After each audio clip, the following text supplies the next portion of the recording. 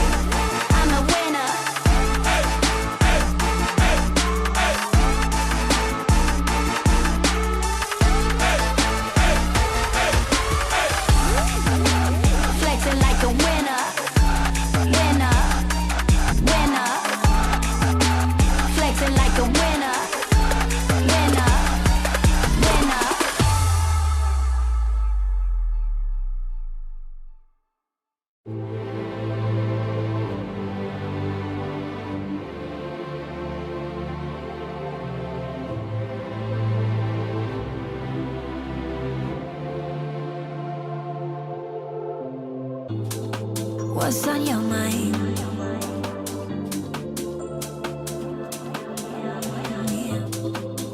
Can I read it from your eyes?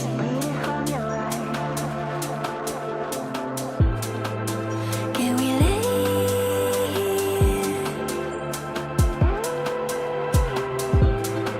and make the time stand still?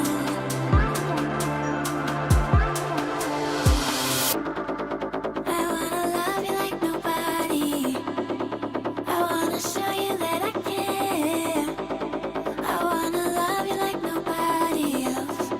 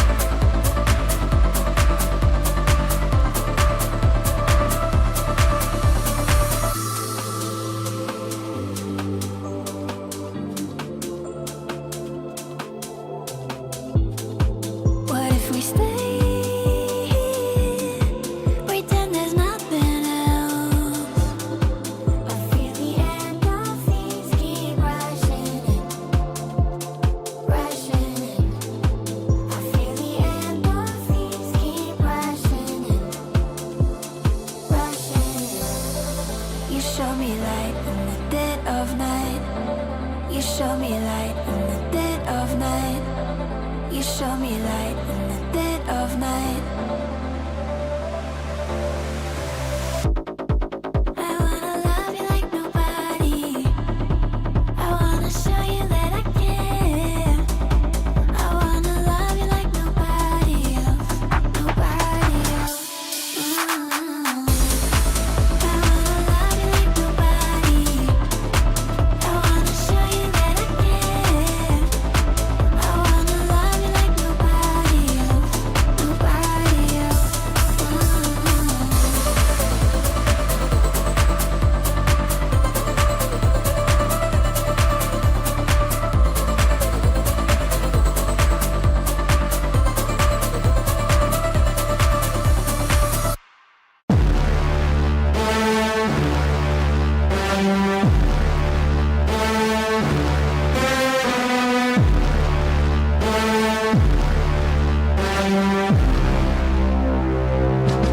Yeah, my mind's at a different place. Hot trends don't make me chase. Too busy paving this way for you. My words have a different price. Exclusive, you can't subscribe. Save up if you want advice. You do.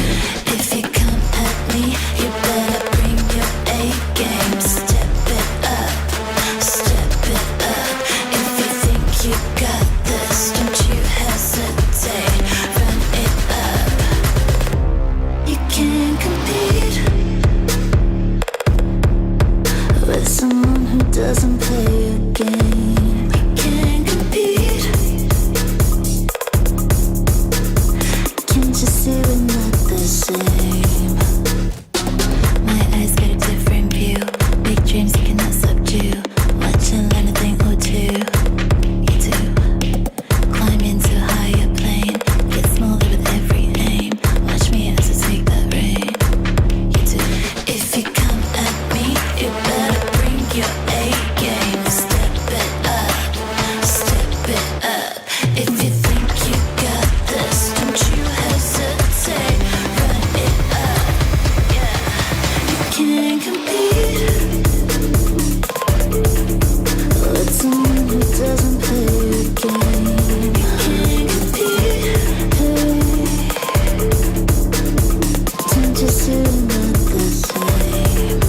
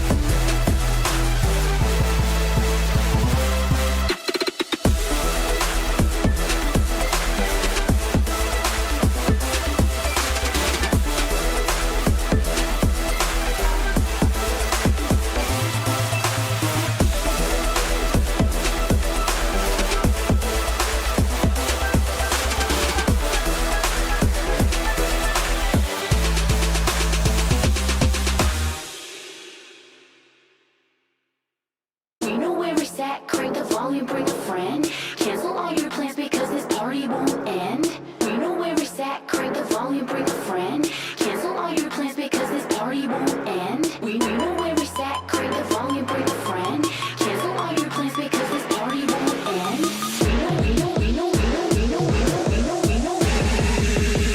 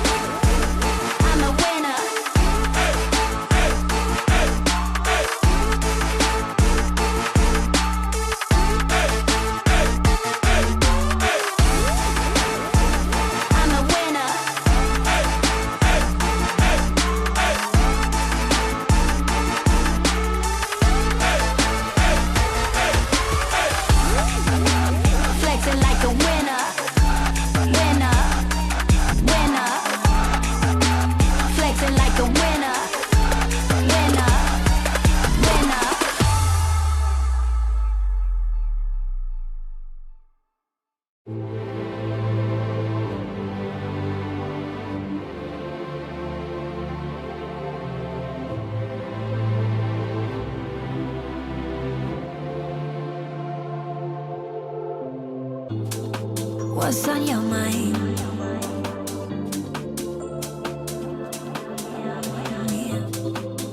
Can I read it from your eyes?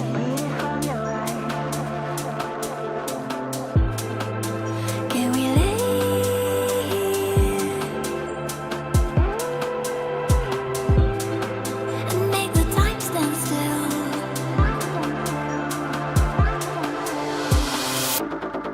I wanna love you like nobody. I wanna show you that I care. I wanna love you like nobody else, nobody else. I wanna love you like nobody. I wanna show you that I care. I wanna love you like nobody else, nobody else.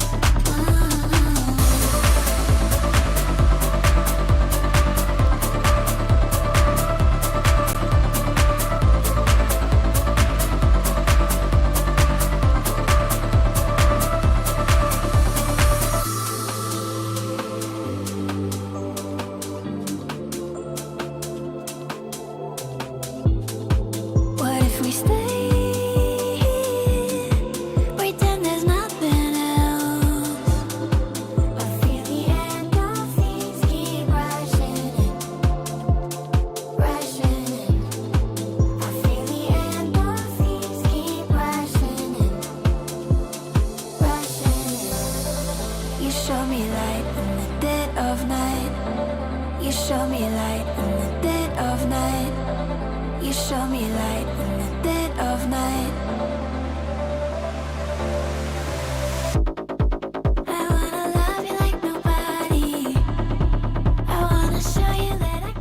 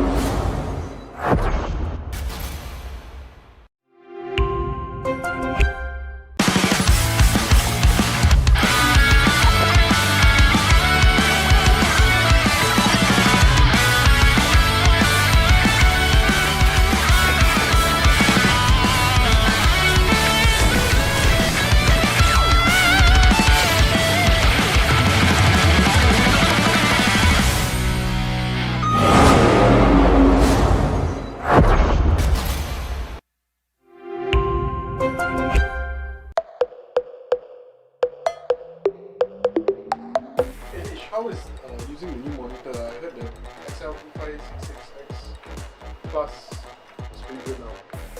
I think it's nice. They came up with the new DirectX 2, I believe, and I always set it on premium. So I think there's a slight difference from the old one, and also compared to the previous version, I think the, how do I say, the image, the look inside of the game, I would say is sharper when it comes to the target. GJ, I heard you're using the new XL2566X Plus from Zoe. I'm using this monitor and there's a new feature called DirectX 2 which I think you should use. I'm using premium right now. It makes the game feel way smoother. When entering A site or Lotus, I need to quickly scan for enemies after using my satchel. That's when DirectX 2 helps me see more clearly and avoid motion blur.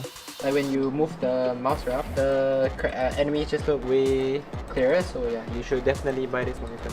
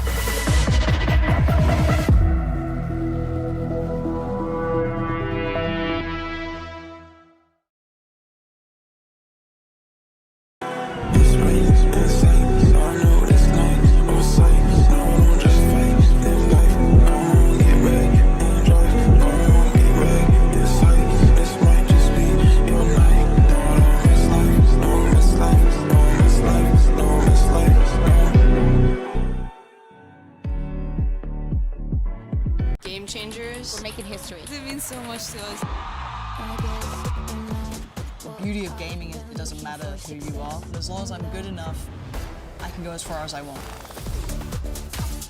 全世界都会知道我们的厉害。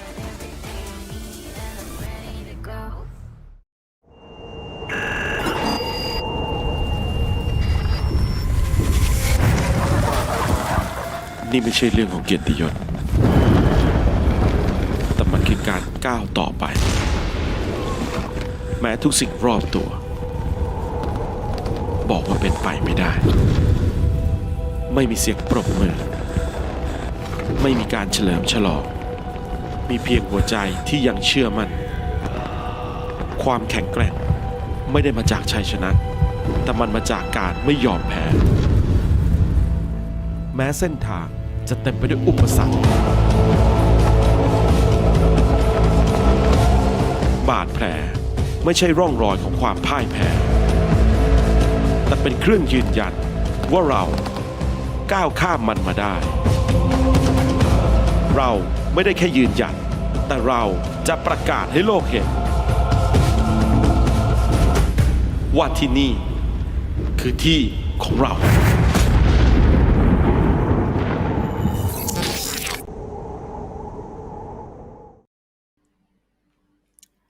Hello guys, welcome back to VCT Ascension Pacific Day 5 with us here on Task, VALORANT Fire and Big Time. Yesterday, we saw some crazy stuffs coming out from underdog teams, and today we have another set of banger matches coming up with also a lot in the line for them.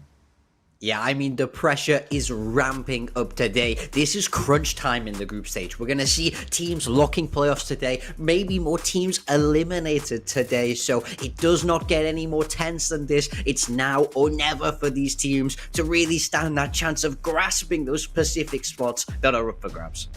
Yep, like what you said earlier, some of these teams like Boom Esports and NAOS, they have been cruising their way here in the group stage. However, it was totally different for the likes of Riddle and EKING, which we saw yesterday. And we mentioned that underdog teams went crazy, like Velocity going 2-0. What a statement for them. So far, these games have been exciting and unpredictable. Yeah, I mean, I think unpredictable is the perfect word. I think this tournament has blown us all away, and now more than ever, this tournament has become so open. I think a lot of people felt like it was going to be pure Nongshim dominance, and that there was maybe going to be that, maybe one spot left, but I think this tournament is wide open. There's 2 spots up for grabs here as well for these teams, so they have that second chance, a second life, and an extra ability to be able to make it into Pacific here. So it becomes impossible to predict who's going to get those spots as we continue to move through, and it can still all change. Nothing is for certain yet, so plenty more big matches left to look out for. I absolutely agree. Like what we actually see also from this year in Valorant, like maybe champions. No one saw NRG winning that, right? And they were able to win the tournament. And now in Ascension, opportunity like what you said can't be wasted, because this might be the last Ascension. Next year everything can change. Yeah. But we're gonna discuss about today's match first. We have Full Sense versus NAOS, and then Boom against SLT, and for the last one, NKT versus EKING. And yeah, we can see from here that today will be very, very exciting, especially maybe for the second match and the third match. Yeah, I mean, I think when we look at that Boom SLT game, both of these teams are 2-0 right now. With a win, Boom will confirm their spot in the playoffs, moving to 3-0. And then, we look at NKT and EKING, 2 teams that have struggled. NKT, unfortunately, will not be advancing to the playoffs, but EKING looking to keep their hopes alive, rebound, ignite that spark of Oceania Valorant. But who knows? I mean, it's still going to be an uphill battle with the kind of results they've had so far, looking for big changes for them. But I mean, 3 banger games today, plenty to be excited about. Yep, absolutely. As well as the match number 1 as well, where we see that Full Sense, they have been struggling in this tournament in a group stage, especially. They are having a hard time on closing out maps. What do you think is the main problem for them?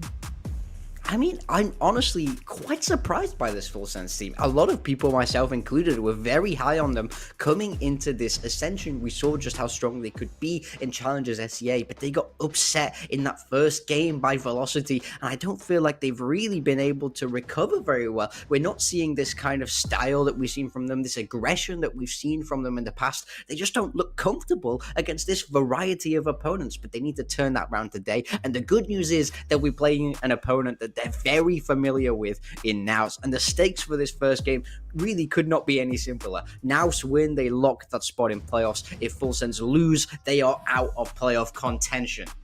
Yep, absolutely. And we can see that, Full Sense, they have to win, like what you said earlier, for a chance to playoffs because they were down 0-2 in the group stage. However, their opponents will be NAOS. We see NAOS, they have been amazing this far. This group, San, Savi, Savi 8K, Mojer, PTC, and Nakia, especially Savi, becomes one of the players that was also highlighted by Coach Ewok. He was a very passionate player.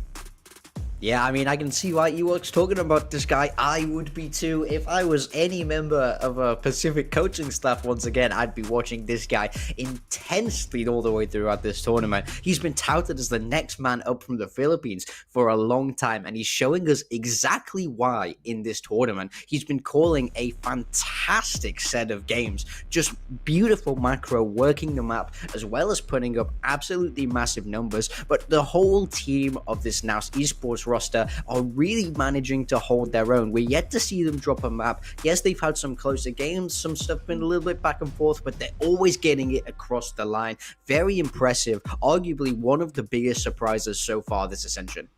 Yep, and we've seen here, like what you said, their maps, they haven't dropped any maps. Haven, Ascend, Corrode, they looked convincing this far, but again, like what we mentioned earlier, Salvi, one of the key players for NAOS to be winning those, those maps, those series, because from what I saw, from my perspective, his calling is, very reliable for his teammates.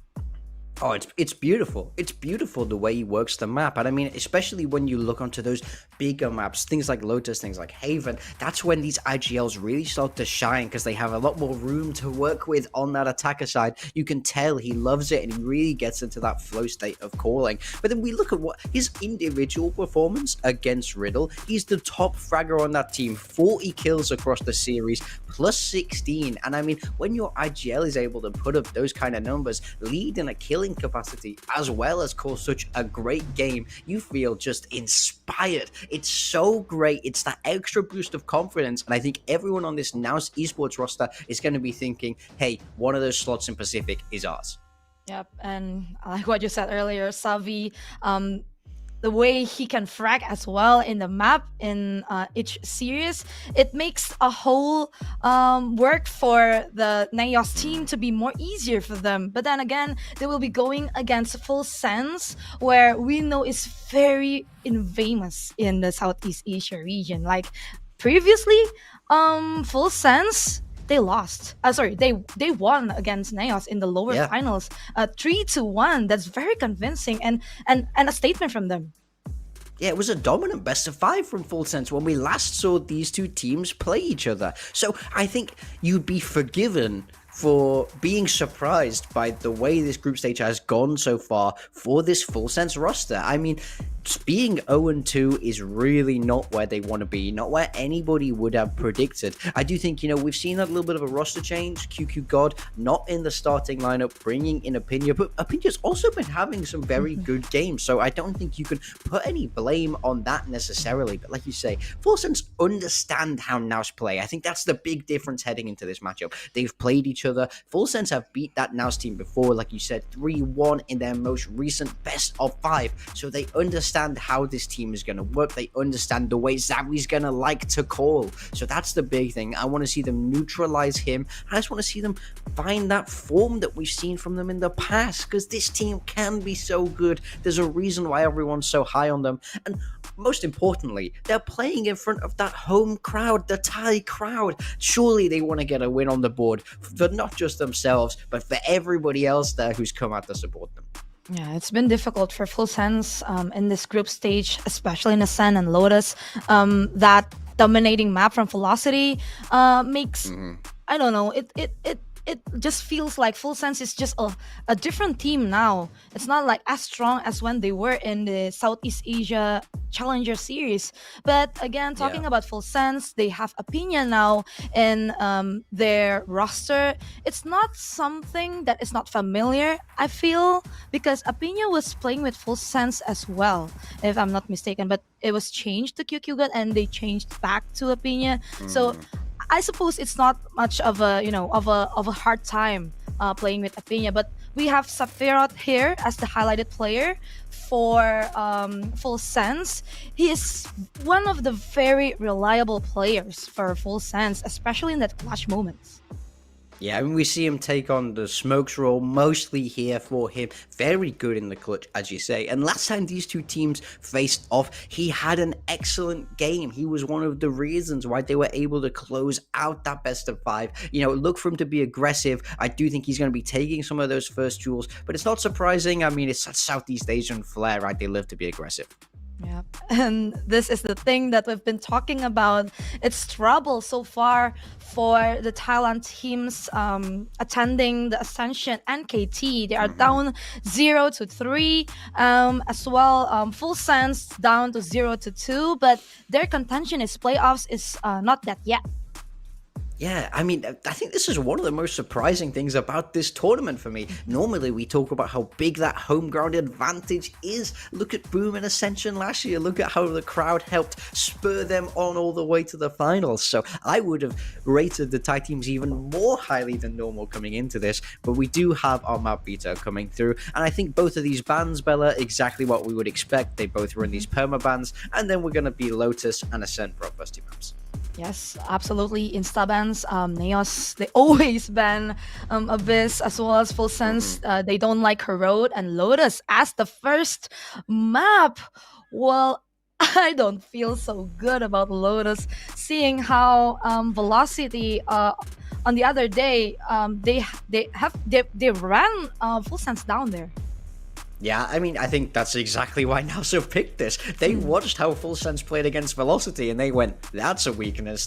Yeah, we'll play you on that one for sure." It's a very targeted pick. I think NAOS really know what they're doing and the way they approach this veto. So I think that's going to be a big map 1 for Full Sense, because if they're able to recover, put in a better showing on Lotus, you don't even need to win that map. By the way, it's still a best of 3. You'll still have time. They just need to prove to themselves that they can play that map, that they can play against these teams of this caliber, because they know deep down they can. It's just they've not shown it yet at this Ascension, and that's the worst thing. That's by far the most haunting thing for them, is that they're just not living up to their own potential right now. But there's no more time for them, Bella. They have to turn this around today. If they lose, they will be going home. They will not be making it forward to the playoffs. So it's truly now or never for Full Sense. Yeah, for Full Sense, they have to start again today, like what you said. I believe they are able to come back in this kind of situations. We saw their full potential back then in Southeast Asia Challengers. They won before against NAOS as well, so it doesn't mean that they cannot win again today. But of course, I believe you said something like we see that teams, they actually have the potential. They actually may be able to close out the map. Like, for example, Full Sense, they seem strong with solid firepower. I mean, from the Thailand scene, we know they have a very, very sharp aim. But when things get messy, they will fumble on the late game. What do you think needs to be done by Full Sense, to have these things, to have the solution to these teams? I mean, I think that's the $1 million question. That's the biggest thing that so many of these teams are trying to get right, because you can understand what your opponent's doing. You can be playing a perfect macro game, but getting that 13th round is always going to be the hardest. Closing out those games is the hardest because of how it shifts your mentality. This is something we see teams work on, for teams and players work on individually for years and years at a time. And that's sort of the issue for Full Sense, is that there isn't a one-stop solution. there isn't an easy answer to how do you get more composed on that stage. You just need exposure to it, you need practice, you need just time in general. Time together often can help a lot. So I think the biggest thing for this VALORANT team is that they've been able to close out maps before. They've been able to close out matches before. You know, we've seen this organization in Ascension in previous years not had this problem, and this roster over in Challengers SEA, like you say, have had good results, have been able to win games. So I think for them, it's just about reflecting on their year, understanding their own strengths, and really telling themselves, yes, we have this ability. We know how to play this game, about trusting your instincts, and you can't chase that win too much. You know, I think the moment you start to think about winning is the moment that you're taken out of that present moment, the current round, and it's when you start to get ahead of yourself a little bit. So my advice to VALORANT: stay focused, stay present in the current round, take it very steady, and I think that's all you can do. Yeah, those are the essentials to win a game, even a series this far for these teams in Ascension, because it's been a serious problem for them. But I hope today, in this match, full sense, they can get their grip. And I believe we are going into the match in a few seconds, but I want to talk more about about NAOS. That they've been very strong, but then again, the stage is set and the actions can't wait. Let's go dive in right into the show.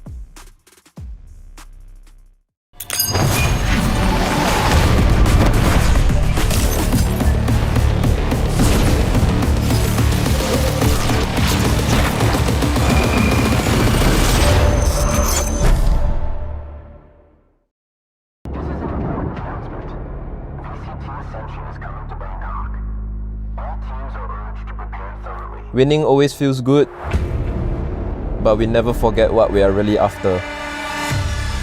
And here, we found what we've been looking for. 過去にとらわれずに、今この瞬間に集中する。戦いで負った痛みも傷も。だから俺たちは強くなれた. 아무도 우리를 막을 수 없습니다. 수많은 시험들이 있었지만 우린 늘 앞으로 나아갔습니다. 이제 우리의 시간이 왔기 때문입니다.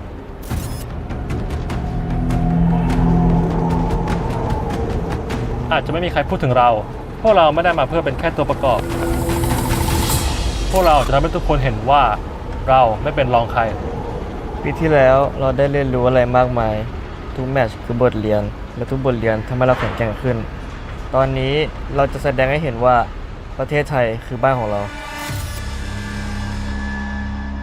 Quite far forward. Paranoia going to be sent berserks to try to keep his team in this one. Swinging right into it, berserks. A team like ours isn't built on luck, only on sweat and belief.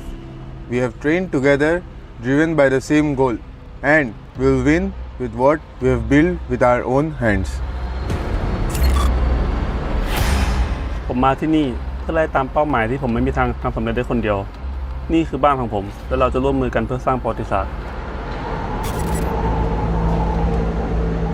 We're not the favorites, but we're not afraid of anyone. Underdogs like us don't wait for chances. We create them ourselves. Our team is ready to climb back to the top. This is the path we've chosen, and we'll take it all the way.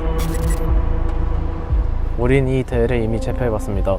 그러니까 이번에도 못할 이유가 없죠.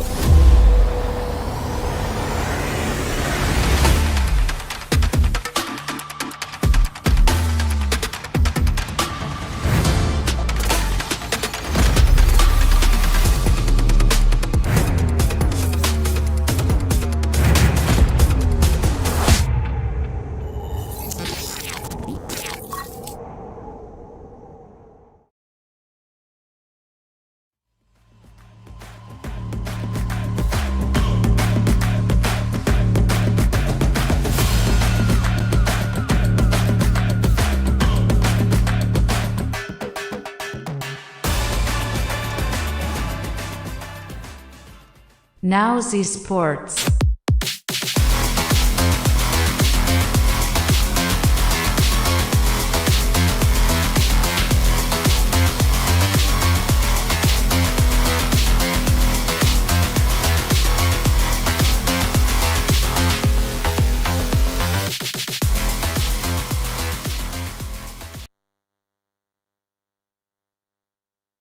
Full sense.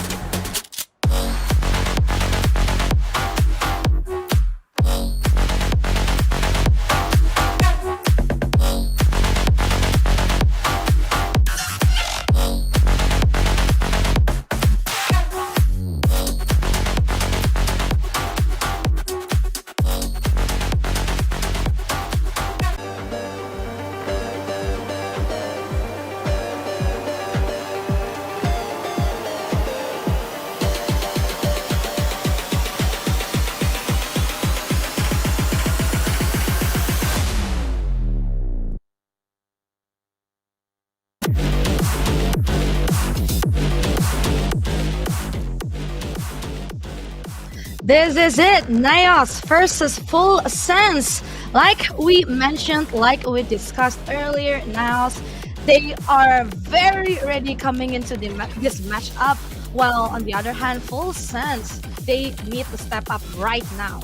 Yeah, the time is now for Full Sense. If you want to keep your hopes alive of that Pacific slot, they need a win today. On the flip side, for NAOS, they can lock the playoff spot. They can take the pressure off of themselves today with a win. So massive implications for both of these teams. I think NAOS have been one of the biggest surprises of this whole tournament. I've been so impressed by how they've been playing. Yet to drop a map, but we've seen them drop maps over in Challengers SEA to this Thai team, to Full Sense, who have ultimately got the better of them time and time again. So will history repeat itself, or can NAOS upset the script and continue on their journey towards Pacific today?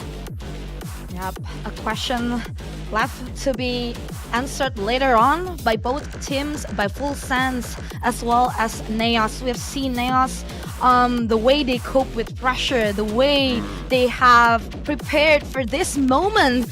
They have practiced with blood, sweat, and tears, with everything they've got on their back for today. And as we see, the agent selection for both of these teams, NAOS, are not having any changes in their agent selection.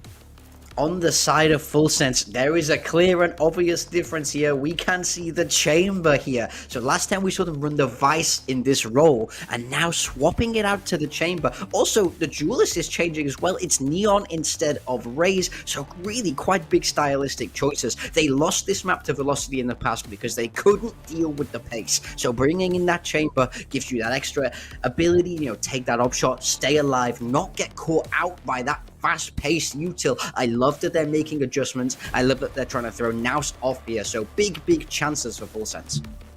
Yep. But again, I missed one thing. NAOS, they brought Viper on their previous Lotus. Not on Ascension, but on Southeast Asia Challengers. Now they're bringing that double duelist. I think NAOS, with their current form, I think they're able to be very aggressive with this kind of lineup.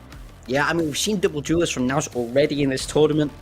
It's a really good fit for them. I really like that they're leaning into this style a lot. I think that adds even more pressure to Laz and Leviathan. Are you able to stay alive when they're rushing at you? Are you able to get your kills? And are you able to avoid that all-important util?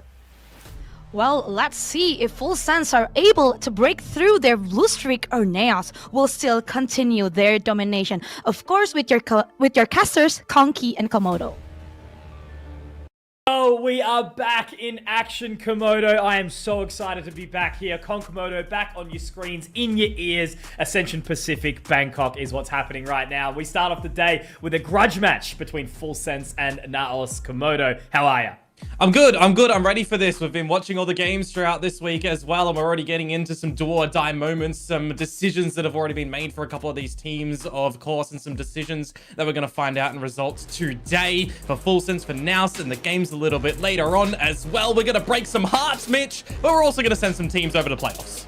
We absolutely are. It is the crux moment of the competition, day number 5. These teams have been fighting hard, blood, sweat, and tears, as Bella mentioned, and I'm excited to get into some Lotus today. Absolutely, and I mean, we'll start off with the agents for this pistol as well, right? Another change up for NAOS, dropping the Viper to bring back the Vice for PTC, and changing some player agents as well. Nakia and Moja doing the flip for the Omen and the Yoru.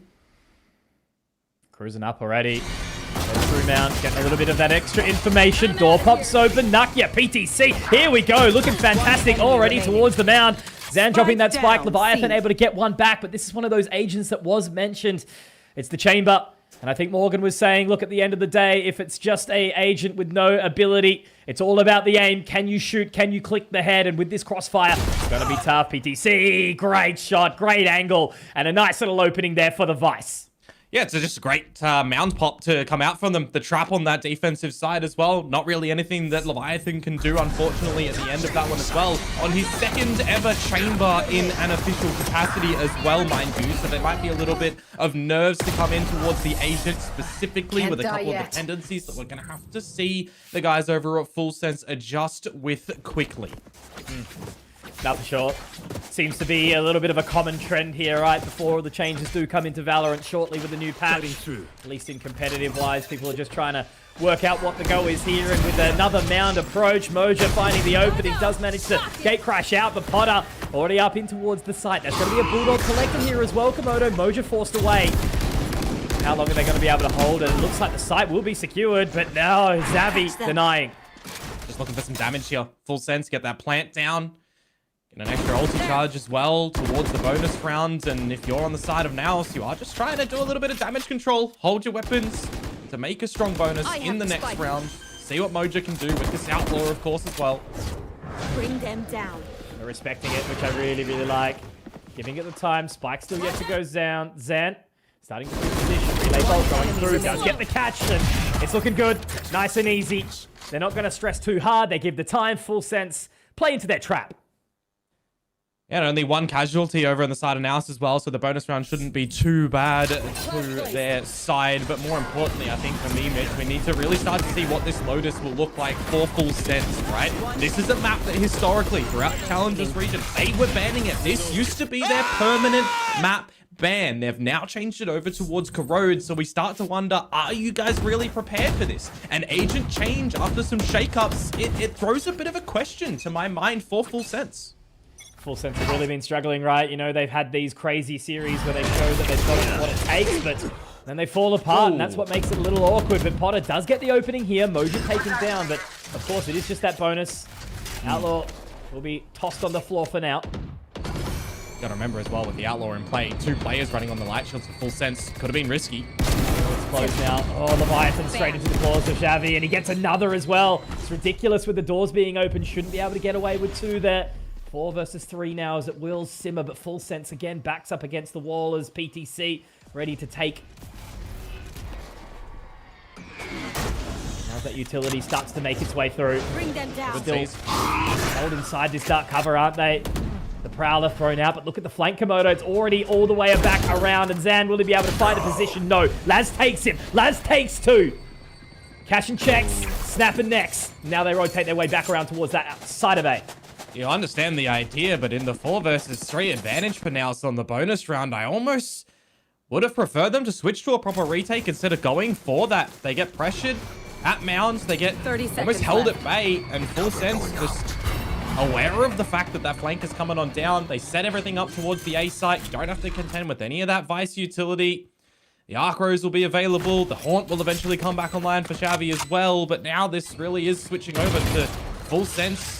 Traps on the spike. Everyone defending from the tree. Just got to play it right. They've already sort of gotten away with a little bit of a blunder there from NAOS. They've got to make sure that they don't let that go. Giving. Can't take it for granted. Now peeking in towards the position. Door will be open. PTC trying to see if he can pick anyone up. Arkrose is ready to go, but with all these angles being held, it's only one. Laz picks up his 3rd. And Xavi, surely it's going to be a little bit too challenging for him here as Sephiroth will put the Masamune in. And that is round number 1 for Full Sense. Bit of damage at the end, only 2 players surviving, but a round on the board nonetheless. These starts of these games that we've seen in Ascension so far, you know, we've had a couple of good starts from a couple of teams with some really great fundamental ideas and some slow wake-up times, but right now, just making sure you're getting on the board nice and early, figuring out a couple of tendencies from your opponents. When I look towards PTC on this map, I usually look towards what are you doing on the Viper, what are you doing on the Vice, changing a lot of your positions. More often than not, we generally just see the setup for NAOS being with the Vice utility at the B site. This is a bit of a change of pace though around Rubble, Mitch. Yeah, really awkward. And Zan able to pick up 2, make it 3. Already holding on to position. Full sense, complete and utter denial. Potter spotted Leviathan with by Nakia, so it does simmer for a second, but Zan, he is not holding back. This man is fierce. He is hungry, but he will be denied the ace.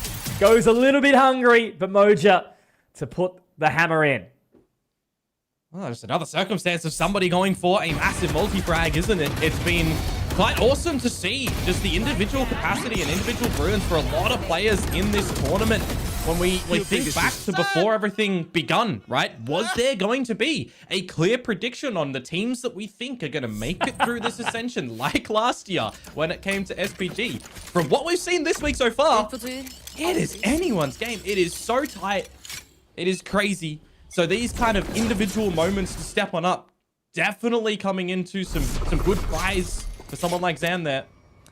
Dion, I tell you, mate, it isn't biased. This is most exciting event of the year. Hands down, it always is. Just the things that occur, the storylines that we get given.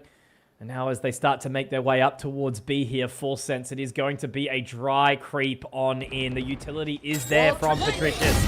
And now as the shear goes up, they're all through. Laz finds the opener to the bank account, but Xavi, he wants to try and deny here. The Nightfall is available, and they are going to go begging for that one. Xavi gets another. They're pushing for it into Breakable, but there's the Annihilation comes on through. It does make it a little bit tricky. They're trying to destroy it. Laz with another. It's awkward as Moja's there on the flank as well. All left onto Sephiroth here. Does spot the head out of Nakia. I think he's secret for now, but the weaponry makes it a little bit too challenging there, and that is going to be another on the board here for NAOS. Yeah, slight cost to come over to the side for Full Sense as well with that Annihilation that gets ripped on in too. With the pressure building up in that B site, the Nightfall invested for NAOS, but I think you're okay with investing that one in this sort of situation. You don't really want to give Full Sense an opportunity to get the plant down, to set themselves up with the pistols, to steal away a couple of weapons as well. So you definitely understand the commitment there from NAOS, and then the extra quick flood that they go in with. A timeout to come for Full Sense. Definitely understand it here as well. Another scenario where they start off, you know, with a round on the board, and then they start to lose some time and time again. It's what happened in that game against Velocity on this very map. They started off, you know, with 2 rounds in that example, but then they were just silenced time and time again. So we want to see learning. We want to see improvement. We want to see them figuring out in the midst of this game what is going on wrong, what is going right. Coach Leaf, Coach Amix, familiar situation that they've been in here. This team has faced off, you know, so many times throughout the course of the year. C challenges. They were kind of in that top 3 alongside Motive for the larger part of the year until Split 3 came along. And again, you know, it was Full Sense to take the dub in Vietnam. 3-1 over NAOS. So it looks like it's going to be a little bit more of an aggro play from Full Sense again. This time, a little lacking from NAOS towards that side of A. Leviathan bringing out the operator with no shields behind him as well. Does have the tour de force, so it's a bit interesting for me that you're going to prioritize the normal sniper there with no shields as opposed to bringing out your ultimate. But when you come out with some shots like that, I mean, you've got a quick flank already from NAOS here as the A site is going to be gathered for Full Sense. Yeah, this is crazy. What an adaptation that they have to make right now, trying to take that site. Razorvine destroyed. They will be able to creep in, but it's going to be a quick one from NAOS. It already looks like there's going to be some competition over towards the door. Oh, no flank anymore happening. Complete moving from NAOS towards stairs and heaven. I think they're going to dive in. Looks like every single member. Looking like he's making his way around, but he pops the steel guard, and that means Potter has to fall away back on towards the site. The sweat starts to be wiped onto the brow here as Zan straight on in. The overdrive gets 2, making it look fantastic. The man is just not slowing down in any way, shape, or form. It's Xavi to steal the finale, but there we go. Another one for NAOS. 5-1 here. Man, that's just a good read an adaptation from Full Sense in this round after that timeout, right? You do have that operator that is played, and Leviathan is good for one, but as soon as they recognize just the sheer numbers that NAOS are going to have absent from the A site, they get themselves situated, take a little bit of that heaven space as well, on the expectation that the Steel Garden comes through. There's an immediate Nightfall in retaliation. I like it from Full Sense, don't get me wrong, there's good ideas there, but it's just better played from NAOS and from Zan as well, who is just zapping around on the Neon. Another massive storm round from him. 9-2, man. He is playing fantastic. He seems locked in. He's excited, but this time, oh, okay. Potter straight in there, and it will be at least denying one. Moja with the Outlaw. And it's going to be on to Zan to see what he can do here, if he can pick up any of the pieces. Sight locked in, control taken, and the wrap to come around from Nakia, but it's already going to be a duel straight away. It's another shot. Leviathan hitting it again, but he's got to have to get close and personal up with Zan here. Spots him inside. There we go. The fast lane straight into the hands of Leviathan. And another round will be secured off the back of the chamber, which again is something that we were not expecting to be seeing. Oh, absolutely. Especially on the player that's bringing it out as well, right? Leviathan should give him some confidence that he's getting out the shots with the tour de force in this round. Bit of ambition from Nakia to go for the shrouded step there, but you kind of got to cut a couple of corners when you're losing your friends, you're losing your teammates, you're losing the C sight that you generally want to see in a safe pair of hands from PTC. So this time, Full Sense, they do get around on the board, but are they going to be able to double down? A little bit more hesitation here. Zan completely forced away. We've been able to take rubble control this time, relatively free of charge, but tagged up there, a little bit awkward. Gonna throw the paranoia out there as well, so it does look like they're trying to continue this fight, or will they? No, it's a stalemate. This might actually be the first round that we actually have some, you know, silence, I'll call it, in the beginning of a round, right? 10 players alive at the minute 10 mark. We don't have an immediate fight, an immediate death, although... Yeah, but Moja... I might bite my tongue on that one. Right on the mound. And he completely rips out Laz straight away and gets into safe passage here. The blindside will be thrown in to give him a little bit more, but it's all a ruse, Komodo. They're going A. Yeah, a bit of a wider jump out from Laz there, so now the calling from the grave as I fade out, the trains start to come on out, and it's Zan, of course it's Zan again with another 3K. My God, Zan the man. He is playing absolute lights out Valorant right now. The Neon, he is fluid, he is flowing. Not a drop of water out of place for this man right now. No, but drops of blood, that's for sure, on the side of Full Sense, right? They are just falling here and there, not able to successfully get another round in tow. They've already invested a single timeout here. Are we going to start to see the thought process of maybe needing the second one deployed in this first half? Are we still liking what we're hearing in the comms from Coach Leaf? Figuring out what they possibly can? Because now in this sort of circumstance as well, for NAOS, you start to see how much further you can get on this defensive side. Such a tense opening to each of these positions, trying to take that additional control as the paranoia comes through, but Nakia not holding back in any way. He's got PTC in tow. Also, Moja if they need it. Again, that operator has so much impact, but looking over the other side of the map, Komodo, Leviathan has locked into position, and he does take Zan. We're talking constantly. Morgan was saying it. Who is going to be the player to step up for Full Sense? And my, oh my, Komodo, the amount of times I've shouted Leviathan from the high heavens is kind of, you know, the conversation we need to be having. Well, he's just going to take down the raid boss, essentially, at the moment of NAOS as well, right? So you bring a little bit of stability around the map. You start to move the spike over towards this A side as well. And this player advantage for Full Sense, if they can get themselves situated in a post-plant scenario, should be pretty strong for it. But my eyes kind of go over towards Moja as well, right? Dimensional Drift. Do you toy with the idea of utilizing that in the retake here? Everything's put down too, so it's already going to start to be a little bit of a sweat. The Annihilation pop for Laz, but really there's only one player up there and he will be caught, but as he does it, he's actually able to find the kill there, meaning the PTC will live on for now, and Xavi is there to try and help him along. He will go down in the end, but it's all left onto the hands of Leviathan, and with that spike being dropped, Komodo, look at them. Completely unmoved, information gathered by the Haunt, and unfortunately Leviathan, look, he can be scary when he's in the deep seas, but this time it looks like he's landlocked, and he'll just have to try and stay alive with that operator. Oh, that's a rough one. That is an absolute rough one. You get the player advantage for the opening there from Full Sense, and you start to make the call to pivot towards the B site where, yeah, there's an ultimate that comes in, the Annihilation, but you've got an immediate presence of NAOS members there who are just all hitting their shots, flooding together. 30 seconds to go. I was thinking to myself at that time that it's going to look to tend towards the A site to end there. It's where they were poised for. No big, you know, late flank coming in through Mound, no big pillars presence. Everybody was over towards the A site. Bit of a missed call for Full Sense in that situation. Go, go, go! How are they going to reapproach from here? Looks like it is going to be that side of C. Still leaving Leviathan to try and see what he can find, but it's actually Moja to get the catch. Because Yoru has been a little bit of a demon with that operator in tow, but now Potter trying to take point here. Will find Nakia. Patricius, though, inside the dark cover. Here's the sound, the audible from that Shrouded Step, and now he dives into the night. And unfortunately, he will be taken by the man with the 3 eyes. Sephiroth gets another shot, and it's going to be a tough retake here. That was a bit ambitious from PDC as well, wasn't it? Missed the timing on the flash and the thorns. Nakia falls, but now the operator not traded. Still alive. Yeah, Moja still able to keep on kicking. The dimensional drift will be enough to kind of just throw them to the wayside a little bit. Out of waterfall now. Zan does actually get caught by the grab net, but it's Moja inside the night, and he pops alive. It's going to have to be Potter. Will it be Duelist versus Duelist again? The Neon or the Yoru? It will be Potter. Call him Harry, because he's done it. Oh, he's brought a bit of magic to that one for Full Sense, that's for sure. A 4K at the end. Doesn't matter that the Drift is sniffing around for all of the information with the team utility going in to get the freebie with the Shorty. It doesn't matter. It's ripped away.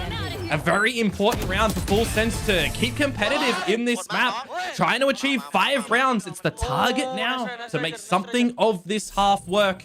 Because anything extra that goes towards NAOS would just further extend the way that they would close this map. The team loves the defensive side of Lotus generally. Pressure on again. Moja able to deny it completely. It just seems to be the battle of the duelists. You know how quickly we're seeing players go down within the first 10 seconds, Komodo. But the position that Sephiroth has been able to find, I think unchecked, is going to be so crazily important here. But the opening duels, they are hesitant. PTC does get the information, but look at the wraparound. They're so close here. The Nightfall does get popped, and they're going to have to pull the trigger out of there, straight towards Breakable. But actually not interested with anything. It's just complete control taken back by NAOS. Yeah, it's just going to suppress them for a little bit, for sure. Make them simmer for a little bit. Make them think on how they're going to get back in towards this round without the quote-unquote tip of the spear. And Potter just running in the single duelist on this one, opting for the double sentinel instead. Going to have to see a mistake potentially come out from NAOS on this defensive side where they, more often than not, end this map on as opposed to start it. And speaking about ending, well, Shabby, that hurts.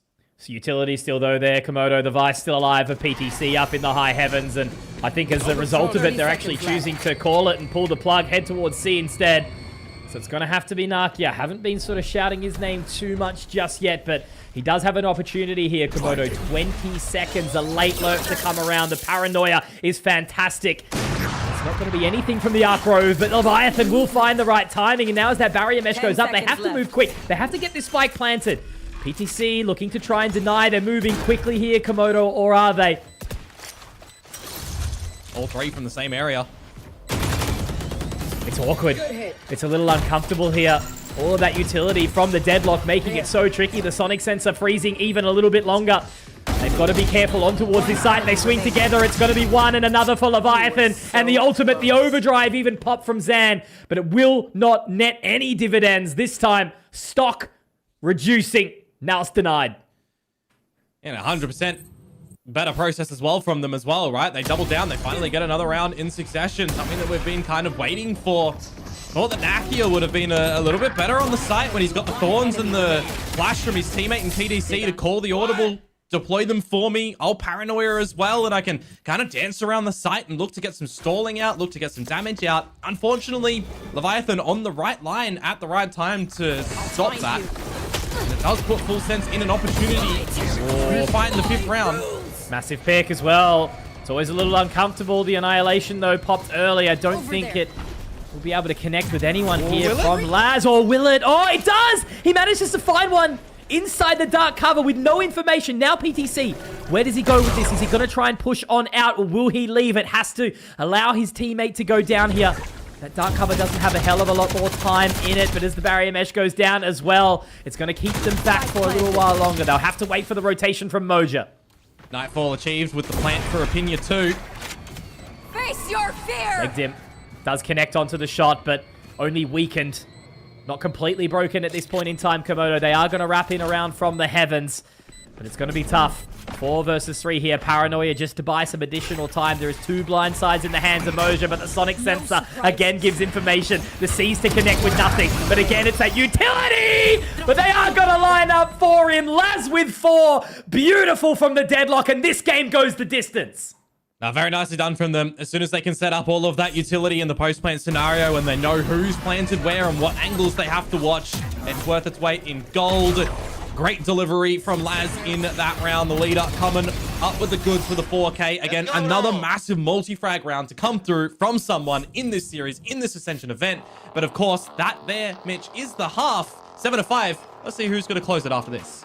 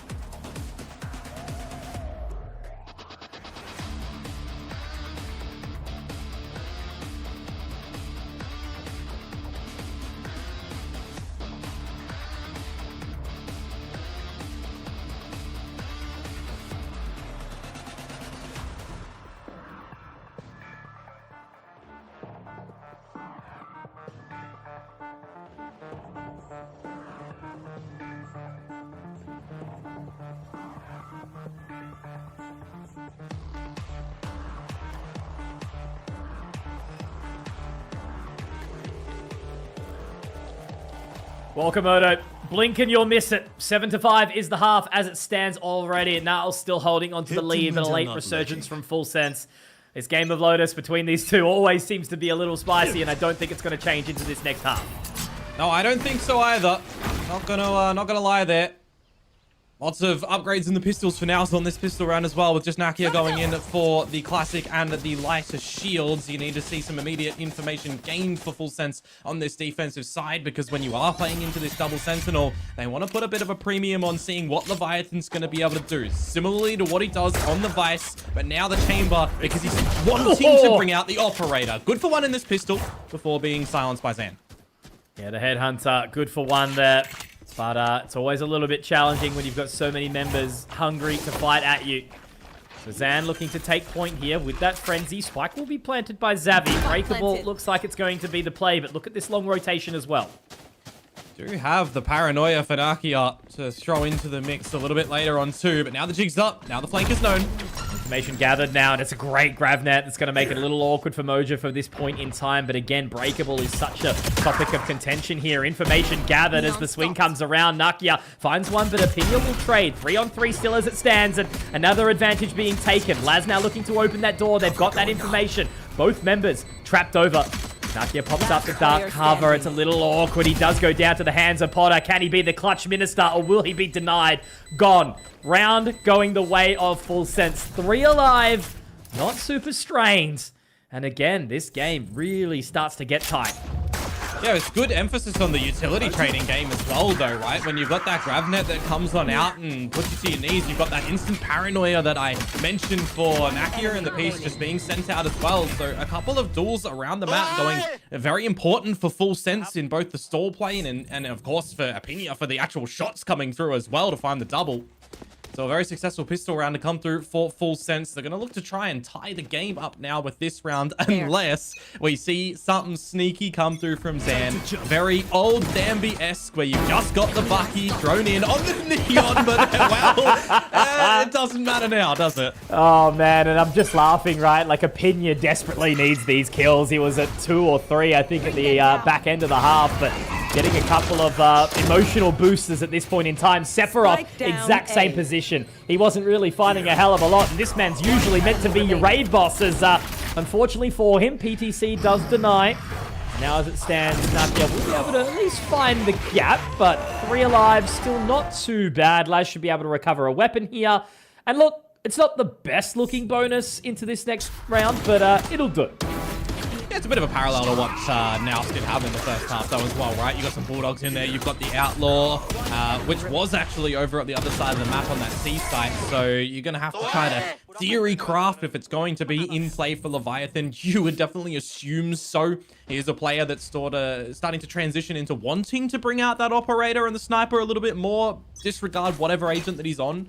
So we should see that potentially be played, but it's actually going to be Laz to hold on to that at the moment around A in this 4-1 setup for Full Sense. Yeah, they've got enough to do it, but you know, how long can they actually hold on to it for? The high-low setup here, and now the utility starts to come out. The relay bolt, it's great as Potter will pop the fast lane, but is he going to be in for a rude awakening? The answer so far is no. Zabby gets a trade back, but it's Chaos in the mix outside this position of A main.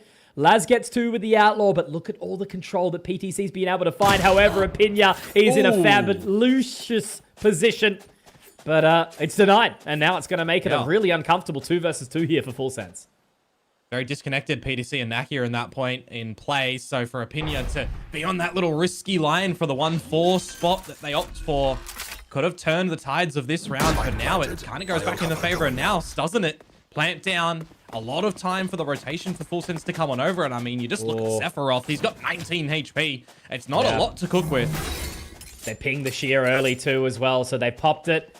Going to try and send a little bit of information change. But as that door opens, surely they'll start to gather it now here. Plenty of utility for Laz. Over there. No paranoia in hand. Gravnet goes out now. Nothing sort of to occur at this point in time. They'll be allowed safe passage in towards this position. So the Razorvine goes down to buy some additional time, and Nakia is going to absolutely not miss a beat. Beautiful stuff. 4K on the Omen. And it is going to be the counter bonus to come in the way of NAOS. It's just another 4K casually out in towards the round, right? These are these moments that I'm talking about previously. This tournament right now is having so much individual players just stepping up when needed on both sides of the equation, on both teams, right? We are seeing games with very, very tight score lines. And why should we see anything different here in this battle of the SEA reps that come on here? Now we get into the big rifle round, though, for this second half, and it's going to be the A play for NAOS for the beginning. A little bit more of the passiveness approach for Full Sense, though. See what information you're going to be able to gather off. Bit of a bait and switch if you want to for Ekining and Leviathan at the front of B. A lot of options, more importantly, for Full Sense in this round, but they just need to make sure they don't fall into something that got the better of them in SEA time and time again. And it's overplaying their own hand in these sort of moments. When they try to get the information, they're too hamstrung on the info itself instead of the bigger picture. You got one team, right, that's 1 win away of making their way to playoffs, another 1 loss away from being denied completely. So this is where the pressure really starts to amount to both of these sides. Should be a guarantee for NAOS, but Full Sense might at least try and slow that down. 45 seconds, sitting outside C. They've now broken the barrier mesh. And they know the Nightfall's here as well. They see the Haunt, right? It's going to come on in. Don't get the catch. There will be a little bit of information towards the back of sight here, but frozen in time. Moja swings in, drops Laz. Huge pick here already. Now the pressure starts to amount even further. Already the time, but Leviathan will strike at the most opportune time. Drops 1, but leaves it all down to Potter. 1 versus 2 here. Plenty of time to get it done, as he will start to creep on in slowly from the waterfall. They do wrap around towards the back of the side. PTC will have the cross, have the line, information. Still has the fast lane, still has the relay bolt. I love this little buddy system that they are starting to apply. Hits the shot, but he does get taken. Will the stun connect? It will. And he gets the information, but how long can he hold it for? It is going to be the horn to go out. Now he has to just try and reposition accordingly. Xavi gets the information, and Potter, Avada Kedavra informed. There we go. Xavi goes down, and it's tied 8-8. That is a very important clutch round to come through from Potter in that one, in the 1 versus 2. He's seeing a bit of hand-holding come through from the guys over on NAOS, and I'm thinking to myself, a relay bolt would be pristine to catch both of them, but he just kind of isolates those duels one at a time, and he plays the big brain game. 10 HP does not matter for that round to come on through. We're going to tie it up 8-8. But are we going to have a discussion come through in the early stages here from NAOS? We absolutely are. Nakamoto, map 1, day 1 of our broadcast, and I'm having fun. I tell them to not let me have fun this early, but I hope all you viewers watching along from home are as well. Obviously, everyone right now over in Bangkok, Thailand, having a ball, but they're focused. You know, whilst it may be a beautiful part of the world, the most beautiful thing is a run into Pacific next year. 2 slots on the line. Nongshim not looking fantastic, right? Boom, sort of silencing some of the haters from Split 2. But it's anyone's spot. I mean, you got to talk about a bit of a home crowd buff as well. Right now, we're not really seeing that from our Thai teams, are we? We're seeing struggles from Full Sense, struggles from NKT. On the flip side, though, you got to remember PTC. Where is his origins lie, right? It is from Thailand. So for NAOS, they've got a little bit of that there that they can kind of draw in towards later on. He's been around the block. Full Sense last year, right? You know, at Ascension in Jakarta. Him and Leviathan now turned mortal enemies. So what does this duel look like? This is the one that Full Sense really need to play carefully. A Hero Vandal for Zan, and that can definitely be a very, very scary thing. He's slowed down a lot, but the judge, Laz, all up in his face, will deny completely, and I don't exactly think that Vandal's in the best spot. I mean, PTC's picked it back up, but barrier mesh destroyed. I have the spike. Simmer. Well, you definitely want to see Zan get that kill, get the overdrive, give the gun over to a teammate, and then go zap around the map. It would have been a good little pocket play for NAOS. Just on the pistols, though. And, of course, PTC with that Vandal to see what he can do. Sephiroth trapped, noted. Oh, this could be uncomfortable. Moja, great opening shot there. This is where the round could potentially turn on its head. Apinya has to bail away. Has the Prowlers, has the Seas, but again, you've got to be careful. They're going to walk all up in the line, and the fake out is absolutely perfect. PTC does get stopped by the Sonic Sensor, but Laz, look at him, only popping up with the classic. How close is he going to be able to get? Now the judge pop, and he doesn't connect with the shot. PTC with the shrouded side. What is happening right now, Komodo? 4-on-2, they could be dropping this round. Spike planted. Potentially, but if you can isolate a couple of 1v1 duels here, there might be a way back in. Especially when you've got an Outlaw in play for Leviathan. He needs a freebie. The dark cover gives a little bit of safe passage, though, for Xavi, right? How far is he going to go through here? Leviathan just doesn't need to turn around. Potter sliding straight into his demise. And they have left it. Okay. Leviathan can find a little bit of space, but the second Xavi pops through this one, information should be gathered. Oh, a little bit shaky from PTC. I don't think he was exactly ready for it, given the positioning from Xavi, but Full Sense, yeah, they threw that one.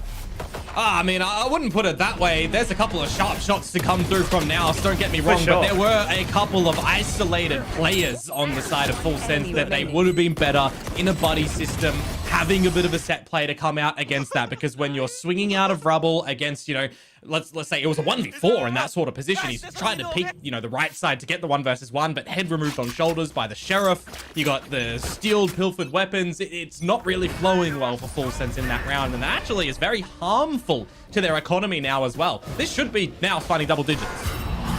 Trying to buy a house in the Australian economy. These guys are clearly realizing it now. Classics on the menu. And Moja, he will be able to connect with just the one. Denied. Sephiroth another. And they actually do respect it. They choose to exit completely, which is the wise selection. But now they're going to walk their way up towards Leviathan here, who has popped the tour de force. And now as the Arc Rose comes out, it's going to be all up into the face, but he connects with another shot. That is impossible. Leviathan I mean, he is taken down by Zan, but maybe there's a chance back into this round, Komodo, in the 3-on-2. That's kind of ridiculous, mate. 2 out of 4 misses a shot, Headhunter's out, you're switching back between the two of them, and now you're putting a team in a situation to win this one, but I like it. It's ambitious from Zan and from Nakia here. They're watching. They're keeping an eye on the flank there, but now all the sound has started to come through. The ultimate completely does not connect in any way. Are they going to be able to slip the net? They absolutely will. Surely they're going to be aware of some sort of flank here, right? No, denied. The Annihilation does catch, though, which makes it potentially doable here for Laz. But Zan, he's got the overdrive out, taps onto it, and it is denied. So no Thrifty here today. They get the job done, and NAOS are up on their feet. Getting up, you know, you gotta show your opponents that you mean business. But I gotta say, Annihilation at the end there could have destroyed that one quickly to get your boy back. Could come back to bite them a little bit later on. We'll have to wait and see. 10-8, the double digits do come through for NAOS in the end. Everybody getting electric there outside of the server as well as inside, because both overdrives popped in that round. Looking a little bit worrisome on Full Sense's economic situation with those ults, Conky. Where's Potter going? Straight over to Rubble. Sephiroth opening onto Moja. Laz getting another one here. Sephiroth does get taken, however. It's going to be uncomfortable here for Potter, only with the half shield. And they do choose to exit. Okay, safe passage granted again, but look at Leviathan's positioning. He's gone slow. A little bit secretive here. We'll hear the footsteps of Zavi. That's the spike dropped. So much information gathered, and PTC is going to have to try and find some opportune.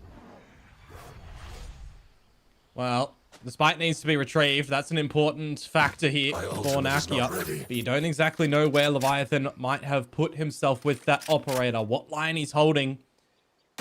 No from the shadows to pick it up either. You're watching the back, it stares. This is flowing very well for Full Sense in a very important round to keep things in contest in this map. Unless Nakia can come out with a 1 versus 4. It would be absolutely ridiculous here.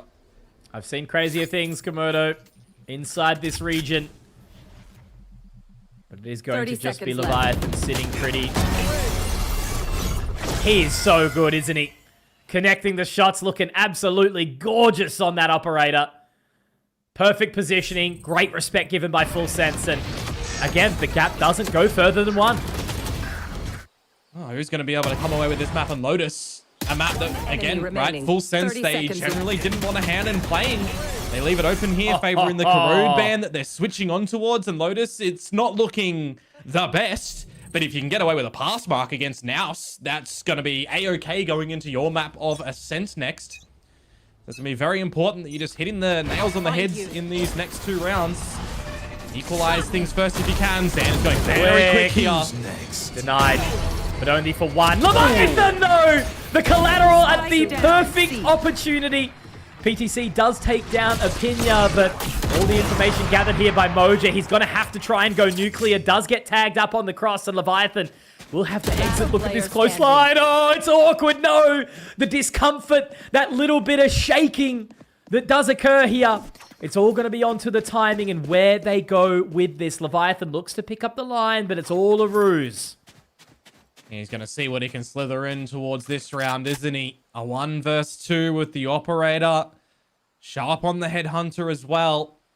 He seems to have the idea that the A site is not where NAOS are going to end it. The B site, of course, empty as well. So it's all down to C. And he's going to be here really early. That's the biggest thing at the moment as well. He's made the right choice. He's heard the audible. And now he's heard the spike going down. Does choose to go for that scope walk. This is going to be such a tricky position here, Komodo. Already starting to creep on through. Here's the footstep a little bit. PTC straight onto the line. He connects the shot, but he has to find the additional head. This time not hunted and instead cracked by Moja.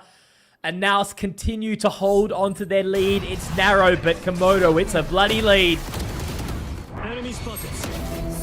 Well, as long as you are holding the lead, right, you're getting closer to closing out the map, that's for sure. You just got to feel a little bit at the end there for Leviathan. A lot of opportunities to be able to try and gather that headshot with the Headhunter or just polish him off with a couple of body shots. 11-9, and we're going to deploy another timeout here for Full Sense, the second one. Are we going to get another situation, Mitch, where we're just getting an overtime, or we're getting a 13-11? Like, we are getting just such close competition here in Ascension. It's anyone's game. It's anyone's guess on which way any of these rounds are generally just going to go. I've got the biggest smile on my face right now. It's just so enjoyable to watch these two teams. Like, you can just tell by the way they look at each other across the stage, right? That there is that mutual respect. They know the region that they're from. They've faced off against each other so many times, whether it be on land, online. They're all putting in the fight. You know, the organizations have legacy in both Thailand and the Philippines. There's camaraderie in and out of the server, and man, oh man, Full Sense are going to be feeling that pressure if they drop this one. Oh, absolutely. I mean, you think about how close Full Sense's game was against Nongshim, right? 2 maps with overtime and the Abyss in the middle going 13-11. They have played so much rounds of Valorant in 2 series so far. And it's not looking to change here, so timeout goes away. Leviathan on the right line here, but he can't confirm the kill before TPing out, and they lose Sephiroth too.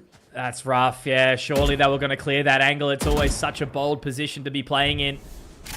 But they do reposition, so Leviathan is still trying to take point here.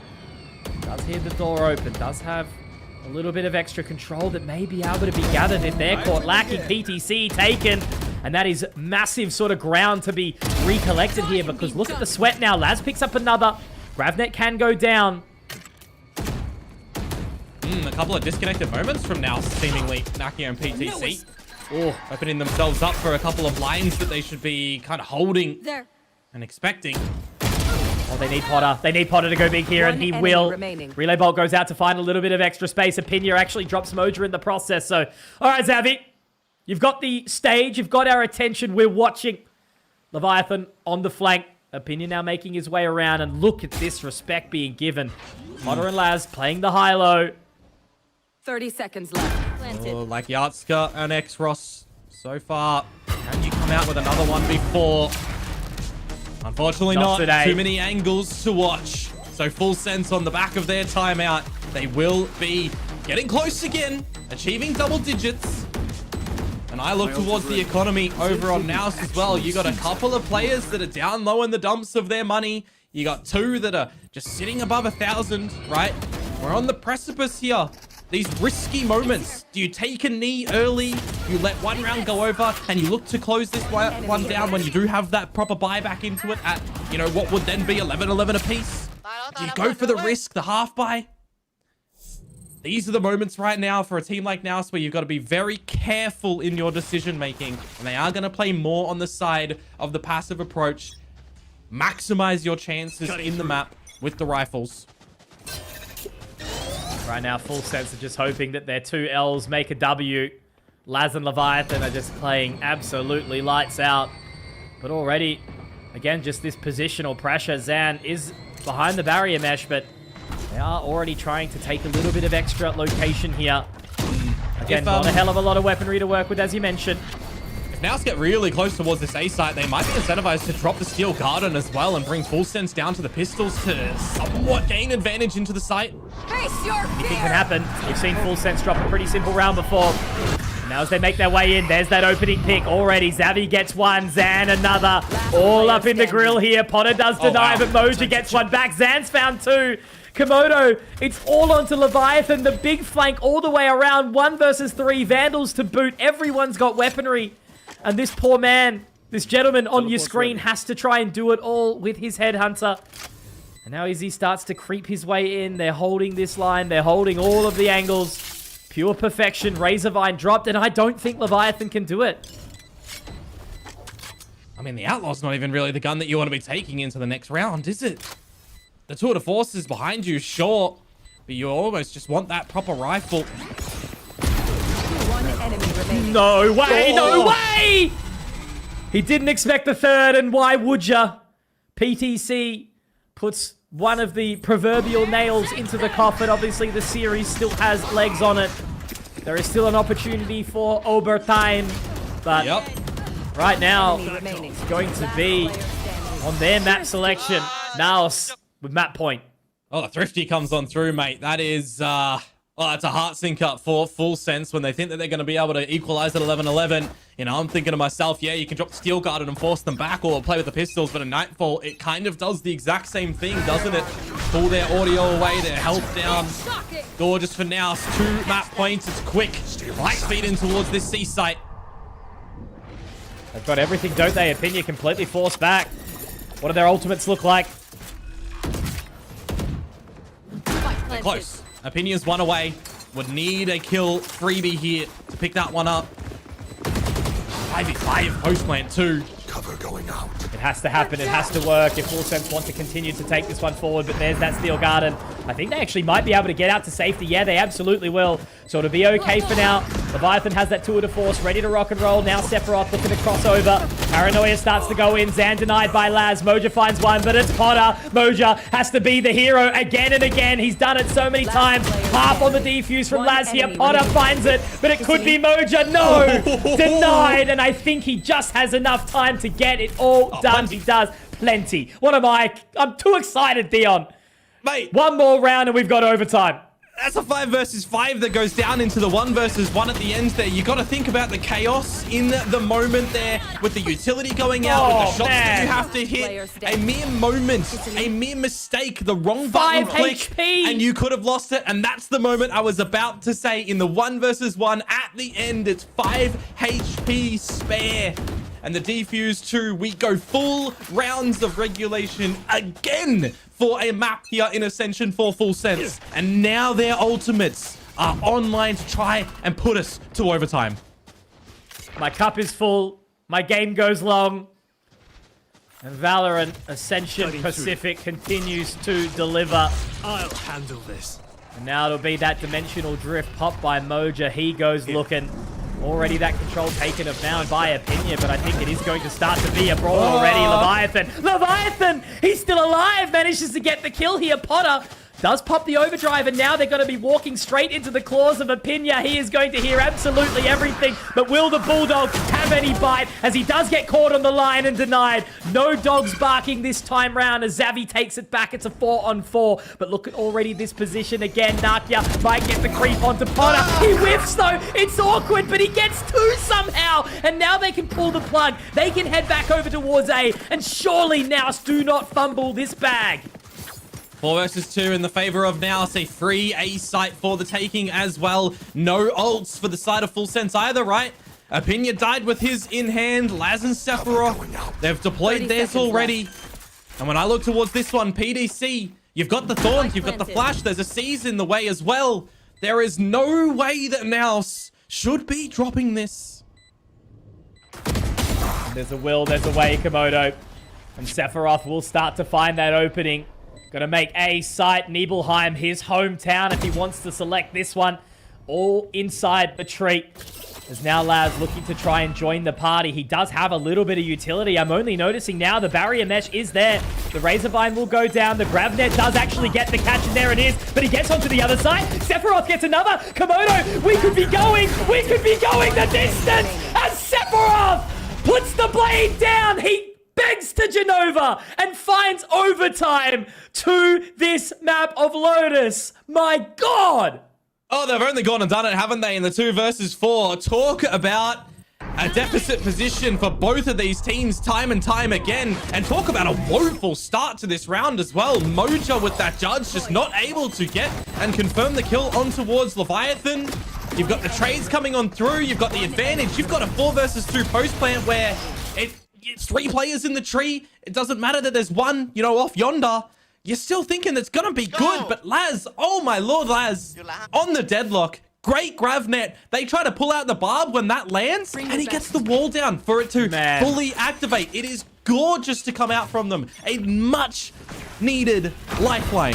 How many players would have used that utility by that point in the round, right? That's what you think about. And Laz, my God, what an opportunity for him. So look at this already, the creep through Komodo. This is a completely different approach. Leviathan, he does have the line. He does have the operator in hand. And now he falls away. So it will simmer again for now. That's not the 1-4 approach this time over towards the A site for this defensive position on the map. But it is a lot of eggs in the basket over there for the initial how you doing. And then start to spread around the map as well. Made out a lot of this utility that you possibly can. Opinion, no more prowlers as well. Start to remove a little bit of that reconnaissance ability. Especially on the attacking side of a map like Lotus with 50 seconds to go. You can't really clear out the back of rubble. You got to be quite committed as a team now. Oh man, this is going to be so hard, Komodo. Look at the utility coming out. Nakia already finding Potter. And Opinion, I think he's going to be in for a little bit of a rude awakening here as well. But as Sephiroth, he had such a nuclear round previously, but this time he's denied. Finding 2, now it's on to Laz. What can you do, my friend? Nothing. Denied. Starved of another round so far as NAOS. They do not let the pressure get to them. Well, it's another opportunity now for them, isn't it? To try and close this map. In overtime as well. Some good players hitting some good shots across the map for sure, but a lot of this trade game, when it does settle in the 1 versus 3, it's just good trade from PTC. And we'll switch things back up yet again. Of course, these teams do get that timeout extra coming in towards the overtime, and NAOS is going to deploy that because they want to close this here. They do not want to get, you know, another scenario where we're getting a 2018, for example, in Ascension, right? They want to close this one. They want to have a breath, and they want to look towards the next map. Of course, this Lotus here, picked by NAOS for those that might just be joining us. If you are just joining us, where have you been? We've already had some absolutely eclectic Valorant thrown at us. 13-12. Still that single lifeline here for Full Sense, and you can see the pressure that is starting to come to them. No one with big grins on their face at this point. They just need to put one foot in front of the other and get the job done. Oh, we've seen Full Sense in this position before, right? In the deep maps, in the overtimes, but they have just not been successful in finding the victories yet in this position. Are they going to be able to answer back on this defensive side again and have another realm of overtime to try and get this map victory to start off the series? Or is it going to fall away here? The operator brought out for Leviathan once again, going to be poised over towards that C site with double sentinel deployment. The remaining of the force for Full Sense over at that A site, which does technically mean B is a bit of an empty gamble for NAOS to just steam in towards this site. Oh, and already getting a hell of a lot of that information off the back of it too, but Zan straight in towards the side here. Prowler will give some additional time. You know, they've got this information now, but there's still members not on this site, Komodo. Opinion not going to get baited out by the fake out. Instead, he will hold to the shot, but it's Xavi and Zan. Double X making it work here, and information gathered by Leviathan. But with that spike going down, Full Sense might just be slipping away. Not a lot of utility on the board either for Full Sense. They need some individual moments. They need just a heroic play. He's paying time. Sephiroth doesn't want to go into aggressive, and it's perfect.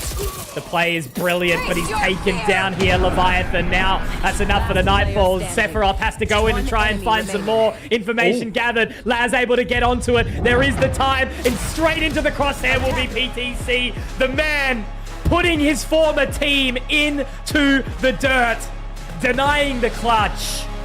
And NAOS take the opening map here of Lotus, but my God, it was not easy for them, Komodo. Just another rough one at the tail end of the map for Full Sense. A couple of moments where they overlook some corners, they overlook some positions.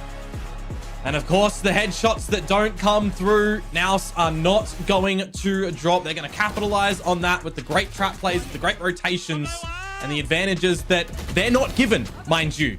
Full Sense did not give NAOS advantages in this map. They really challenged them time and time again. Both teams really giving it their all on this first map of Lotus for this series, because there are huge implications on this series as well, right? NAOS, they want to secure themselves the way deep into a playoffs run. They lock playoffs with this victory. They want to get to that top seed. And for Full Sense as well, right? They want to make sure that they're having a chance to get in towards playoffs. They're currently winless, despite all of the trials that they've gone through, especially in that game against Nongshim Red Force. I mean, that really could have gone either way. Man, absolutely. You're really sort of feeling it for Full Sense, aren't you? You know, Thai talent on home soil here in Bangkok, and so far, it just feels like they can't do enough, right? They can really take these games to the fullest, but when it comes to closing, when it comes to wrapping up some of these series, is too difficult, too challenging, and maybe a level of inconsistency that needs to be shut out. But look, all I can say is for the time being, I'm hopeful. There is still opportunity for this team to come on through. We do still have 2 more maps left in the series, and, you know, maybe with NAOS' shoulders sort of relaxed a little bit, right? You know, they know that they're likely going to be making the playoffs here. Maybe Full Sense can capitalize and take advantage of that. I mean, potentially, right? Now's the team that across the last 2 years have always made it into the playoffs, essentially the challengers circuits, right? 6 out of 6 guaranteed. Are they going to be able to technically convert this one into a 7 out of 7 when you add Ascension into the mix? We'll have to wait and see, because it is not over just yet. That's the beauty of a best of 3. You do drop the first map, there's a way that your opponent, or yourselves if you're at the behind side of things, can get back into it. It's Ascent next around the corner, and that's Full Sense's choice. Oh man, we're seeing a completely different map, completely different agent composition, I'm sure. And ultimately another opportunity for these teams to test themselves. And yeah, it's just the craziest thing. I think one that you pointed on earlier, Komodo, was the amount of 3Ks, 4Ks that we saw from not just 1 or 2 individuals. It was the whole team. They were able to do so much good work. And all I can say is overtime on map number 1, Bella, Morgan, I want to hear from you guys. What do you think? Break that down for me. Well, this is heart-wrenching again for Full Sense. We've seen this way too much. They have always been able to bring it down to the last wire, relentless until the end, but unable to claim the victory they desperately need. Oh, they have to be in their own heads now. Truly heartbreaking. I mean, they are a handful of rounds away from looking dominant in this tournament, but instead they're remaining winless, yet to claim that first map here on home soil. And this is yet another overtime coming in from them. Reminds me a lot of that match against Nongshim. Even though they played a good game, I feel like they did a good job in dealing with that double duelist. Special shout out to Leviathan and Laz, playing out of their mind, but it's not enough, Bella. They can't get this map win. Yeah, I was also feeling for them, like what you said earlier. These changes seem comfortable for Full Sense. Like Leviathan undoubtedly unleashed just now, like the plays he made, but fortunately, again, almost is never enough. Meanwhile, on the other hand, NAOS, they were just continuing their positive trend in this group stage with another win against Full Sense. And San, he was electric in that map.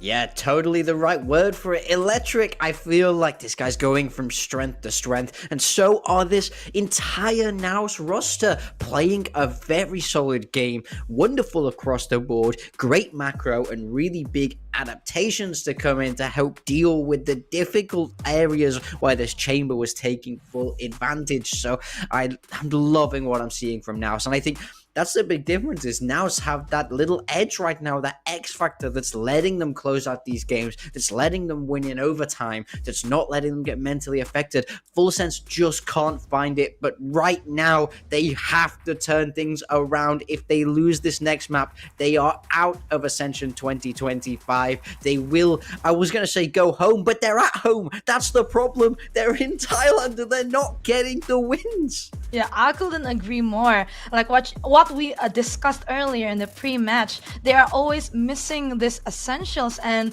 it happened again countless times. I mean, for Full Sense, but yeah, this is a best of 3 series. We still have the second map, which is a map that the side of Full Sense picked. So yeah, we will be going into map 2, but of course after this short break. Look at me, look at me. Look at me, look at me, look at me.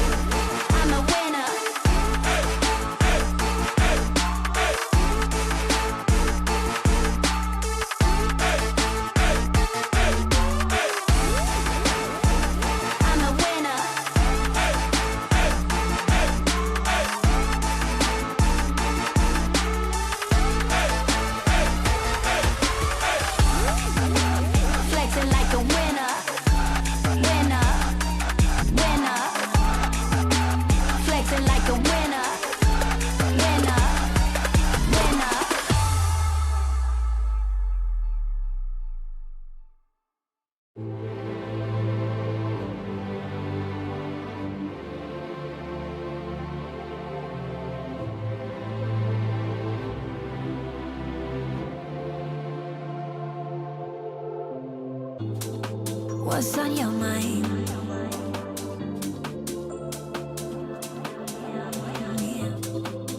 Can I read it from your eyes?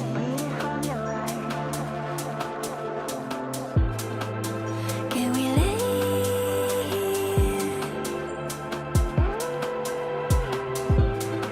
and make the time stand still?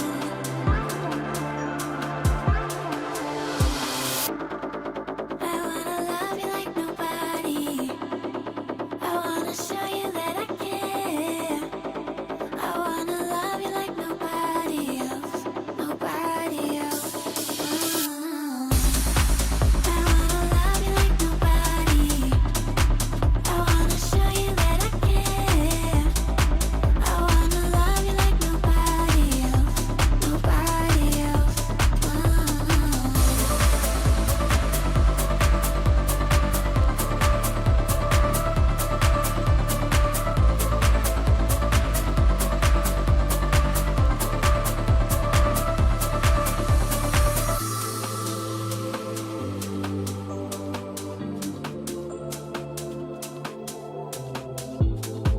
What if we stay here, pretend there's nothing? Welcome back, guys. Now we are going into Ascend between NAOS versus Full Sense. We've seen another close match by Full Sense, but again, they were unable to claim that victory. But now we're going to Ascend. I believe this is one of their most comfortable picks.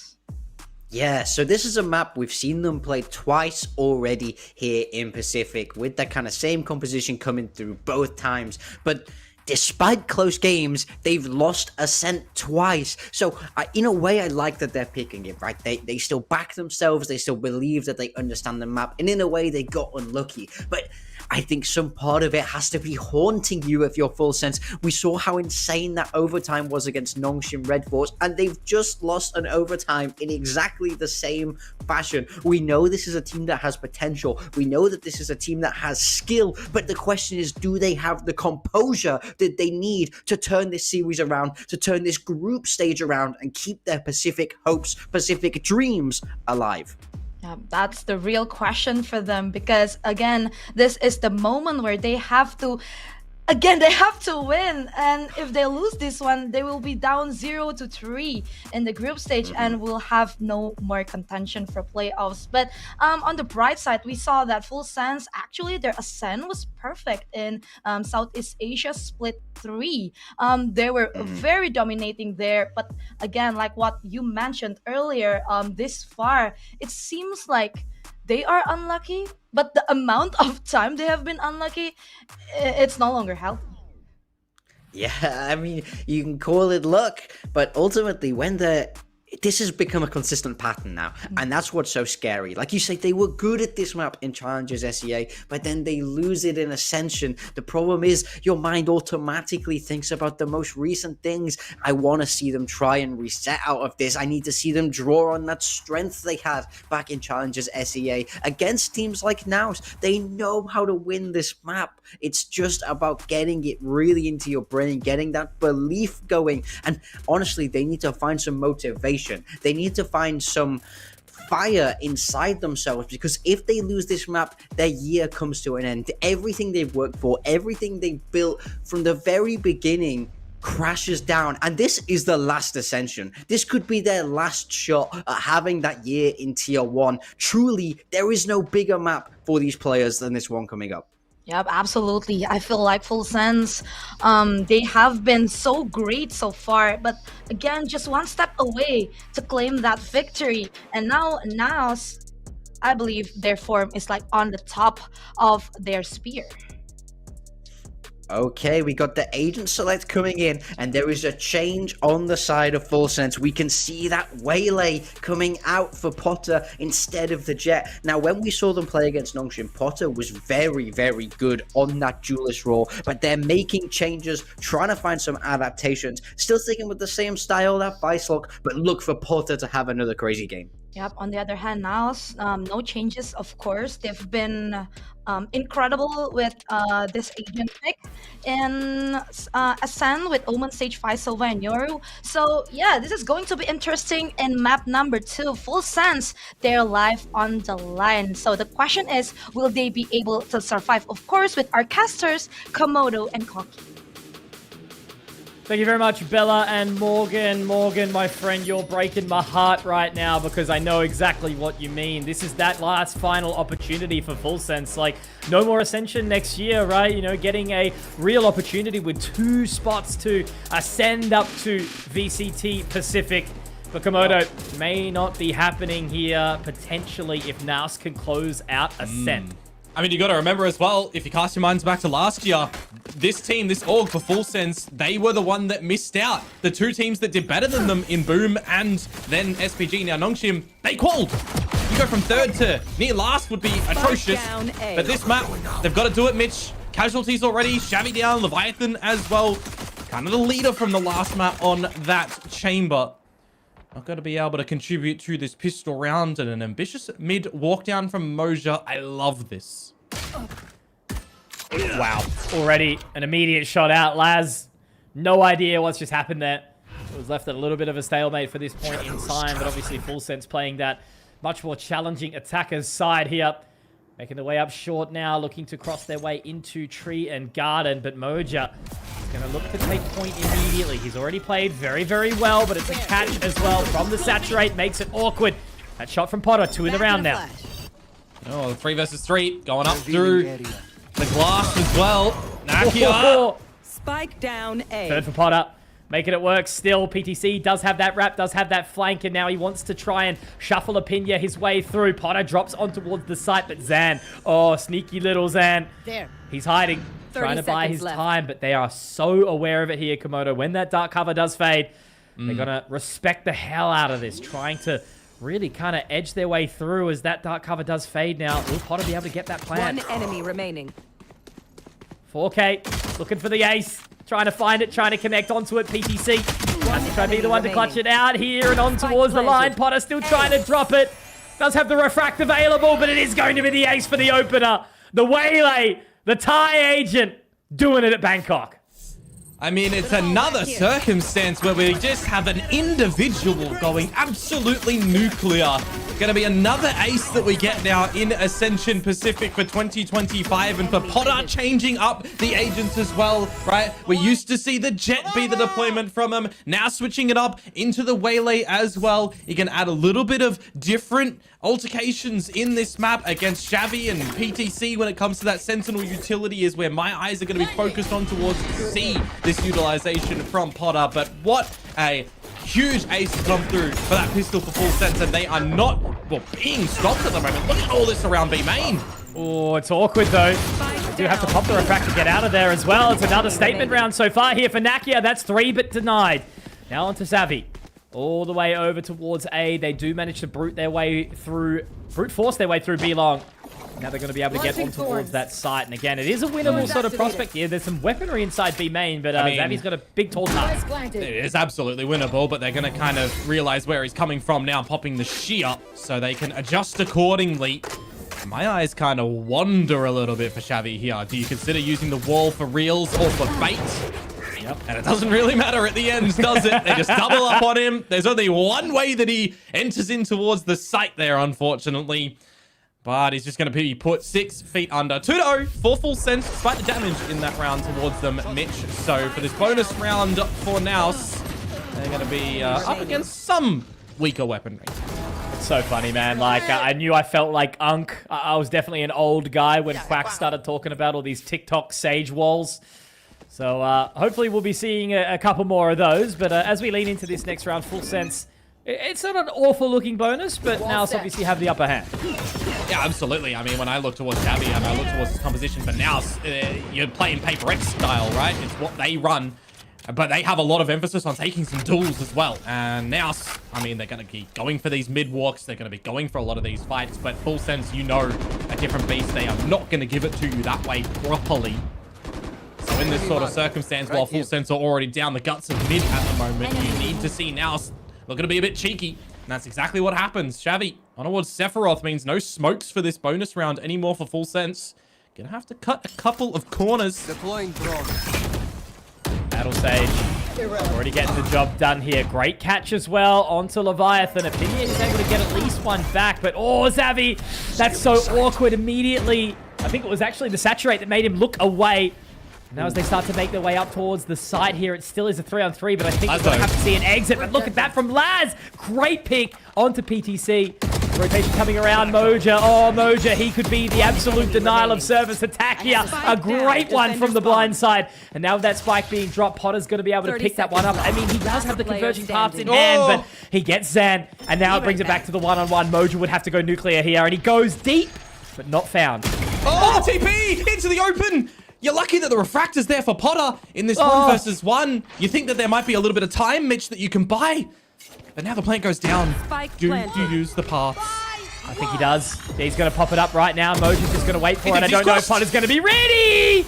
He did. Thought he was out on towards the site. And Moja, you can see him up and about. He is shouting, saying, "Where are you looking?" And that's a great response from NAOS, but my god, that's a pretty solid looking bonus from Full Sense irrespective. Yeah, that round really could have gone either which way, couldn't it? You get the opening from Xavi that comes through, you got trades that start to be facilitated in there, you got timing found from Laz. This second I shot. thought that that was going to be the bee in the bonnet in that round, but you're exactly right. It's the re-peak from the Yoru of NAOS, just getting the job done. Moja in the 1-versus-1 at the end there as well. Gotta bring some laughter into the mix there. Love it to see that. I love this. Standing ahead. This is awesome. Everyone's up and about. I'm looking towards these ultimates that NAOS are going to be close towards, but if you're dying like that, it doesn't even bloody matter, does it? Nakia and Moja, one away a piece, but you're still making sure you're dotting I's, crossing T's, at least attempting to. As Opinia removes Moja, this is going swimmingly for Full Sense on this round. It doesn't even need the light speed in towards the site, right? Just 5 of them could walk straight out main. We still do have the lurk from Laz. Still watching from the tiles, but I think this one is kind of case in point, really. Close it up. Yeah. If you can, like, get a kill for Nakia, you can get that ultimate. PDC, get closer towards the Steel Garden as well. There is opportunities to still have a couple of exit, win marks and win moments, if you want to call them those here as well. But you know that the round is going to be unachievable. So it's good timing for Full Sense to have a discussion towards the next round as well. And similarly for NAOS too, right? When you consider that their money is a bit broken, saving these 2 rifles is going to be important. You move that Judge into the Vandal as well. One enemy remaining. Nakia kind of gave him a little bit of time there, didn't he, old Laz? Maybe wasn't quite ready for it, but at the very least, I'll be saving on one of these weapons, 2 away from the Steel Garden. PTC will have to just sort of stew on it for a little while longer. But here we go, Yeah. Komodo. Starting to see a little bit of a resurgence here from Full Sense into this second map. And 5 Alive is going to be enormous for them as well, right? Build up a bit of that economy. Make sure that you've got these rifle rounds flowing time and time again. When we look towards what Full Sense is going to kind of already be learning in this tournament so far, massive overtime against Nongshim and a 13-11 against Velocity. You've played a lot of this map already. You know where your important factors are going to lie in your post-plant setups for Laz and Opinia on these double senties. You're going to see Potter still kind of playing this way like the Jet in the grand scheme of things. I'll flip on over right now for this round. Moja, yeah, you're not thinking twice about sticking around there. Nah, absolutely not. Happy to pop the gate crash, get towards some safety. Look at PTC. Oh, is he going to be ready for this? He's actually managed to slot in at the perfect time, but obviously with that shear, it does make it a little bit more uncomfortable for them. Sephiroth drops Zan.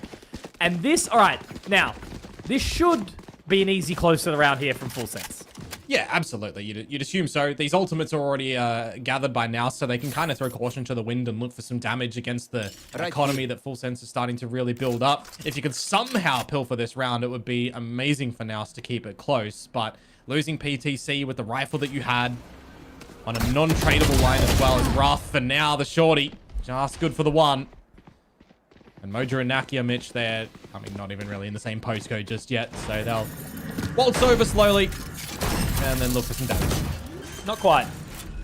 These are the rounds you need to keep as many alive as possible, right? You know, keep on keeping on. Work on stabilizing that economy. You know, we talked about this map, and how it's sort of split apart. You've got the economy right now, though. You kind of are incentivized to hunt a little bit against Naki or Moja. If they die, they don't get their ultimates or anything. They've got them. You want to get closer to Sephiroth's ult or Laz's ult and Leviathan as well. I mean, everyone is so close on Full Sense's side. You've got money for rebuys. Wouldn't be minding a bit of a hunt. And a hunt they will gather. Moja likely to be denied quickly as Sephiroth is having a stellar game already. Was looking pretty damn good on Lotus with some serious impact moments. So still won't be able to get rid of that 2 versus 5 out of my head for quite some time. But another one goes the way of Full Sense Komodo. And as you said, everything is looking on the up here. Can Naos recover? Well, so far, just that bonus round that comes on in, and it was only 1 player surviving at the end for Moja, so you're not really liking what you're seeing just yet over on the side of Naos. You'll call for the timeout ahead of your next rifle round. Very smart, very wise, just to try and get all your ducks in a row.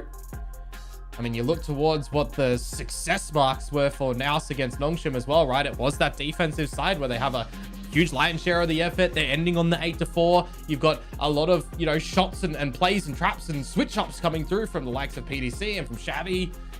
Moja dancing around the map as well, almost dancing on his enemies' graves. Not really seeing that at the moment on this defensive side from Naos. So we've got to get back into that mindset and, you know, kind of flick that switch to get back on. And the only round that they've collected so far is that 1 versus 1 on the bonus, right? So all things looking quite solid at this point in time for Full Sense. And will they come and take it? That's the question. You got the safety net of winning a map in the series for sure. Feels good for Naos on that mark, but this feels a bit better in the right moment for Full Sense to make sure that you're doing what you need to close out the map. Now, though, with the rifles in hand, you're expecting a bit of a coordinated set play, perhaps, from Naos. Playing a little bit more passively on approach for Full Sense around the map as well. 1-4. Sephiroth just charged with holding down B on the little lurk line. Got the From the Shadows as well, where needed to get back to the team. So you are just playing your protocols at the moment now. We're seeing nothing from Naos. As Full Sense, they do sniff out Moja and Wine. Gate Crush did expire, so he's lucky to get out. Very. They've also popped the Hunter's Fury as well. Will it get the second collection? No. So only so far Potter, peppered down, tagged up a little bit. But Xavi has that wall straight up towards short. It is going to be a pull away towards this side of B, I would say. Got a bit of a reliance later on as well from Moja with that drift if you do need so. Right now, though, stretching in towards this B side at the moment. Naki up, gonna get scanned on out. They don't know who is at the back of the site, though, in PTC. They're going to be able to hold them quite well here. Nothing to sort of block off defender side at spawn. Moja 30 seconds ready to left. strike. They haven't rotated away from the side of A yet, though, Komodo. So that's the main thing. That dark cover does afford them the safe passage now. But does Moja want to creep on in? Oh, this could be absolutely massive right now. Komodo won already, but there you go. Caught lacking, caught slacking. All 3 members go down. And surely, again, this is another broken opportunity for Naos. They are going to at least show some interest in it. Xavi doesn't quite get the catch onto Laz. Nice little bit of crosshair placement across the market. Vegetables secured, meat later. And unfortunately for Zan, he's just going to have to wait out the rest of the round. Questioning things a little bit in this round for Naos as well, right? You do know that Full Sense are around that B site, but they haven't decided to stretch deeply into the site just yet. And with 20 seconds to go, I'm thinking to myself, just, you know, the armchair analyst in me, right? Moja with the drift can pop that to go into the site to sniff out every single position and player of Full Sense for the 2 at the back of the site to start to get some sprays, start to get some security. You throw questions in there as well, right? You're obscuring how much information or how much players are on the site at that point in time when you've got the drift going in there as well from Moja. So that doesn't come through. You've got awkwardness on the back of the site for PTC and for Nakia, who does get caught in the saturate. It feels like there was a bit of a lapse for Naos in that moment of time where they are letting Full Sense dictate a lot of that space around the B site instead of trying to fight to gain some security back in towards the round. Bit of a rough one. How crazy the difference between these last 2 maps are, right? You know, Lotus deaths in the first 5 seconds, whereas Ascent is just so much slower. Yeah. Xavi having a little bit of a hunt forward here with the barrier orb, but hasn't found anything just yet. Would need to hit a sharp shot on the Marshall. Eventually that's not going to find any good fruit. You're going to have to fall on off. Retrieve. A bit of information that there's some presence in B main for sure. As Full Sense are looking for their 6th round now. Immediately the light speed out and denied. PTC able to find the opening shot onto Potter, and they've actually called that one. Yeah. Not happy at all, and this is the thing. Full Sense have lost a handful of these thrifty rounds. It's one of the problems as well in this style of play and composition, right? Where you've got the solo duelist and nothing else can follow you in towards the site when they get locked out. You're really reliant upon Potter there to open up the territory. It just doesn't come out, so you give away a rifle. You give away time. 40 seconds to go. And look to lock things in towards this A side, or maybe even come back towards B because Laz is on that lurk.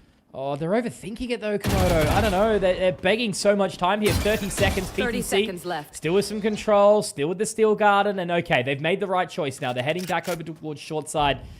And only with Zan. He's got a paranoia as well. What's that third? We're going to wait. Cover going out. A little bit awkward. Still 15 seconds, Komodo. And look at the rotation already starting to come around. If Zan can find 1 or 2, of course he will. And a third even. Why wouldn't ya? Zan, the hero. Again and again, whether it's the duelist or the controller, this man can do it all.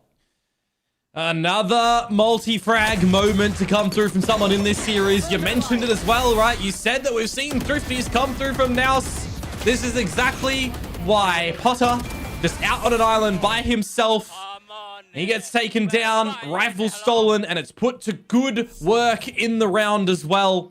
Very nicely done from NAOS. Set themselves up with a lot of these ultimates, set themselves up with that confidence as well, and give some information over towards Full Sense that you guys need to kind of fight for some space and fight for some information a little bit earlier on if you, well, want to win these rounds. Second guessing themselves, right? A little bit of an overthinker. Definitely seems to be. Full Sense holding on to this lead, and, you know, you cannot be squandering these opportunities that you've built for yourself, right? Back yourself in. Know how good you are. Full Sense is a team that we know that if they're all firing on all cylinders, they can compete with the best, but it's just that lack of consistency. Which is crazy as well at times, right? Because Leviathan and Potter, for the longest time, every time we see Full Sense, they are always good for just secure damage, secure impact in the matches. Bit of a change up, of course, right now. Yeah, they're in the lead 5-2. But this is the sort of time where now start to figure out where their successes lies to start to get the better of them. A single individual peek out from a Pinya shut down. It's that scary thing of Moja on the operator, isn't it? You know, he's got the big old green in his hands. Now as they try to make their way out, the Shear still yet to be popped. The Razorvine buys some additional time. Komodo, it's 20 seconds. And so many members are ready here to rock and roll. I think 3, locked to go. PTC opening up with 1, make it a second, and it's just nothing that Full Sense can do. Limping in towards the site here. And the last member in Sephiroth, like, what does he even do? He's about to get pincered from heaven now. As he does hear the footsteps, Xavi's going to get 1 for free. The happy little Sage can take another frag. Yeah. Closing the gap now is NAOS. Got to feel like a timeout is in order for Full Sense at the moment to restabilize a little bit and have some discussions about what we need to do. Another round where it's 20 seconds before you ultimately make a decision on where you want to end, right? You've baited out no utility of this Vice. You've not really baited out any second guessing towards the side of NAOS that they need to invest bodies elsewhere around the map. They know things are ending at that B site there. You got to go into all that Vice utility. It just does not work. Operator is allowed to sing again as well. There's a couple of these situations for Full Sense where they're making some worrisome calls. And you definitely know that Coach Leaf is going to be figuring that out to have a discussion with them now.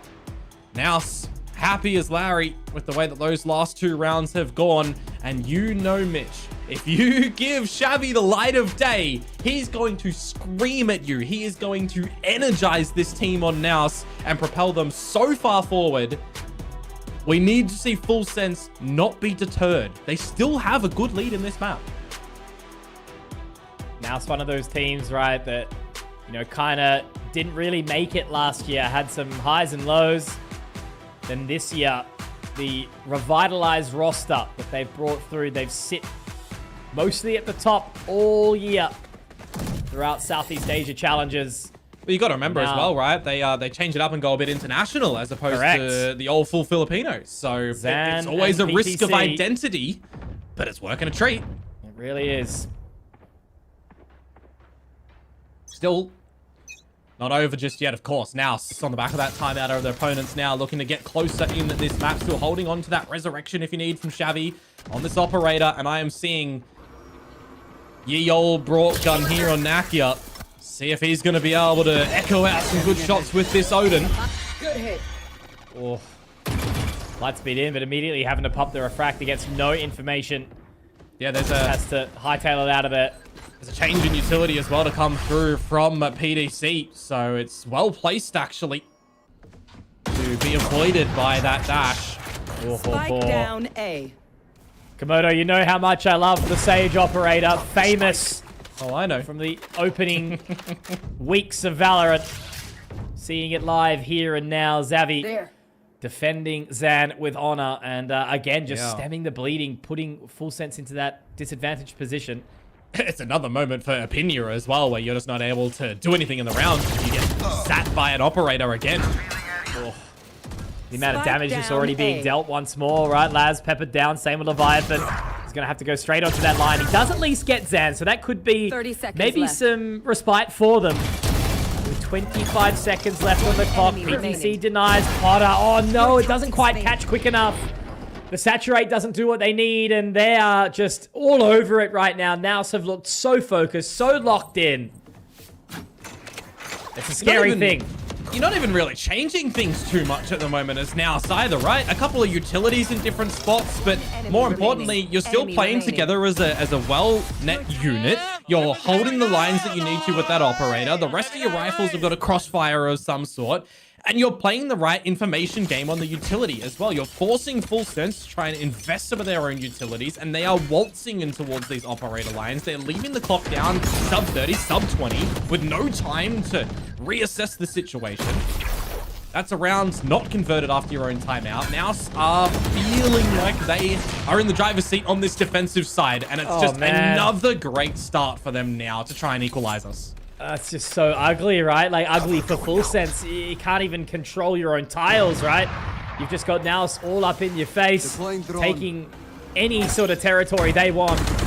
Sephiroth looking to get all up in Nakia, but he'll be denied immediately. So, again, it's another awkward round. They do bait the shear out, but still no control, no players, no life in this half for Full Sense. Oh, 3 versus 5 would be what the doctor ordered, though. Bandage up the situation for Full Sense to hold on to this lead. They've done it before. PDC with the Steel Garden as well, but it's a bit silencing towards the site. He's got to just deploy that one to buy some time, right? The shear is popped. Confirm the information on the Arc Rose. Deploy the ult. It doesn't need the full success to take the fight, but you jam them up and you steer them in a different direction. It's great time buying for NAOS and PDC. Oh, no. I mean, he even gets Sephiroth. Yeah, it'd have to be a 2 versus 5 from Pinya and Laz. I mean, they do have some utility, but Nakia already sort of looking to find them straight on towards that side. He does run out of bullets in the end, but they just can't go anywhere. They just don't know where they want to go, and they have to save on an attacker's sided round. Full Sense, where the hell have you gone? Oh, silver lining in this kind of moment, though, is you take those rifles into the next round and you can go out with a set play, right? You've got a Steel Guardian, you've got the Convergent Pass, you've got the Hunter's Fury. If you can layer these together on some, you know, let's call it a B pop, for example, right? You've seen the Odin over at the A site predominantly time and time again, so you steer away from that one. If you're getting in the pass, you can get the Hunter's Fury to hopefully confirm a good kill or two within that range. Might be what you need to, you know, not completely fall away at the tail end of this half. They had the advantage, Komodo. It was 5-1.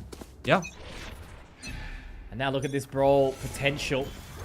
Over towards A main. Moja already creeps his way in. We already have seen the Shrouded Step from Sephiroth. And now as they go up high in the dark cover, dropping down, denied. Zan gets 2. Sephiroth will find the trade out. I mean, Moj is low, sure, but the advantage again goes the way of NAOS. The heals are there from Shabby, right? That's the benefit of playing on this Sage. You still got the resurrection if they want to go and get Zan. Laz has missed the opportune timing to try and push through to B main to gain a frag. I'm going to confirm all this information and go for the res over at that wine spot. You would assume there's another situation, Mitch, where Opinia is not able to play the round again. You lost Potter as well. So PDC, if he's good for one here, that's job done.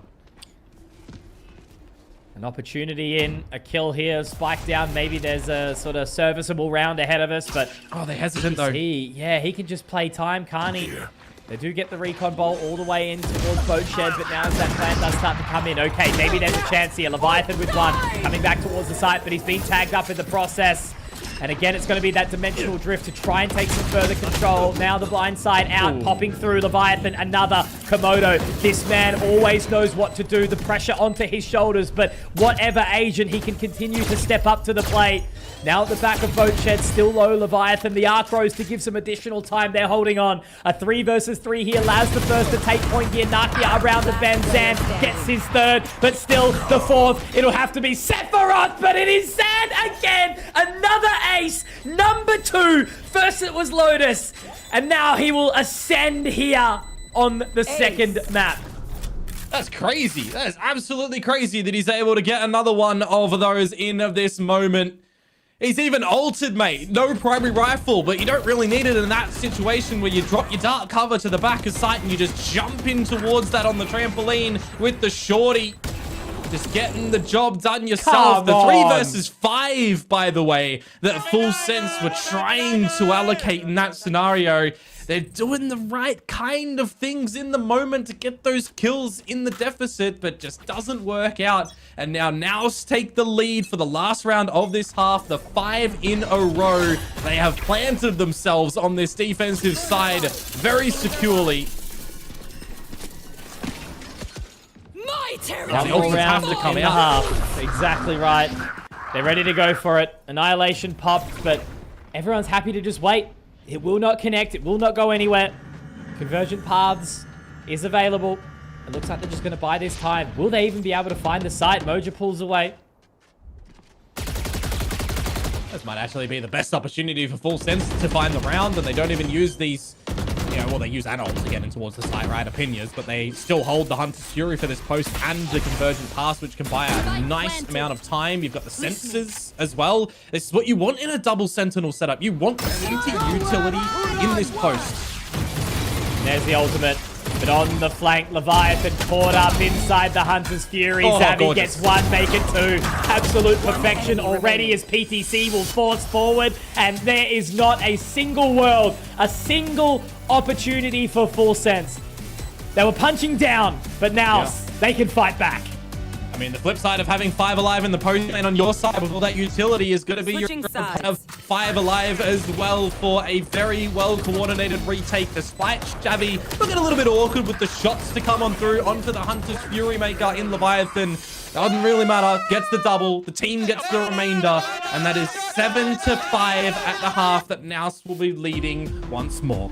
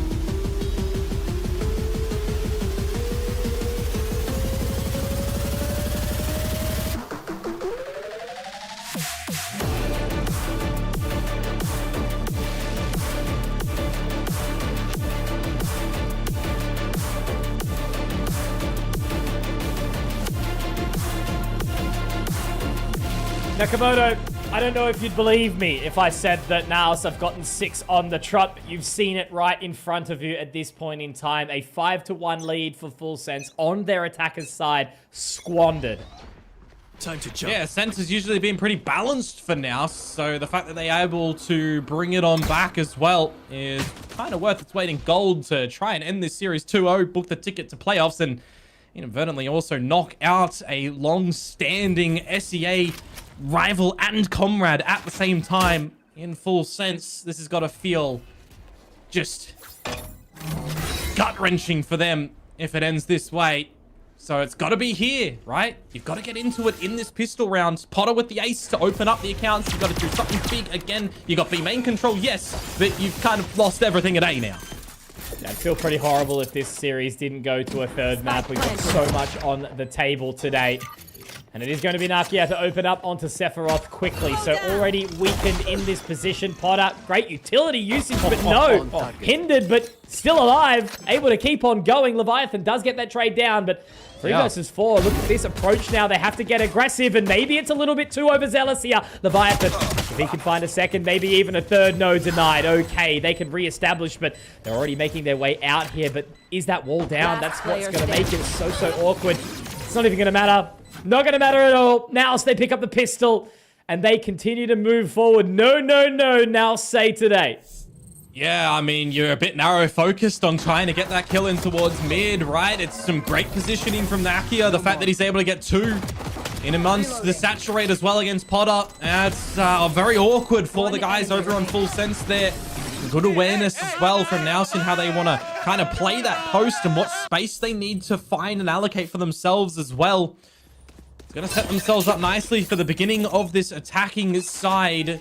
Full Sense, they're going to have to wait until that bonus round to potentially see them get on the board once again, because it's been a hot minute between drinks for them. I have the spike.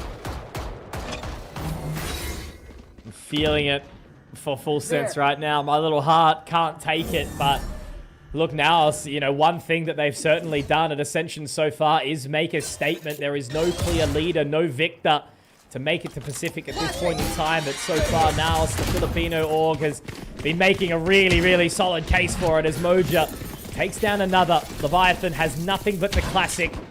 And I mean, look, free gun can certainly get a lot of work done here and there, but with the long rotation around from the rest of his team, I very much think his days are numbered. One side goes in, and it should very well be a quick second for Moja. And yeah, another uncomfortable round for Full Sense. I mean, even in this moment, right, we're just missing a lot of opening kills from Full Sense. I think I've got noted like 3 opening kills so far that they've found in this whole map.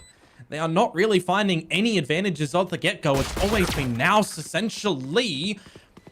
Do see Zan get a little bit punished for exploring a bit, but it's just the ghost at the end of the day. Should be fine. Not really losing a hell of a lot. Maybe... Oh, denied.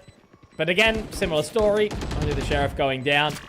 His last yeehaw, as these guys will likely to go down to the spike. That Radiant will explode now, and Potter's going to be going down with it as well. So now they find 9. They have now gotten 8 uncontested.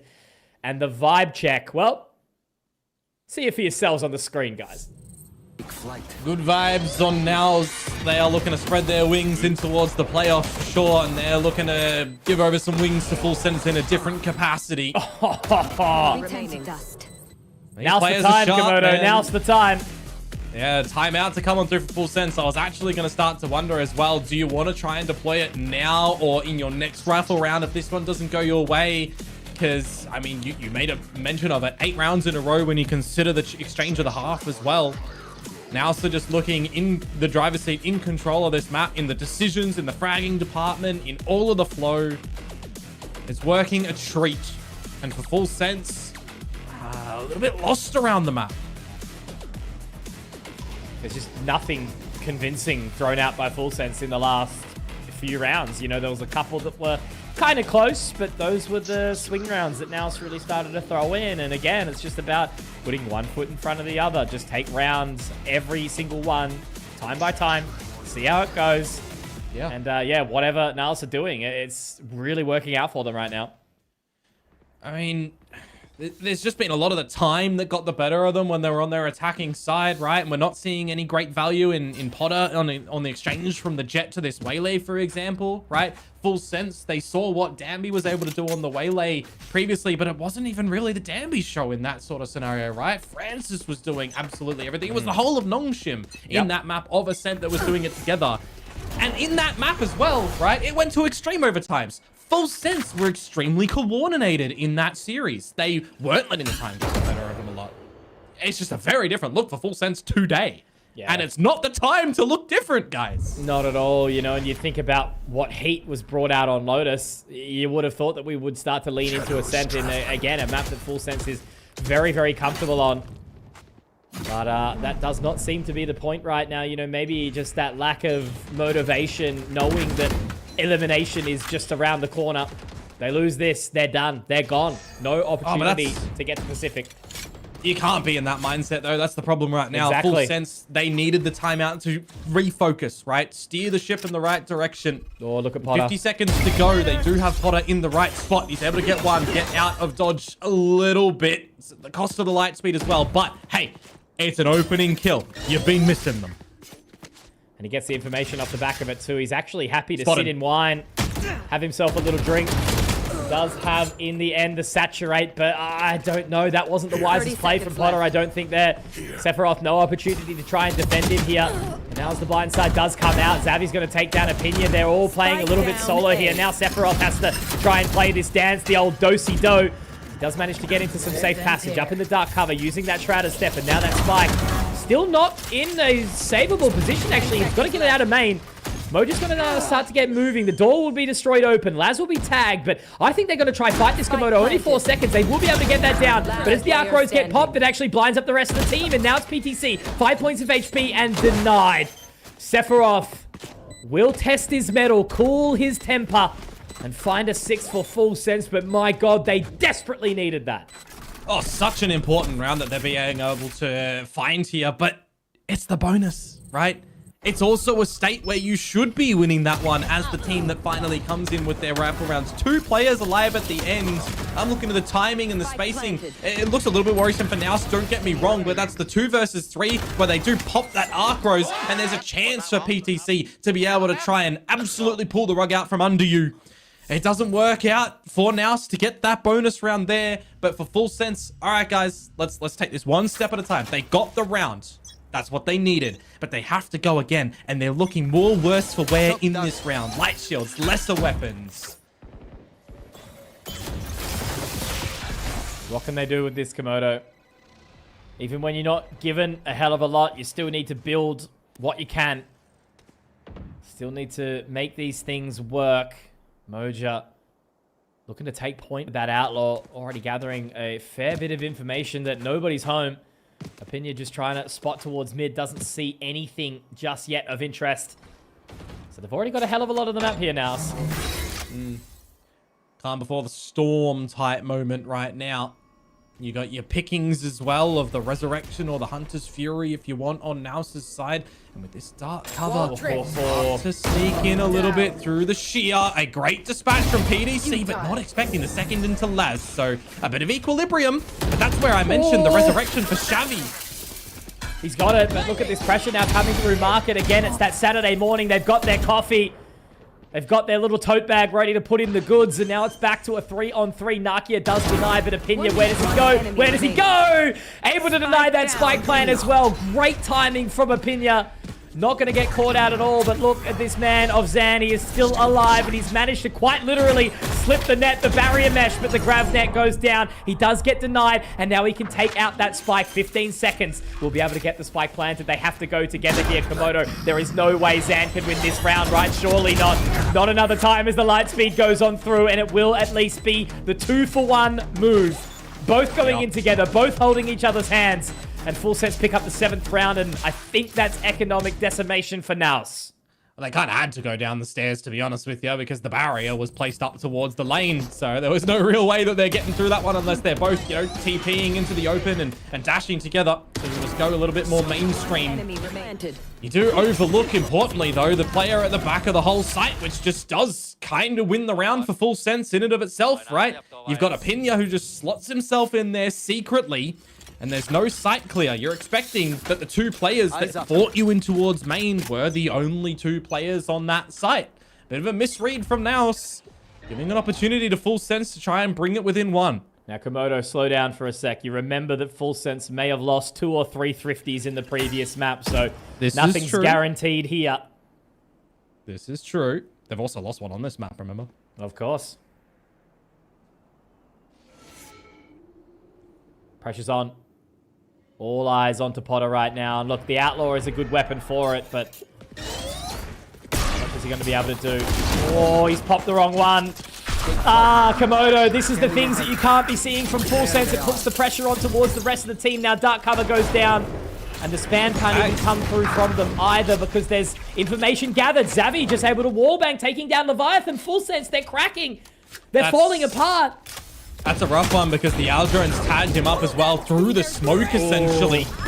Now in the 5 versus 3, you're going to have to destroy that cocoon. He's no butterfly here today. Epinia gets Mojo as well. Okay. They've got the res. moment of the 5 versus 3. Yeah, can you get the res safely? You can. It's going to be A-okay. The pressure's still on. Obviously, that barrier mesh going down now as well. Epinia has to tip himself forward. But they do have the time to rotate out, or do they? No, probably not. I think they have to go in here. The Arc Rose now comes through. The Paranoia does get nearsighted. Sephiroth has to play back from the site and try and do as much as he can, but it's absolute perfection. Epinia, maybe a 6K, my friend? Do your best. Do your absolute best. No, denied. Sephiroth having to do it all from the back of the side here. He has enough time to try and at least bait it out, and there's Laz at the right time, but he still is taken, and it's not going to be happening. Somehow, some way, Full Sense trip on their own shoelaces again. The game didn't say it was a thrifty, but for the purposes of the narrative here, Mitch, that was a thrifty. It's the sheriffs that get the shot. It's the one gun at the very beginning to start it off. You steal the remainder of the weapons. It was essentially a thrifty to come through for NAOS. 10 rounds achieved. And remember, no timeouts available for Full Sense unless we get into overtime. They used it early for that bonus round. They did, and now look at the money. It's so bad. An awkward swing round. Sephiroth with the hero Vandal, but again, man, like the amount of impact that you've seen from Potter, from Leviathan, but they also have the same sort of capacity to put the round in the bin. They did have to invest the resurrection, but that was a round that they never, ever should have lost. In this sort of situation as well, if you have a sniff that you need to drop that Steel Garden, I think you kind of got to. You need to not see NAOS inch closer towards that important round 12 to try and close this one cleanly as well. Epinia's all by himself for now, and only with that classic, there's not really a hell of a lot they can do until they start to move in with some extra firepower. But as they are in position, it's just looking like it's easy lights out for NAOS here. And that's going to be the hero Vandal down as well. Sephiroth gone. And Laz will be able to pick it up out of the cold dead hands, but again, at what cost, at what opportunity? We'll be able to see the recon bolt go out, but nothing gathered. They are just playing this to perfection here now. 11 on the board. And my God, Full Sense, I just can't see them bringing this back, even with the lifeline. Enemy remaining. Shots to come on out. Looking to make this one of the flawless variety. Unless Laz has something to say with this Vandal. He does, but it's not really going to be doing too much except tickle the money of poor old Moja. 11 rounds secured now for NAOS. The hunt is even on. Didn't even shoot. Find him. Yeah.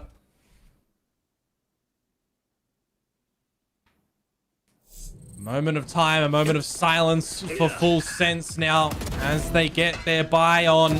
Over here. May very well be the best buy that they can muster for the remainder of this map if they do lose this next round, Mitch, because they would be playing when NAOS get to 12 with pennies. They broke. Absolutely broke. Their emotions weighing heavy right now. Whereas NAOS, 2 rounds and they secure playoffs here at Ascension Pacific, Bangkok. Playing on the big stage, Imperial World. We are looking forward to it. And they still have another game in tow as well to find. So pulling away. It's just going to be the side of B that they've actually got completely free of charge. It's going to have to be a challenging 5-on-5 on the retake here for Full Sense. Well, Hunter's Fury comes on out. PDC dispatches of Opinia. You're looking to see what damage that this bolt can get on out, but it's not going to confirm anything, unfortunately. Just a little lick of damage. Xavi to heal himself up Potter. instead of PTC. And as you say, Potter, he's started to slip into some space, but now they know he's here. That's so unlucky. He didn't even get any further control there. Zan picks up another on towards Leviathan. Potter can now start to take point, but again, it is that Hunter's Fury. Where they do all the damage. Zan is just going to be the man on the flank, and Potter... He would need to secure a 1v5, but there's just not even a chance for him, man. This is going to be NAOS map, series, and playoffs point for Ascension. And I'm going to play devil's side of this one, Mitch, as well. This is now the situation for Full Sense, where if you drop this map or this next round, as Potter is just going to even hold on to this gun. If you drop this, you are out of Ascension, essentially. 0-3. No way to playoffs. You go from 3rd position last year in Ascension, narrowly missing out in that lower bracket game. No way to get any way into Pacific for next year, 2026, in the 2 chances that we have here. Could be 2 new teams, could be the same 2 teams. We don't know just yet with how close the games and series have been so far. And that's the biggest thing for me as well. How many times have we seen Full Sense had opportunities to close maps so far, Mitch? Against Velocity on that Ascent. In all 3 maps against Nongshim. In map 1 of this series, they have been so close. They are pulling a Gentlemates. I think Bella said it could be all over perfectly. here. It's just a curse, right? You've got to feel that way. Morgan said the exact same. He agreed. If you keep getting to these positions, you know, top 3 last year, 2 rosters went through into Pacific. Full Sense put up a good fight against the opponents on the way through, but it just wasn't enough to kick through, right? You know, you had such hero teams. Nongshim, formerly Sinprisa, boom, getting their way in. Now 2 opportunities here. The biggest moment for these teams in C who fight all year in the Tier 2 circuit. All to just let it just slip out of your hands on home turf. Final chance here and now. 40 seconds to go. It's a bit slow from NAOS. They still do have this Steel Garden that you could throw a bit of a ruse over towards this B side if you wanted to, because you're not yet solidified if you want to go for this B split. They're trying to sell it with where the spike is for Xavi at the top of short at the moment. The stretch out. Leviathan gets Moja. That's fantastic. Good opening for Xavi. Will he overlook? No absolutely no, of course he won't. And he's even going to be able to get 1 away from the resurrection unless Sephiroth has something to say about it. This Guardian is his Masamune, but Zan will deny, and now Leviathan has to be the hero. He will deny. And it is an opportunity. No. Surely no time. None at all. They just have to sit back, not peek, relax. And Laz wants to try and find the big man here in PTC. He will, okay. A lifeline for Full Sense. Take a deep breath as well for them, right? It's only 1 round. They need more. And we've really been waiting to see consistency from Full Sense on this map currently. And some sharp shots, don't get me wrong, on the Guardian. You got to do it again, though. This is only 1 out of 4. 3 more times. There's another rifle round. The back-to-back Komodo. No questions. Another rifle round to come through from NAOS. Should have another one after the fact as well, with just 3 of their players having some good money. These are the moments where, for Full Sense too, you don't want to just play super passive and scared, but you also don't want to give up an opportunity if you can help it. So what information do they start to look to gather? Mid is going to be Absence. You see the slow go down, but PTC, he was trying to be sneaky. Doesn't work out. 1 away from the shadows and the annihilation. Convergent paths available for Potter. They really should sort of be in the advantage here, but Xavi, you know he's got that resurrection available. And what are they going to do with it? It's going to be an awkward line here as Leviathan tries to take point again. A great blind side, but there's the conversion pass as Potter gets in. Okay, he's got one. But how much longer can he hold on? It could be the fake res. No, Potter makes it work and the refract. But now he has to give the opportunity back to Moja and Xavi, who will get that resurrection up. And I don't know if the timing has been going in the favor of Laz. It does in the end. They will deny. And Moja, a great fake out, but this is the awkward thing here for Potter. Again, no health to make it work. Sephiroth and Opinion will need to step up to the plate.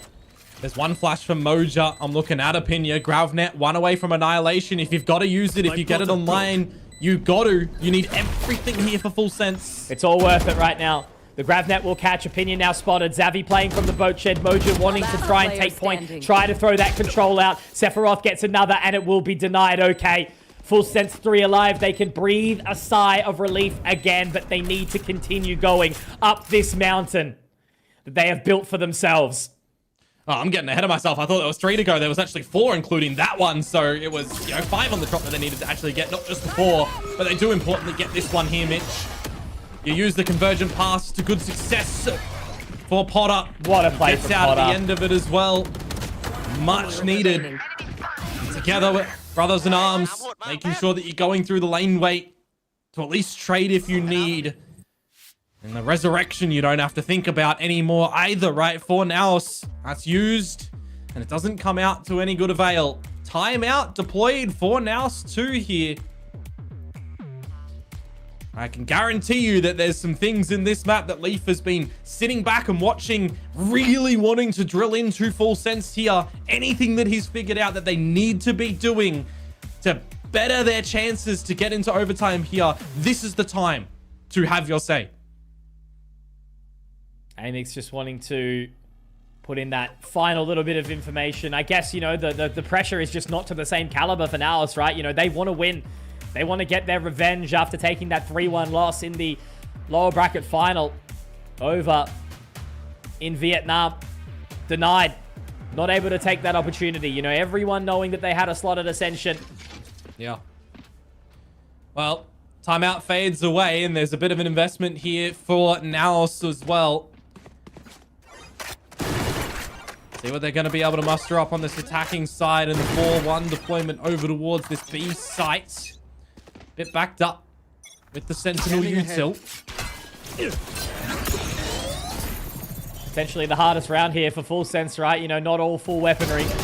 These are the ones that NAOS have been able to break away with recently. Yeah. Bait out the sensor with the clone. Very nice. It would have done the same thing had the Shio been there. So just making sure that you're leaving no stone unturned at the moment as NAOS looking to do the wall on up. We've seen full sense be pretty aware of this situation before. Oh, that's dirty. Xavi finding the opening here now, and again, it's going to be Leviathan, but he gets 2. Sephiroth now having to be the hero. The Paranoia does get the catch, but he does manage to connect onto another. Okay, maybe there's a world, maybe there's a way where they can get back in towards this one, but everyone's got the weapons that they need. That Annihilation is going to have to do so much work. Potter having to try and be the hero here. It does catch one onto Zan. So all of a sudden that might be an opportunity, but no, it's broken away. It's broken away, and all of a sudden it's going to be Potter, the hero it needs to be. A 1 versus 3, and he's walking straight through that dark cover. He will be denied. Full sense. They will go, not literally, but home. Well, very well done by NAOS here in this series. The first map, it takes a little bit of time to get it done on Lotus in the OT, but they were pretty damn well clinical on this map of Ascent. The map pick that comes out, of course, by Full Sense as well. And you think that Full Sense is having a really good start here, Mitch. 5-1 at the start of this map for Full Sense on that attacking side, but the 6 in a row with the 2 extra on the exchange of the half. And you're seeing such comfort from NAOS. This team is looking very hot at the moment in this group at Ascension Pacific 2025. They booked their spot in the playoffs now in this 3-0 situation that they see themselves in. A 2-0 against Nongshim, a against Riddle Order, and now a 2-0 against Full Sense, who are eliminated. No chance at getting into playoffs, no chance at that ticket to Pacific. Well, Komodo, as a Full Sense fan, my focus goes to NAOS. I remind you all that we have seen 2 now of these teams from Southeast Asia dismantled. NKT, the first to go down, followed now by Full Sense, where on the other side, right, we've got Motive. We have NAOS. They're all doing absolutely phenomenally inside this competition, and it will have to be them to carry the mantle from the Southeast Asian region. A LAN final in Vietnam to prep them for this event. They were rewarded with such a good opportunity there. But now, as I said, Full Sense have just not been able to connect with anything. As you sort of mentioned before, they've had such close games. They've had dramatic overtimes, upsets for sure. Yeah. But that's the competition we play. That's Ascension Pacific. Nobody is safe. And if you want to get to the best, if you want to play in the best region in the world, you better fight. Oh, despite getting through all the drama here, the curtains do close at the end for the close one of Full Sense, right? That's what we do see in the highlights. I mean, you got to see Xavi just standing up and being loud time and time again in the server and out of the server. He's such a pivotal player for this squad, the leader in charge, doing what he bloody well can. Incredible, man. What a day so far that it already starts to be, and yeah, all we can say is Kopkun Krab to the side of Full Sense for their competition so far. As mentioned, you know, they still will get another game to at least have a little bit of fun with. Same with NKT, right? We'll see them later this evening up against EKING, but yeah, man, the now storyline really starts to expand as they sit at the tippy top of their group. They're up now 3-0, narrowly ahead of Velocity Gaming. You know, we've got teams like Riddle Order and Nongshim still hanging around. Riddle Order not having their greatest of starts. But all I can say is, man, that was an eclectic game, and I am so excited to deal with whatever we have for the rest of this competition for both these teams. But look, we've been rambling. We've been talking along. I want to hear the desk break this one down. History from the Southeast Asia apparently will not repeat, as NAOS were able to successfully complete the revenge. They will continue to dominate Group Omega with solid form and performance while claiming that ticket towards Ascension playoffs. Meanwhile, again, I can feel a tragedy happens again in the hometown. Full Sense, despite looking promising, they are officially out of playoffs contention. Yeah, my heart goes out to them. You have to feel for the boys here on Full Sense. They get a chance to show everything they've worked towards on home soil, but ultimately they can't find a foothold in any of these games. They can't get it across the line. But on the flip side, we have to talk about NAOS. We have to celebrate their success so far here at Ascension 2025, yet to drop a map. Going from strength to strength, we see Xavi there topping the scoreboards once again on the IGL. This man can truly do it all. NAOS are setting themselves up to be a favorite. They didn't care about expectations coming in. They've decided that one of these specific spots is ripe for the taking for them. Absolutely, and the casters have mentioned it as well, that now the amount of drifties they've done in this series, it's really breaking the hearts of Full Sense. Well, again, Savvy, the player that have been standing out in this tournament, again delivering us this battle stage today.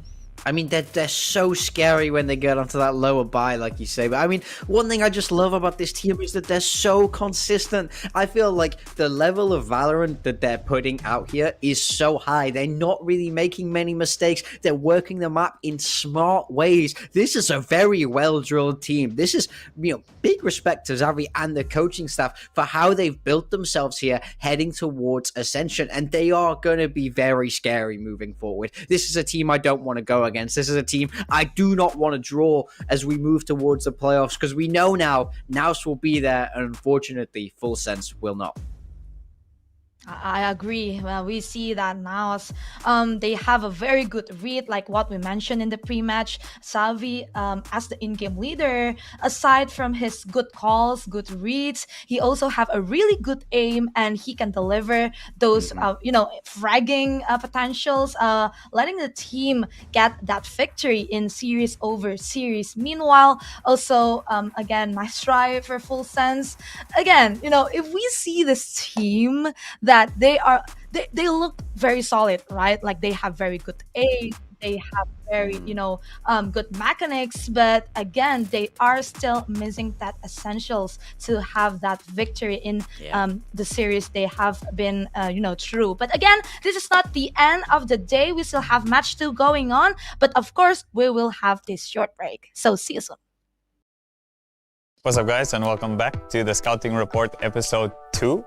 There's been some changes to the list, some new names and some movement around. All the teams have now officially played 2 matches, a minimum of 2, and we'll be taking a look at what happened to our list in the meantime. Quick disclaimer for our prospect list is that this list is, as I said, 4 prospects, and players that have played in the Pacific League before will not be included inside of this list. We'll start off the list with Leviathan. Unfortunately, Full Sense right now is 0-2. He did have a very valuable effort on the previous game against Nongshim, but unfortunately, he's yet to show that consistent world-class aim that his team and all of the Thai fans, I'm sure, are waiting for. We have a new player on our list here as well. Zuna, the initiator player for SLT. He is only 17 years old, and he's joining the list as he's been extremely impressive with his raw mechanical skill. There's been a lot of clips of him hitting some nice shots. Him coming through at such a young age, at 17, I definitely think he could be part of the new generation of Korean initiators coming through. Another new face on our list is Yatsuka. He is the 18-year-old from Riddle. I've been very impressed with him in terms of how he holds down his site, and he's been a very big part of the success for Riddle on site holds, even though Riddle so far haven't shown, I think, everything they've got at this tournament. Next we have Zexy, a player that I've been hyping up for his aggressiveness. He was a little bit off against NKT, but his team did help him get over the line.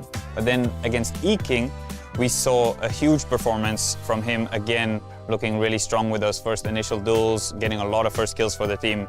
And that is something that I want to remind for the viewers at home, that these players are still very inexperienced, some of them. So it is very natural to have a little bit more of that inconsistency when it comes to LAN international events like this. It's something that we look out for in terms of how do players react and how do they bounce back.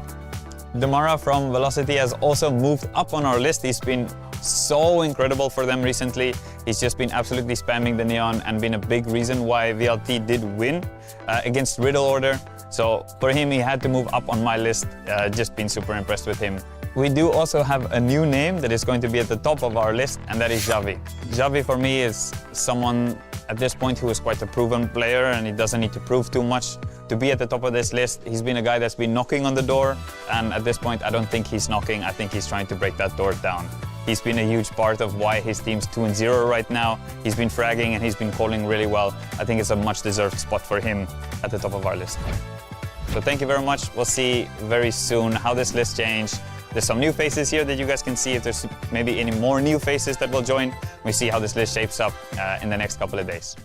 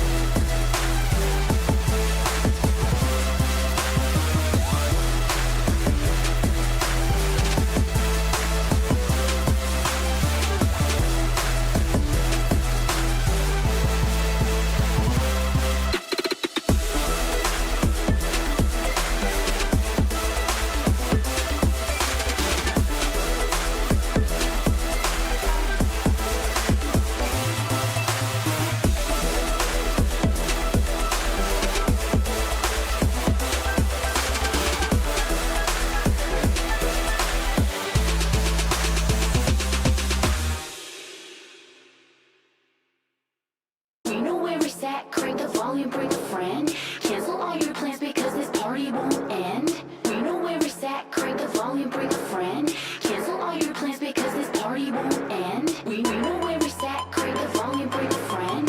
Cancel all your plans because this party won't end. We know.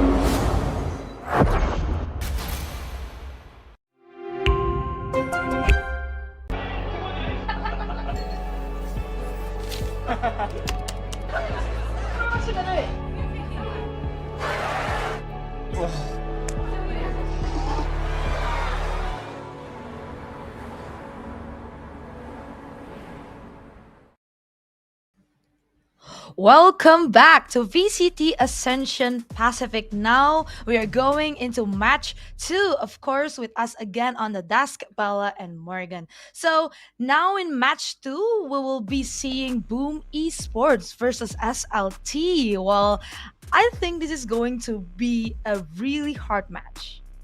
Yeah, I mean, both these teams have looked very good so far in this group stage, both sitting at that 2-0 record. And I mean, Boom came in here with a lot of expectation after their year in Pacific. So did SLT, coming from the Korea region there. So I think there's a lot to be excited about between the clash of these two teams.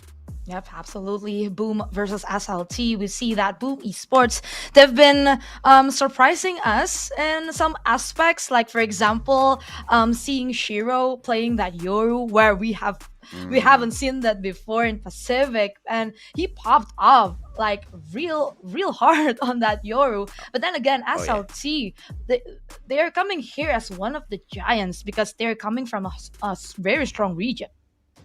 Yeah, I mean, I think the thing about SLT is, like, they have managed to get those wins, but the maps have gone close. You know, we saw EKING really manage to push them. They've not looked quite as dominant as Boom have looked, I would say, but I think it speaks a lot to the quality of that team to have that composure, to always get the wins, even in the tight games. Yep, and we will see Boom here. Yeah, I believe even though in Pacific they don't have a really good record, especially on the second stage, going 0-5 in groups. But again, I think from the break they have been taking, and from a few players switch up here, which is White Cat and Nats. I think they're doing a very good job so far. Yeah, I mean, I think they had big shoes to fill, replacing Famous and DOS9, two of their strongest players on paper, but Whitecat and Nats really managing to step up in this very, very big tournament. But the whole of Boom Esports looking clean. We have to talk about Shiro. Even then, you got to look at the whole core there with Berserks as well, playing incredibly well. I mean, this Boom team have looked probably the most impressive out of any team we've seen so far, going from strength to strength and not really managed to be challenged properly yet. Yeah, we have seen some maps as well from them. From the 2 matches they have been going through: Haven, Ascent, Corrode, and one more, there's Lotus. But one map that I want to discuss is Haven. Their Haven was very strong, especially with that up and also that outlaw that the Yoru can bring.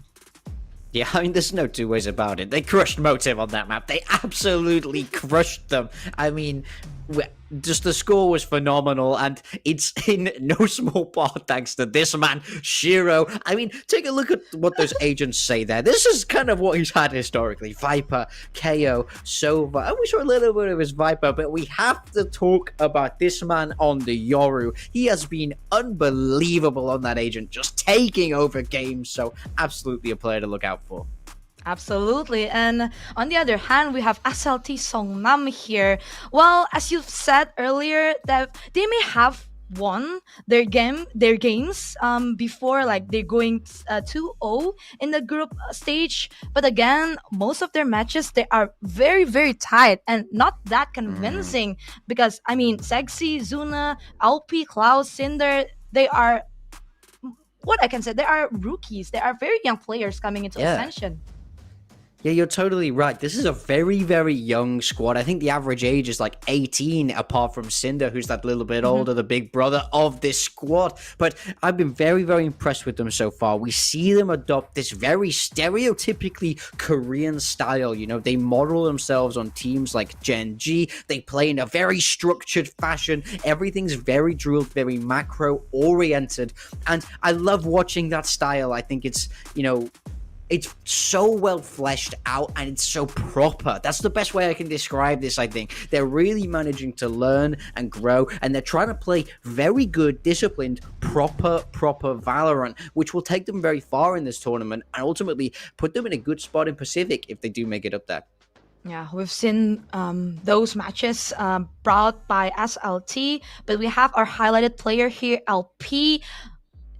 This player, he is very good in that moment where he has to clutch up, where he has to step up, where this player has to, give the right calls for his teammates. I think he's very reliable. I mean, he's definitely been the standout for me on this SLT Songnam team. I think his Viper especially is one you have to look out for. I wouldn't be surprised to see them lean into that in a lot more maps because he looks very, very comfortable there. Yeah, this is going to be interesting. Once again, Boom Esports versus SLT, because this match, Boom, if they are able to win, they will lock in playoffs and possibly maybe become the top seed of Group Alpha. Meanwhile, SLT, well, yeah, they wanna so bad. They want this win so bad. I think they're modeling from from Nongshim from last year. They want to be that Giants once again is an Ascension. But aside from that, we're gonna see the map veto. In the meanwhile, Boom Esports, they're going to ban Abyss. I feel like this is a respect ban towards SLT. Yeah, a little bit. I mean, we saw SLT play that map against EKING looking very strong there. Boom just say, okay, then we don't want to take it there. We do see Boom pick Haven as well. You know, we just spoke about how strong their Haven looked. And also SLT have played that map twice already this tournament, so they have a lot to work with, a lot to scout against, and they're almost certainly going to bring in that Viper comp. So Boom will know what to expect there, going to be feeling very good about that. Yep, absolutely. The first map, Haven. This is going to be really interesting. I might say not really. More like will be very tight. I feel like from these both teams because Boom Esports. What I've seen from these times from their past matches is like they are kind of struggling when going against Korean teams. Yeah, I mean, absolutely. I think sometimes it's been a hard style for them to adapt to. I think they have struggled at that on the top level, but I do think we're seeing an entirely different Boom here. They did make roster changes. I feel like they've redefined their roles. They're not afraid to take risks anymore. And I think most importantly, momentum is massively in their favor right now. I think they're playing some of the best Valorant we've seen them play since stage 1 when they were incredibly dominant up at that top level of Pacific. And I think you can tell by the way they're coming. You know, we spoke to Shiro, interviewed him. He was so nonchalant about how fantastic Boom were playing, about how brilliant his performances were. He was like, yeah, I'm just doing my job. We tried it and it worked so fantastic, you know? And I love that they're taking this cool, calm approach. So I think they're going to be feeling better than ever about tackling this Korean style. Yeah, I feel that way as well because Boom Esports now they have a more experienced than before. They have been playing in Pacific for the whole year, so they're bringing that tremendous amount of experience they didn't have last year. So maybe that will help as well going against SLT. Meanwhile, we've discussed SLT are composed of very young players. I wonder. From your perspective, what do you think SLT needs to bring in this matchup going against Boom Esports that have been looking very promising?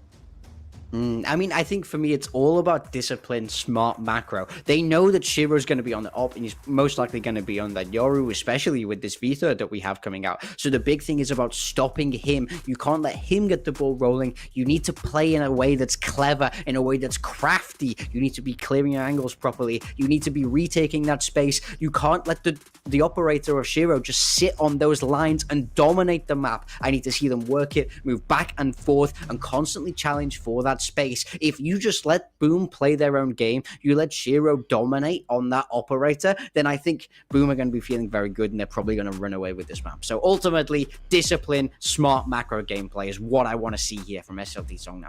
Yeah, perfect. We wish that SLT could live up to our expectations in today's matchup, especially for map number 1, which is Haven. Yeah, on the other hand, SLT, they have seen Boom Esports Haven. So I guess, do you think this will be like an upper hand for them? Like, because as we know, Korea, they have a really good coaching team. So do you think this will be like an upper hand for them coming into this matchup? I think it's tough because I think it goes both ways. I mean, both these teams have shown their Haven, so now it's both coaches get a chance to do that prep work. So I can much more speak to the side of the Boom coaching staff. You know, I've worked with Fields in the past as well, you know, and spoke with Six Fingers many times, and that's a coaching staff I have a lot of respect for. So I know that they're going to be able to challenge what SLT are bringing. I think the question mark is on the relatively more inexperienced coaching staff of SLT Songnam, who have not had that time in the Pacific League league, are they able to come up with a good anti-strat? So it's really hard for me to say if it's an advantage. It is if they've used their time well, and it's not if they're making the wrong reads. I see. And for Boom Esports, well, they've been surprising, right? Like, well, like what we've mentioned earlier, like what we've discussed, that Boom Esports, well, they've been looking down on Pacific, like down 0-5. They were like full sense in Pacific, basically. Yeah, they were having like some tight matches, but somehow they just can't win. But now they're looking very solid. In your opinion, like what changed the most from Boom Esports? Like from the macro or the micro of some players? Well, I mean, I think we've seen a lot of changes from this Boom Esports team. And I mean, we can talk about those obvious ones. You know, they've made role changes, they've made roster changes. Those are, of course, a massive, massive part of it. There's no two ways about it. But those are obvious. Those are surface level. I think the biggest thing that's changed for them is mentality. When I saw them play in Stage 2 of Pacific, they were stressed. They were tight. They had their fists clenched and their shoulders up because they couldn't get that win. Like you say, it was like full sense. The harder you try to get that win, sometimes the further away you are. But now coming into this tournament, I think they've settled themselves. They're approaching from a different perspective. They know that they're the favorites. They know that they've already been here and done this. I think that mentality change has gone a very long way for this Boom Esports roster in order to propel them forward. I totally agree. And speaking of mentality, they will be going against SLT, composed of very young players that maybe is going to have a hard time to cope with pressure here. Yeah, I mean, very much so. I think this SLT team have been tested, they've been pushed inside of the server, but now the pressure is really on for them. So far they played NKT and EKING, who we know are the bottom two of the group. Now you're managing to go up against the big dogs of Boom Esports. These guys have played in Pacific. Now the pressure is really on because you're also against an undefeated team. That's the biggest thing. This is their first real test, and this is where we see how they can cope with pressure. Yep, and this is it. Match number 2 of the day. And as we discussed earlier, we saw that, Pacific teams previously, like Boom Esports, going strong, but Nongshim, they bleed in some of their matches. Yeah. So I guess some of these teams, they are being very optimistic that they can take that spot, or they can take that golden ticket towards Pacific, towards Tier 1. So I believe young players like this, young players from SLT, they can lean to that. They can, hope for that opportunity that ups for grabs for them. So yeah, we're going to discuss about Haven. Boom Esports, they were very dominating against Motive. So there's not a lot of mistakes we've seen from them this far. Yeah, I mean, we saw them play that double duelist, the Neon and the Yoru. It's been such a fantastic fit for them, especially on this map. And Shiro absolutely took over and dominated. And now they're going to go up against SLT on this map, who play that very different style. It's an interesting clash of styles when you see the double duelist go into this Viper comp. I think there's going to be a lot of pressure on the likes of LP, who's probably going to be on that Viper, in order to be able to stop that double duelist, slow them down, and put a real roadblock up to the entry to these sites for Boom. Yep, we've discussed this yesterday. The comp from Genji in Haven bringing Viper, you have to be smart. You have to be collective on when to throw that utility. And sometimes it's the problem with young players, or maybe not gonna sugarcoat, maybe inexperienced player coming into this match. Yeah, we do have the Agent Select coming through, and it's more or less what we would expect. On the side of SLT, they're sticking with this Genji-esque comp. Neon with the Viper. The Viper really is the key there. On the attack, I mean, we normally see teams do these kind of 4-1, big slam execs, but SLT were okay playing a little bit of a slower game, so look to see if they bring more pace into Boom today. Yep, as well as Boom. No changes. They know this works the best for them. Shiro again on that Yoru. We're gonna wanna see his his outlaw again, being deadly in the server, as well as White Cat with that neon. He looks very comfortable with the rest of the Boom esports score. Well, yeah, this is going to be again very tight, very fierce even for the both of them, and this will also determine which team will be on the top of Group Alpha, whether it will be Boom Esports or SLT, because both of them are currently 2-0. Yeah, I mean, who knows which way this series is going to go. I think on paper, you would say Boom are in fact the favorites, but SLT are going to want to wipe that narrative away. They've still looked very strong, managed to get wins across the line, which is the most important thing. Yep, and yes, this is it. Boom Esports versus SLT. The question is whether Boom Esports, can they become the alpha of their group, or SLT are going to take that third win for them. So without any further ado, let's go to our caster, Konki and Komodo.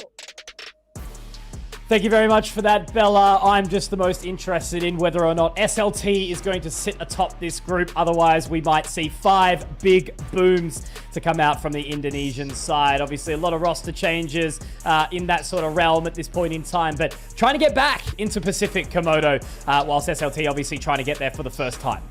Yeah, back with a bit of a different look as well when you consider that we've got no DOS9 and no Famers. And when I think of Famers, we know how dancy he can get as well. I miss him. Know we've seen him for the longest time with this squad. We're there with him last year in that tourney as well. So it feels a little bit different not to have him here.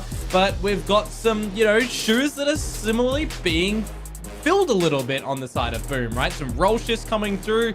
If you'd told me that Shiro was going to play on a Yoru, I would have slapped you silly, but he's doing some absolute damage on that roll here. And I've also had a lot of people asking, right? Is Shiro IGLing still, or have they changed it up? We've been submitted that it's Shiro still IGLing, but I've seen people say NC Slasher. So I'm going to say the team submitted Shiro, so Shiro? I'm just going to roll with it.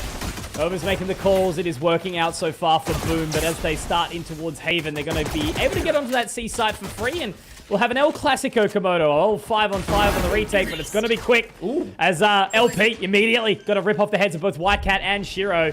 So it's going to be a tough retake here. Planted. Certainly so. A shocky for NC Slasher, but the smokes will come online for Nats at the moment. The Paranoia in play as well, but you mentioned it. The flank from LP, not expected. He's already found 3 in the round, and Zuna will be able to get 2 to close. So there we have it. SLT Songnam on the board. 4 alive, first round, and absolutely out of the gate swinging early here on Haven. Yeah, you got to remember, though, when they did play EKING on this very map, the pistol went to EKING and SLT. Well, what did they do? They entered back the very next round, and they started to have a lot of backwards and forwards with them on this very map. The flip side, though, for Boom, when they played Motive, well, they saw that scoreline, didn't they? 13-1. There was 1 round that came through on their opponents. So whether or not we'll see that echo back again, who knows? Historically, not a map that we've seen be convincing, be clean, be close a lot, but not a lot there from Boom. So they're changing things up, allowing it here, picking it for themselves, in fact. And, well, maybe they can actually get this round. Yeah, always gets a little bit awkward on some of these rounds, but at least Zuna and Klaus are going to be able to deny it so far. Berserks has a little sniff of an opportunity on the other side here, but Shiro's been denied, NC Slasher gets 1 back.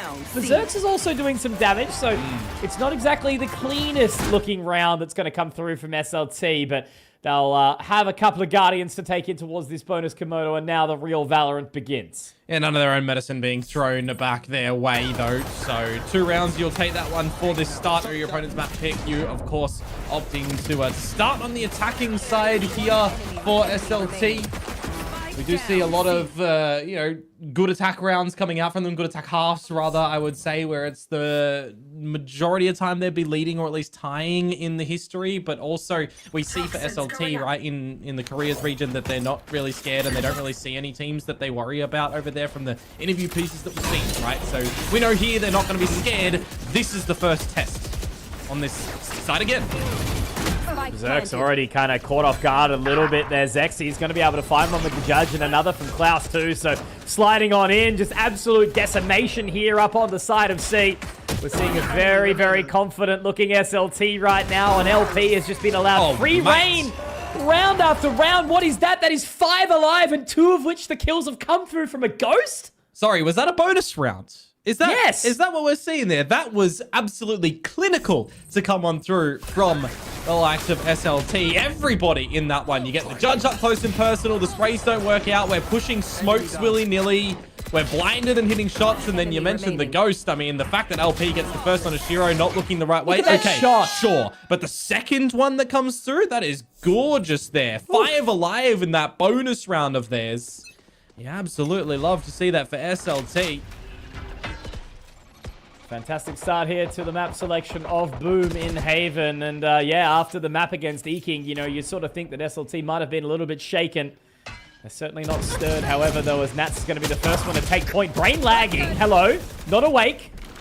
But Zexy's going to pick up 2 anyway. Back to the 3-on-5. LP gets his head ripped off by NC Slasher, so at least there's some level of respite. But second shot not going to go their way. Klaus gets him down.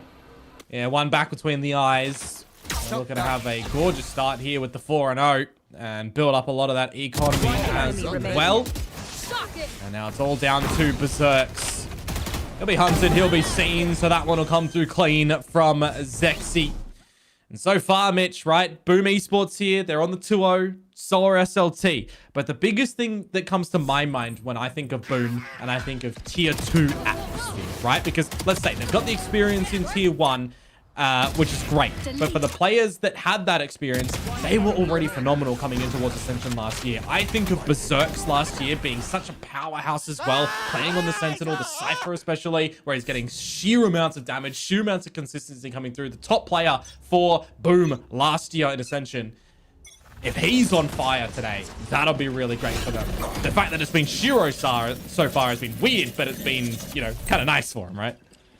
We need that player versatility, don't we? Just like White Cat from Team Secret Academy getting given this opportunity. But look at this little angle right now. That's a bit awful on the shot line. There we go. NC Slasher able to get one back, but just as quickly LP will be able to find another one here as well. So side secured, spike tossed along, but NC Slasher, oh no, faded into the owl drone. That's very, very awkward and uncomfortable there. Berserks is just going to have to peel away. I don't think he's got a chance back in this round at all. What is happening from Boom? Uncomfortable, I think, is probably the right word to use there. Must have accidentally misclicked on the key, because there's no way in a normal state of mind that you're bringing out the drone in that position. You've locked someone into the corner, but there's so many angles you can get swung on, giving a bit too much respect to SLT perhaps, but nevertheless, it doesn't really matter, because the be-all and end-all of this round is it's 4 alive for SLT. The hunt is starting to come on. They're getting the trades on back. We're seeing some missed shots from Boom and some missed positions where you're not really there for a trade situation either. So, yeah, SLT, pretty darn commanding at the moment. Well, White Cat, you know, 0-5, he's been caught off round after round. Nat's clearly a little bit shaken on that aim. And I guess it is a weird sort of position to be in, right? You know, both of these teams 2-0 sitting atop of the group, but really, for me, I just feel like, you know, everyone's got to take this super, super seriously, right? You know, going into the playoffs with momentum is going to be the way to go. Because one thing that I don't know how much you and me at least have sort of touched on, if Boom wins this, EKING are dead. So if you're an Australian, you're probably cheering on SLT. But look how quickly that call for the pause has been taken. I think that's going to be coming out from field for sure. So, yeah, Boom, straight into it. Something on that as well, for the qualification or the elimination state. We were talking a little bit before about Full Sense, how them losing that game and that series actually eliminates them. Turns out that's not actually true. We've had the comp team actually do some calculations. There's the chances of a very strange 3-way tie with Riddle Order and Nongshim and Full Sense over in that group, if the couple in the next series go a very specific way with some specific maps and some specific round counts. So they're not actually out, but it is a very, very slim chance that they're going to be able to stay in. It is a strange one. I love that, but I hate it so much. It's usually one of those things, right? You know, the 6-team groups, it always makes it a little bit uncomfortable. 5, sorry. You know, 3 at the top, obviously lower bracket, starting, everything, how it all goes. You can just never really make a hard decision until the end of the competition, right? We've still got 3 more days of groups after this. I think the easiest thing to say about Full Sense is it's not really in their hands anymore. They need other teams to situate themselves in a specific way, and that's awful. That really hurts, but, you know, there's a sliver of a chance. Who knows? 5-0, now that the timeout has gone off. And we'll see if Boom are going to be able to start their affairs on this map of Haven with a Thrifty or not. Thrifty-esque. There's a couple of rifles in here. That's not the start that you want. The flash doesn't work. Not at all. Klaus able to find that opening onto Whitecat. Zexy drops Shiro, and again, they are just finding kills, no responses. Great opening opportunities here. I think every single which way the opening kill has gone to SLT. NC Slasher gets one back, but LP, well, here's him. And yeah, Nat's obviously information gathered. Berserks is going to now send himself in towards the site. But you have to click on head, unfortunately. I can't do it, but these guys usually can. You talk about it. It's not a headshot that comes through from Klaus at the end there, but he does wrangle the spray nicely. 6-0 from SLT. Dion.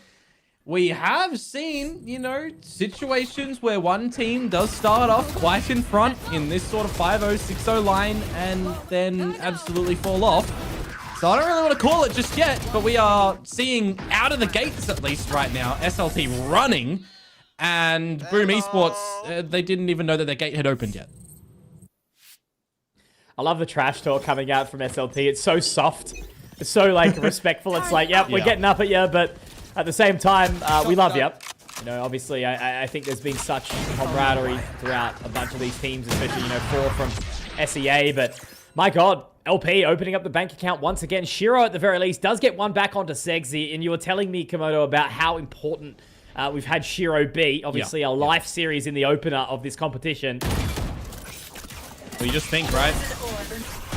A team like Boom, loving the operator. Famous, always wanted to try and get it out in VCT Pacific Stage 1. It was such an important factor for them doing that. Stage 2 really fell off. So you're looking at a new little look for Boom Esports. Especially for Shiro as well. So if you give him the light of day, he will be able to have a crack at this operator. Have another shot at it as well. But Spike down A. That's a great opener, because he's going to have to find another as well, isn't he? But they do shoulder it out to absolute perfection. However, there's a couple of awkward shots here missed, and it's not going to matter when the rest of your team is unfortunately going down. Shiro finding 2, but that's all the team has basically got so far, Komodo. It'd have to be onto Berserks. Hatman on the Cypher, but he's looking the wrong angle. Great reposition there from Cinder with the Shrouded Step. And SLT just continue punching down. It's a bloodbath at the moment. And this is a situation as well, right, where there's some trades coming around. Shiro is getting active with the operator, but it gets very scrappy at the back of site. Both teams missing a couple of shots in the matter. They could have gone either which way. And as soon as the dust does settle in the 3 versus 1, it's just, where is he coming from? And Cinder's looking for it. 7-0. SLT are, literally trying to do what Boom did to Motive on this very map. This is not what I was expecting in any which way, and obviously there's still plenty of Valorant to go on in this series with Sunset and Corrode around the bend, but man, oh man, this is looking absolutely clinical right now from the side of SLT. Yeah. And it just seems like Boom can't kind of make a right choice. I mean, we're seeing so far in this tourney, right? Shiro and Berserk zapped the top. Shavy and Nakia were there as well before they count the series previously. Where are these players that we've seen? Sexy actually managing to spot out NC Slasher there on the line. Shiro getting 1, but again, they're quickly traded out. Unfortunate for NC Slasher and Whitecat, immediately taken out of the server, and now they're going to rotate. I mean, look, Berserks has actually picked up the Vandal here, and he will be able to start the rotation, and that's going to be good timing for Nats, but quite the investment to pop the From the Shadows. LP going to try and slip the net, go up mid. Well, this is the importance for LP and what he can sort of coordinate with the team and how he can get them to go around the map, right? What can he call here besides being 13-1? Gets the kill onto Shiro. And now That's the 4 incredible. versus 2, 30 seconds to go. left. Together as a team, you will start to Berserks gather up. Could be massive if he finds the right timing here and gets all the opportunity, but Cinder checks window. Are you kidding? These guys are locked in. Absolutely. They could sell me a course anytime. I'll listen to whatever your workout plan is. Hit me. I mean, we know in history, right? Korea's region, very, very strong. A lot of teams that we do see in VCT Pacific from there. A lot of teams that SLT Sonam can be scrimming against, right? To be learning against and all this sort of stuff. We've seen them, you know, winning their games here so far. A couple of the maps looking pretty damn good. A couple of them getting very scrappy in the mix, getting very close for final score lines. Hasn't been this commanding so far, especially against a team like Boom. So I'm kind of waiting for the penny to drop for Boom Esports right now. Yeah, what's it going to take? You know, who has to step up? Haven obviously can be a heavily momentum-based map. As we know, it's either overtimes or 13-1s. It's the El Clasico, one of the maps that has been in this game since inception. Since he first did get the allure of Project 8. But now look at this walk into window. They are so ready for it. Cloud's watching a little bit higher, but this time he's not going to be able to connect onto it. And with that, the Killjoy utility does go to the bin. But how are they going to collect here? SLT still have a lot of spatial advantage. Oh, Boom very pushed up in towards mid as well. Just leaving NC Slasher by himself in the courtyard. There would be a free kill if SLT are able to figure this one out. And the answer's going to be no. Oh, a little delay there. LP picking up the pieces. And again, he always seems to be the one that can kind of turn the tides in these rounds so far. So Shiro getting some information. We'll be able to pop out of the dimensional drift, just trying to keep them occupied at this point in time. But as he moves on up, the fake out will be popped. And they're just, again, trying to keep them interested at this point in time. It will be LP finding his mark. Rotation starting to come around. This is the eyes that you've got to place onto Zuna. Shiro drops 1 and 2. But with that said, 15 seconds, no time, no opportunity. And finally, it looks like Boom are going to get around on the board. And there's 4 alive to back it up. Yeah, finally on the board on this defensive side, which is actually the side that they had, you know, the 11 rounds on as well against Motive. So we have just seen some massive absence for them against this Gen G comp that they're very well versed on, having come from Pacific as well, right? When we see this composition, we always think to ourselves, for the team deploying it, you've got importance on the Viper, but you're not Munchkin, for example, right? LP maybe doesn't need to be Munchkin with the way that he's been just shooting at the moment in this map, so it doesn't really matter. But if Boom start to awaken in these, what, 3 remaining rounds, then okay.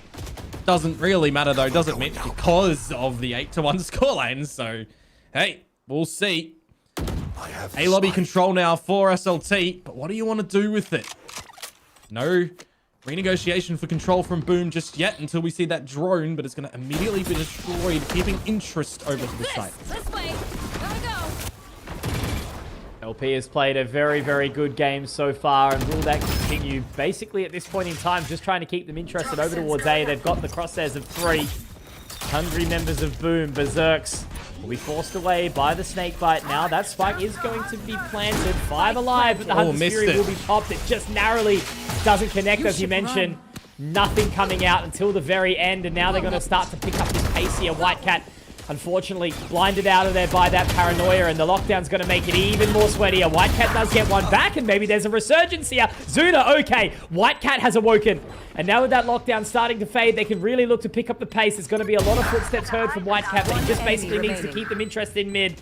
But it's not really going to matter, because inside the window, they're able to do it again and again, as Shiro doesn't know where he can clear, what he's going to look over towards here. He does manage to get one, but this post plant surely too difficult for him to try and deny, as Cinder just looks him straight down the barrel, read him like a book. And Shiro will have to get back to the Nook there. Round done. SLT with 9. Yeah, that 1 versus 1 at the end there is just an open book exam, so you've got the answer and what you need to do. 7 seconds for the defuse. You're just counting your numbers, and you can peek after the fact. There's no time. Massive challenge. I was thinking to myself, it's a bit of an early lockdown, but it kind of works out nicely at the end for SLT. Makes Boom really consider where they can sit for that A lobby flank that they're trying to situate themselves with. The shots are coming out within the chaos as well, so back to SLT with another round on the board. Best chances for Boom is going to be 3 on this defensive side. The operator is out for Shiro once more. But so far not able to find the right line to do something in this 4-player stack towards the A site for them. Already got so much control off the back of it, and that's allowed for the rotation. But once again, SLT is happy to just march up in towards that B site, Komodo. Yeah, the pit's going to go down with this plant as well. No Hunter's Fury to contest with. No ultimates on the board for Boom whatsoever. This situation where your money is in the bin as well. You could even actually just consider a save. Like, as silly as that sounds, if you're not finding anything soon, man.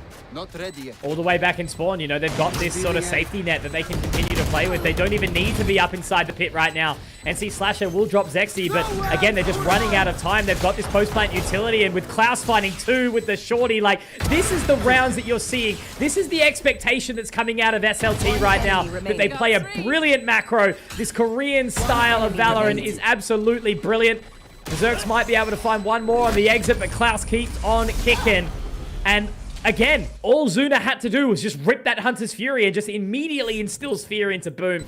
10 rounds on the go for SLT. Yeah, this is a massive effort by committee as well for them. Everyone getting active. You know, a couple of rounds from LP. We got a great one from Klaus here. Cinder come out with some good positioning and timing as well in a couple of these moments. Like, this SLT team are really learning in this environment at the moment, making Boom Esports absolutely quake in their boots. But hey, 2-0 and up already. You should be looking to slot yourselves into the playoffs potentially. We'll have to wait and see. Last round of the half now. A bit of a switch up for SLT once more. Casey in towards the C side. Shiro is here. Good for some kills. Final opportunity in the half to really do some sincere damage, and Klaus does manage to find back 1 onto Whitecat, but already damage dealt. So they will pull away. They've got the A site for free if they do march that way, but Boom, they desperately need this second round. Well, you would assume it might be a bit difficult for SLT with Cinder down. No smokes around the map. No Zexy as well for the fast lane to get in. So does it incentivize you to more play around your Viper utility? The toxic screen to cut towards the normal A side and right side of B. Your Boom in this current position as well. It's not the worst idea to switch to the retake, though. I am thinking to myself, Mitch, if Klaus does get the plant, or even the orb on the floor, that is the lockdown. There's always a chance when Klaus and LP are alive. NC Slasher, though, drops one of them. Left. And now with Klaus finding that spike plant, Komodo, it's a 4-on-2, and the lockdown available, as you mentioned. There's a lot of time on this retake. Last player standing. Where is everyone hiding? Man, never count him out. Klaus in the 1 versus 3. He's got a couple of different angles to deal with. He's going to have to try and isolate to the best of his ability. And now with that recon bolt going over the top, he has to slot his way in towards the cubby. And all that utility starts to march out, giving away a little bit of the understanding about where these players are, but they play it to perfection. Boom managed to get it back from a 3K from Berserks. And look, all I can say is, Komodo, this map, it ain't done just yet. No, absolutely not. 10-2. We've seen some marvelous comebacks before in Tier 2, in Tier 1 as well, right? 11-1s, 10-2s ups. You're dropping them. I think the big one that we saw recently was in that final at Paris, right? The 11-1. But hey, we'll see if Boom are going to be able to bring things back on the exchange of halves to their attacking side. We need to see Shiro step up, that's for sure, I reckon. But a halftime break now to ponder some thoughts.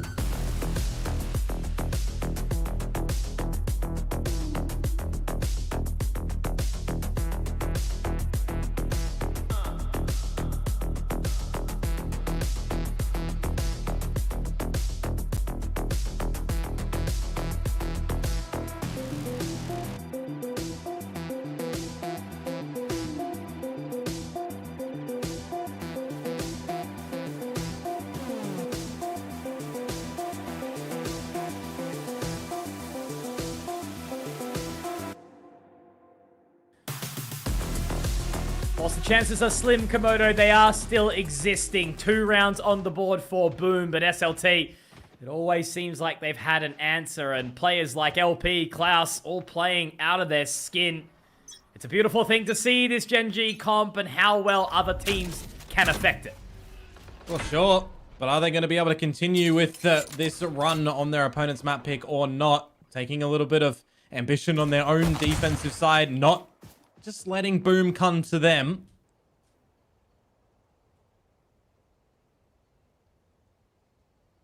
Solo Zuna trying to just hold on for as long as possible, as the side of Boom will creep on in. But look at this man in LP.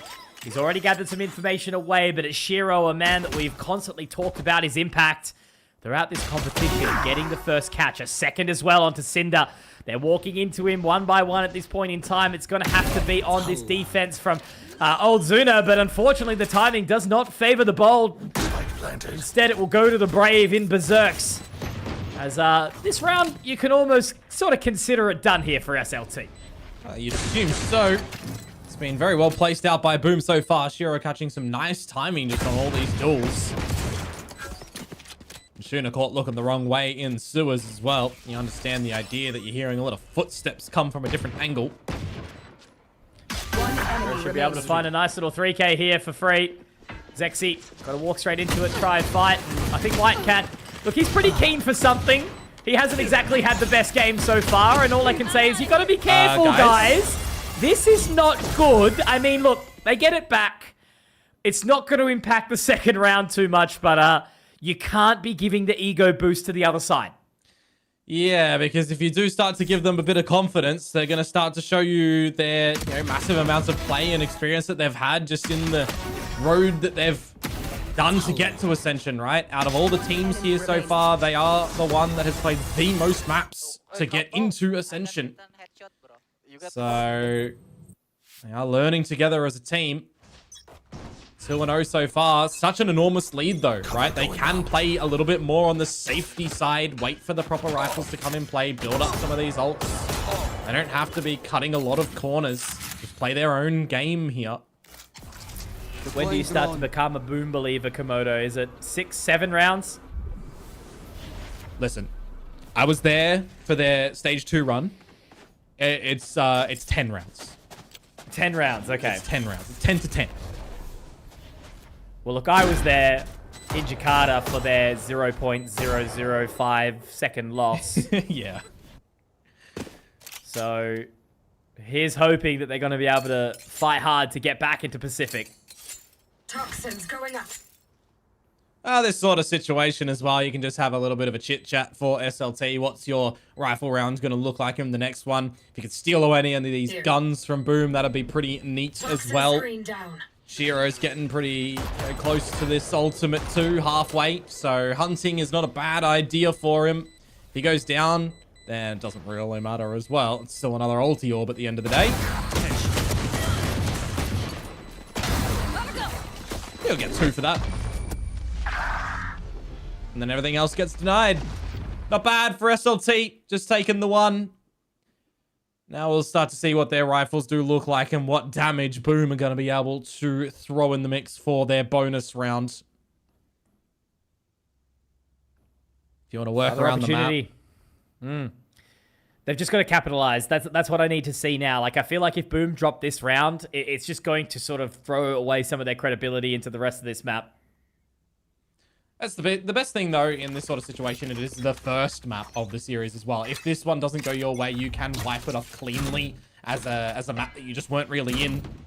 And then look to the next 2. You know, for SLT as well, they've got a lot to prove in this tournament, right? Taking down the team that's come down from Pacific would be quite massive. Now, for sure, it would be a massive statement for them. You know, there was a hell of a lot of hype going in them, backing them in from the Korea Challengers scene. You know, it's a little bit challenging for us to get a hell of a lot of visibility over there, so it was very exciting to see what this team was going to be looking like. A lot of props being given, and yeah, they've certainly sort of lent into that right now. A couple of weaker moments, but still winning these series as Shiro does get taken down a little bit low. They've found some space towards the side of A, but there is 3 members here to try and deny. Decoy. Well, they did miss the alarm bot over at the C site with that shock dart, but it doesn't really matter. SLT, they are around this site. And with numbers, they are dodging the scan. Managed to get a couple. White Cat into position here. Able to pick up 2, and Shiro finding another onto Cinder. I didn't even see him inside the toxic screen there. With 3 alive, this is a great sort of turn of the tides here. Klaus does have the Vandal. Does have an opportunity to try and fight this 1 versus 3, but he would need to get moving quickly. White Cat tucked in towards the cubby. A little bit of support there from Berserks, but he has to try and clear the lines, and I think Shiro is very much onto it. White Cat finally getting a couple of kills. The young fella needs the ego boost, needs that motivation. And it's starting to edge a little bit closer here, Komodo on Haven. Yeah, they rotate a couple of their numbers over towards this A side as well, right? You've still got the early warning call from the alarm bot over at the top of C long that doesn't get broken. So I'm a little bit surprised they didn't start to look for the information around the map a bit earlier on and come over towards the A site early. White Cat just gets into the site deep, and the scan coming a little bit later. Feels like SLT had no idea that he's already snuck deep in towards the site free of charge. SLT looking a little bit worried in that sort of situation, dropping the bonus rounds. The round that they should be getting, the round that they were able to destroy Boom in on the first half, right? So a taste of your own medicine here. It's enough to have some coach intervention. It's good to see. And that's always the thing about these teams that do come out of Korea. You know, a hell of a lot of respect. They have a lot of the talent in that pool that sort of drives Pacific forward. We've seen these rosters take out world championships. And obviously a lot of these, you know, younger teams, especially one like SLT, you know, average age of 18, I think Morgan was mentioning. It means that there is still, you know, such a great pool of people looking up to those legacy players, right, that have been doing so well around the Tier 1 tournaments. Well, I mentioned before we changed halves, Mitch, that Shiro needed to start to step up a little. You know, such a pivotal swap of roles and impact so far, leading the tournament, essentially. Well, he started to step up. He's gotten the kills. So it's now we need Nats to follow him, all right? Oh, potentially, yeah, we'll see. Just the eco to come through from SLT on the back of that timeout there. See what damage they're going to be good for in this one, and what little tendencies of Boom that they might be able to uncover. Straight on the line. LP going down nice and quickly. But again, it's just one of those rounds where you really need to be moving on in if you Boom. And these are the kind of rounds that I think actually gives that momentum back to players like White Cat. There's Nats as well. Finally starting to awaken a little bit here, Komodo. And I'm talking about it, you know, 6 rounds. It's about to secure 7, not too far behind. That's what the TikTok kids keep talking about. But Klaus, just going to be on the exit here. Might be able to recover a weapon. But with 4 the difference, it is starting to feel like it's potentially a realistic prospect here. SLT need to pick up quickly. Right here. Yeah, if Boom starts to get a lot of this momentum and team confidence, you know, a seasoned team, we'll call them, compared to SLT as well, right? They've got the Tier 1 experience. They've been around the block a couple of times. Team that's been having players since the beginning of Valorant, right? When a couple of their opponents maybe hadn't even picked up the game yet. Such a youngin' team. And then there was 4 rounds between the two, but another time now for the weapons to come into the possession of SLT. And see what sort of differences they're going to look to come out with on this defensive side as well. We've had some peaks in mid, some successes that we've seen early as the A lobby control that they get, and then peek out garage. It's going to be the A lobby control, but no garage speak of. All this information gathered by Shiro. Still inside that dimensional drift, but living on for the while longer. He's actually managed to force all of the members of SLT out, completely scared. 5 versus 5. You got to try and get a flank to happen here as Cinder as well, or are you not going to be able to do so? Trades to start to come into play. Berserk's finding that one back is huge here now. Zuna going to spot out a hell of a lot of information off the back of that owl drone. It is planted very, very wide. Into the garage now they go. SLT have a sincere opportunity of getting this back as Zexy pops the overdrive Couple of members still stuck on the side here, but he overcooks it. Cinder finds one back, but that's quickly Whitecat getting a response immediately. It's still a 2 versus 2 here. Shiro looking to get the blind side out, and he's taken down. It's a little bit shaky, but they do manage to make it work here, and all of a sudden, boom. You can see they are laser focused. They are not out of their chair. They are just putting one foot in front of the other. They got a long hike to the summit, Komodo, but they want to try and take it. That's really good value on the back of that Dimensional Drift as well. Scope out everything around the C site, force your opponents out of it as well, and set up for a post-plant. You have some trades coming in amongst the garage, but you can confirm the information that there's no flanks coming on through. And it's the immediate heads-up adjustment from Shiro as well, with the blindside still available to just pop and go with the team. A situation where Boom are starting to make this comeback known at the 10-2. It's another situation as well for SLT where you don't really have too much weaponry to have a good crack at this one. No real Thrifty-esque vibes that we've seen compared to the last series, Mitch, where there were honestly too many. Too many is an understatement, I think, for these teams and how they sort of want to line themselves up. But look at this. The collateral damage dealt by LP. Berserks, unfortunately, is licking his wounds from here. Yeah. But look, this is the main thing. You know, Boom have remained relatively cool, calm, and collected throughout this map. You know, I remind you, there were 8 rounds down, now only 3.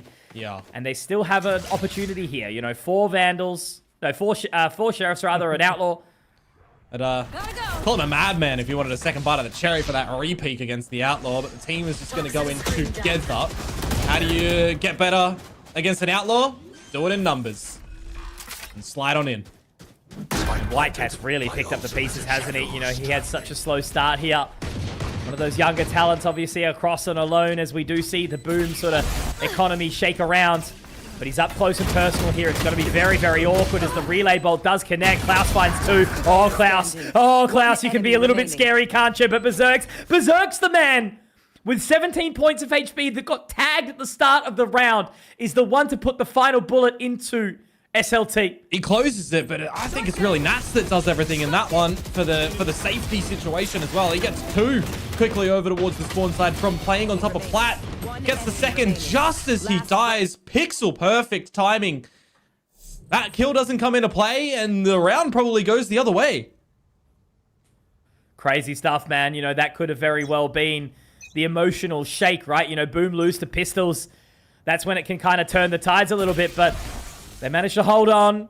2 rounds of difference now, back into another gun round, and Zexi's going to be straight on towards that line, but it's the Hunter's Fury to put him in the corner. Tagging up the teammate, it's not really even going to matter. Whitecat's going to go in regardless, but Klaus takes him down. Zexi finding another shot. This is where it gets dicey, as all it is, an immovable object here of the defenses of SLT up on towards the side, unless NC Slasher has something to say about it. But Klaus, he has had a stellar performance here on Haven, and he will do the work again to pull SLT out of the dirt. Oh, Whitecat just gets clotheslined when he brings out that ultimate, doesn't he? Just straight in towards the crosshair. Klaus catches Shiro out of the TP. He does love putting it into that corner. The rest of the team all coming into play as well. Man. A big effort for the whole squad there of SLT. They finally get around on this defensive side. So they will not go without a fight. But is that just a situation where they had the right numbers at the right time, Mitch? Is that just a good call and a lucky location or not? Because they have to start to double down. They have to start to echo that sentiment again if they want to close this map. You're spot on, Komodo. It's almost like you've casted this game before. Maybe a couple of times. But now it's just, again, about Boom keeping that momentum, keeping that focus, not letting it sort of be shaken out. They have been such a strong team emotionally inside this map, and I need to see that continue. Yeah, well, despite the big lead that they did have, you know, it is another new composition that comes their way when we think about who SLT have played so far, right? EKING rocking in a bit of a different comp, a slight agent difference compared to Boom. Similarly can be said for NKT. So you haven't had some of these adjustments and just the different nuances that this attacking side now of Boom is going to throw your way. Managing to just dodge it. Such a good scan here from Zuna. He's got the Hunter's Fury. And whether or not he wants to rip it early, he can wait for a little bit of a rotation around from the rest of the team. But look at Zexy. He's still so far away. They are investing Komodo. Yeah, and this is where it gets challenging. It's an unanswerable lockdown unless you've got the combo of utility on the side of Boom, right? And they don't. Looks like one will just be held. Zexy's going to be able to get onto that defuse quickly, but immediately Shiro will deny. Not down to half just yet. Cinder holding, sticking. Can they get onto it? No, it's again another bit of opportunity here where it's going to be Nats from the flank. Berserks, who took the lockdown to his stead. They fight back immediately, allowing SLT only 1 round before their responses go back. And look at him. Mate, he's bloody lounging. They're ready. Not phased too much. They know that this attacking side is in their wheelhouse. You get the opening kill against LP. You expect that the lockdown is going to be there. You have a little bit of a condition of play to get around it. TP out, go for a flank. It works a treat when SLT have the focus on trying to get that defuse. Time and time again, players removed off the spike. And the second timeout going to be utilized now for SLT. 11-9, they drop this next one. And we're starting to really get close for Boom to swindle this map. Perfect time for the coaches. It's quite an extensive set of staff for the side of SLT as well. That's always the thing, you know, the Korean investment into this title of Valorant. It's something that can never be ignored. The love and the passion for this game. Yeah, but similarly for the players as well as the coaching staff on Boom, right? They've been in the T1 atmosphere. SLT haven't, so you could kind of call them some fresh coaches, I believe, right? Yeah, for sure. And you can see the shake that they've got, right? You know, the nerves are clearly still there for SLT. That's why they've dropped so many of these rounds consecutively, especially, you know, when everyone knows about how hard it can be to play that defensive side of Haven. But I think it's going to be quite a quick play here, Komodo. We're going to load up for some serious nature as they look to make their way down long of A, and immediately a shot will connect. No, Shiro out of there, and they pull away. That's a bit of a wise idea when you see too many bodies. Don't want to give an opportunity to SLT. No real access to any round-defining ults, you would assume, unless somehow LP gets in a bit of a post-plant scenario to put a protector down onto a defuse situation. You know, these are small percentage plays and situations that need to happen a certain way. A minute to go. Boom not yet decided exactly where they want to start to finish it off, unless they want to go for the stretching out in towards the B site. Again, so much respect being given, understanding that it's probably not a full buy from SLT. They still bide their time. And now they are going to make their way in towards that site. But Klaus, you know he can hit some shots with the Sheriff. A couple of yeehaws to come out, but Shiro drops LP in the process. Still a tough retake, but already starting to wrap around. I can put my eyes onto Cinder here. Dark cover to sort of try and block off the garage for now.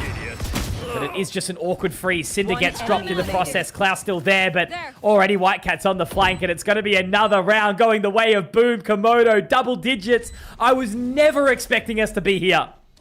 Yeah, the 10-2 lead at the half that SLT had. Only a single round that they've picked up so far. And if you think about the next round and what's going to come into play, there's a dimensional drift available for Shiro. It's such a successive high percentage ult to getting into the sights for Boom as well. So how are you playing around it as SLT? Or do you not really want to? Go for a play together as a team with numbers early. Go for a bit of a fight. Don't allow that ultimate to fully just ensnare you in a site. Man, I only just realized that EKING must be watching this right now, just like seething. Being like, SLT, can you just win a couple of rounds, guys? The pressure is heading on to the others. This is that stage of the competition now where results do matter. Yeah. Go, go, go! Very important round for SLT. They do not want to be seeing a tied scoreline. Slow and steady pacey fare for Boom. Going towards this seaside as well, confirming Cinder's spot. An early pit to dissuade you from going to this B site. There is that dimensional drift that I mentioned a little bit earlier, right? Clear out all of Garage, get in towards this C site. Smokes to be able to pop in and out of. Already all of that control taken. Klaus finds one, but it's traded. White Cat getting another. And now information gathered off the back of the neural theft as well. Zexy does get one back onto NC Slasher. Maybe there's an opportunity.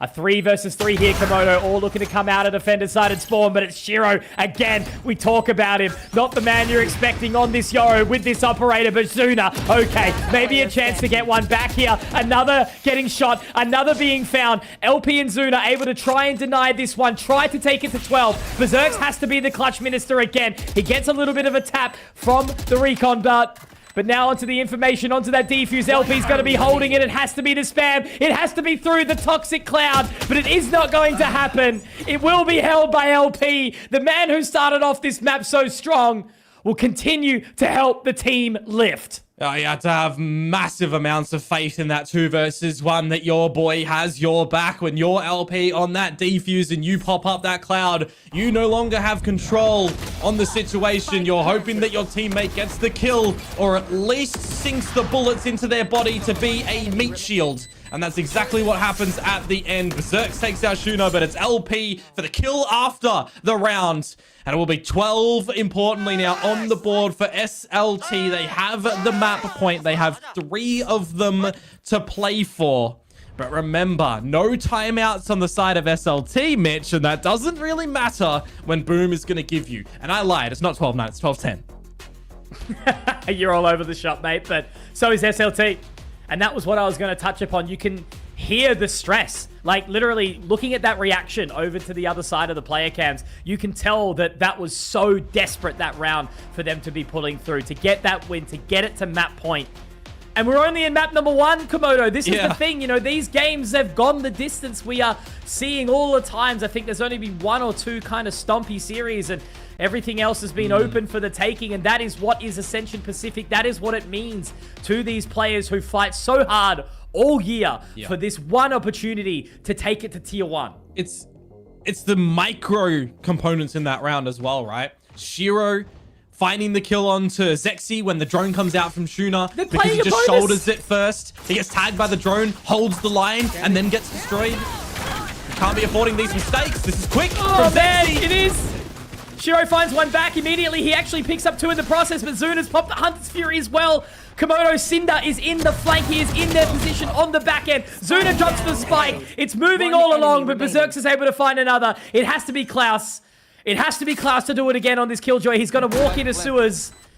And he'll slowly start to make his way up here, Komodo. He does have a Vandal in hand. Surely they're going to have some information as to where they are. But where does he freeze? Where does he pause back onto it? NC Slasher, Berserk's hands in each other's back pockets. No. And unfortunately, Klaus cannot connect on the shot, meaning that we need to go all the way to all rounds of regulation. The full 24 will come up trumps. He's aiming too high on that one, isn't he? Lightning fingers from Zexy can't get the job done in the beginning, bar 1. And that quick flank that Cinder comes out with is just read by Berserks. I mentioned his name really early, right? He was such a pivotal player for Boom in the last Ascension run. He's always been a massive clutch player. Shiro has stepped up yet again on this Yoru for sure. 11-12, looking to go another big OT for SLT. Oh, Zexy. It's going to get really uncomfortable in towards this position now as another Hunter's Fury will be popped, this time by NC Slasher. Zuna finds one, but it's Shiro again. How many times am I going to need to continue to say this man's name? Zexy will drop Berserks. A pivotal pick here for the side of SLT. For Komodo, they're still going. No holds barred here. NC Slasher finds his way in, and it's a quick retake. They have to get moving. They have to try pull LP out of dodge, but it's awkward. It's uncomfortable sitting in this cubby. And now we see Cinder walking into the dark cover, the thief in the night. He will be able to find one with the charge, a second as well. Cinder, the embers will burn. The man is trying to start the fire, stoking the flame, and he will connect. Cinder burns Boom to a crisp, and he will take the team, dragging them, kicking and screaming across the line for the 13-11. Oh man, he's just given 3 chances. He's head on a silver platter to get the bop off, but it just does not work out for Boom at the end. Some will call that the fake comeback after the 10-2 half is what we ended in. And the switcheroo happens. A couple of rounds here and there for SLT is all that is needed. And in the end as well, Mitch, on that A side of things, it always felt like it was a deficit in that scenario for SLT. But when that judge comes out from the spawn side, all LP could do was put up that wall, bait crosshairs to his location for Cinder to shine. Who would win in a fight? 3 hungry members of Boom or a single jumpy boy on the side of A? That is crazy. It was even funny to see the players all excited about that, jumping up, imitating the final round together. And you can see that, yeah, they did get a little bit concerned. They did have an emotional sway for a short period of time there, SLT. Boom, much more calm, composed, focused. And all I can think about, Komodo, is if it was me, coming back from a 10-2 deficit to then only lose 13-11 to a judge in a 1v3 is going to make it very challenging for me to refocus into the next series. But I have a weak mental. Well, that's yeah, why I'm I was going to say it's a good thing that these guys have coaching staff and all the experience behind them, because it shouldn't be phasing them. And if it is, well, there's more of a problem in that regard, right? And now is the time to settle down. Now is the time to recollect your focus for Boom Esports, because it's not like you're in a 0-2 scenario, right? You've got 2 series under your belt. This game should be one that, you know, which either way it goes for the team, there's another chance, right? There's another chance to secure playoffs. Do you want to get the 3-0? Absolutely, of course. This is your own map pick there for Boom Esports. You want to be winning it cleanly. It didn't happen at the end of the day. This is the best of 3. We've got Sunset around the corner where Boom have opted to start on defense. And if they're going to be able to pick that one up, then we have Corrode to end. Crazy way to finish this series, but an absolutely beautiful one. And you can just see what it means to these players, Komodo. So yeah, man, all I can say is, look, Sunset's going to be exciting, but I'm going to just allow the guys to try and explain to us what the hell happened there on Haven. Absolutely. We almost witnessed one of the largest comeback in Pacific, but SLT, they were able to deny Boom Esports. Surprise coming from SLT, they played out of their minds, giving us again the taste of, you know, Korean VALORANT in that match earlier, especially in the defender side.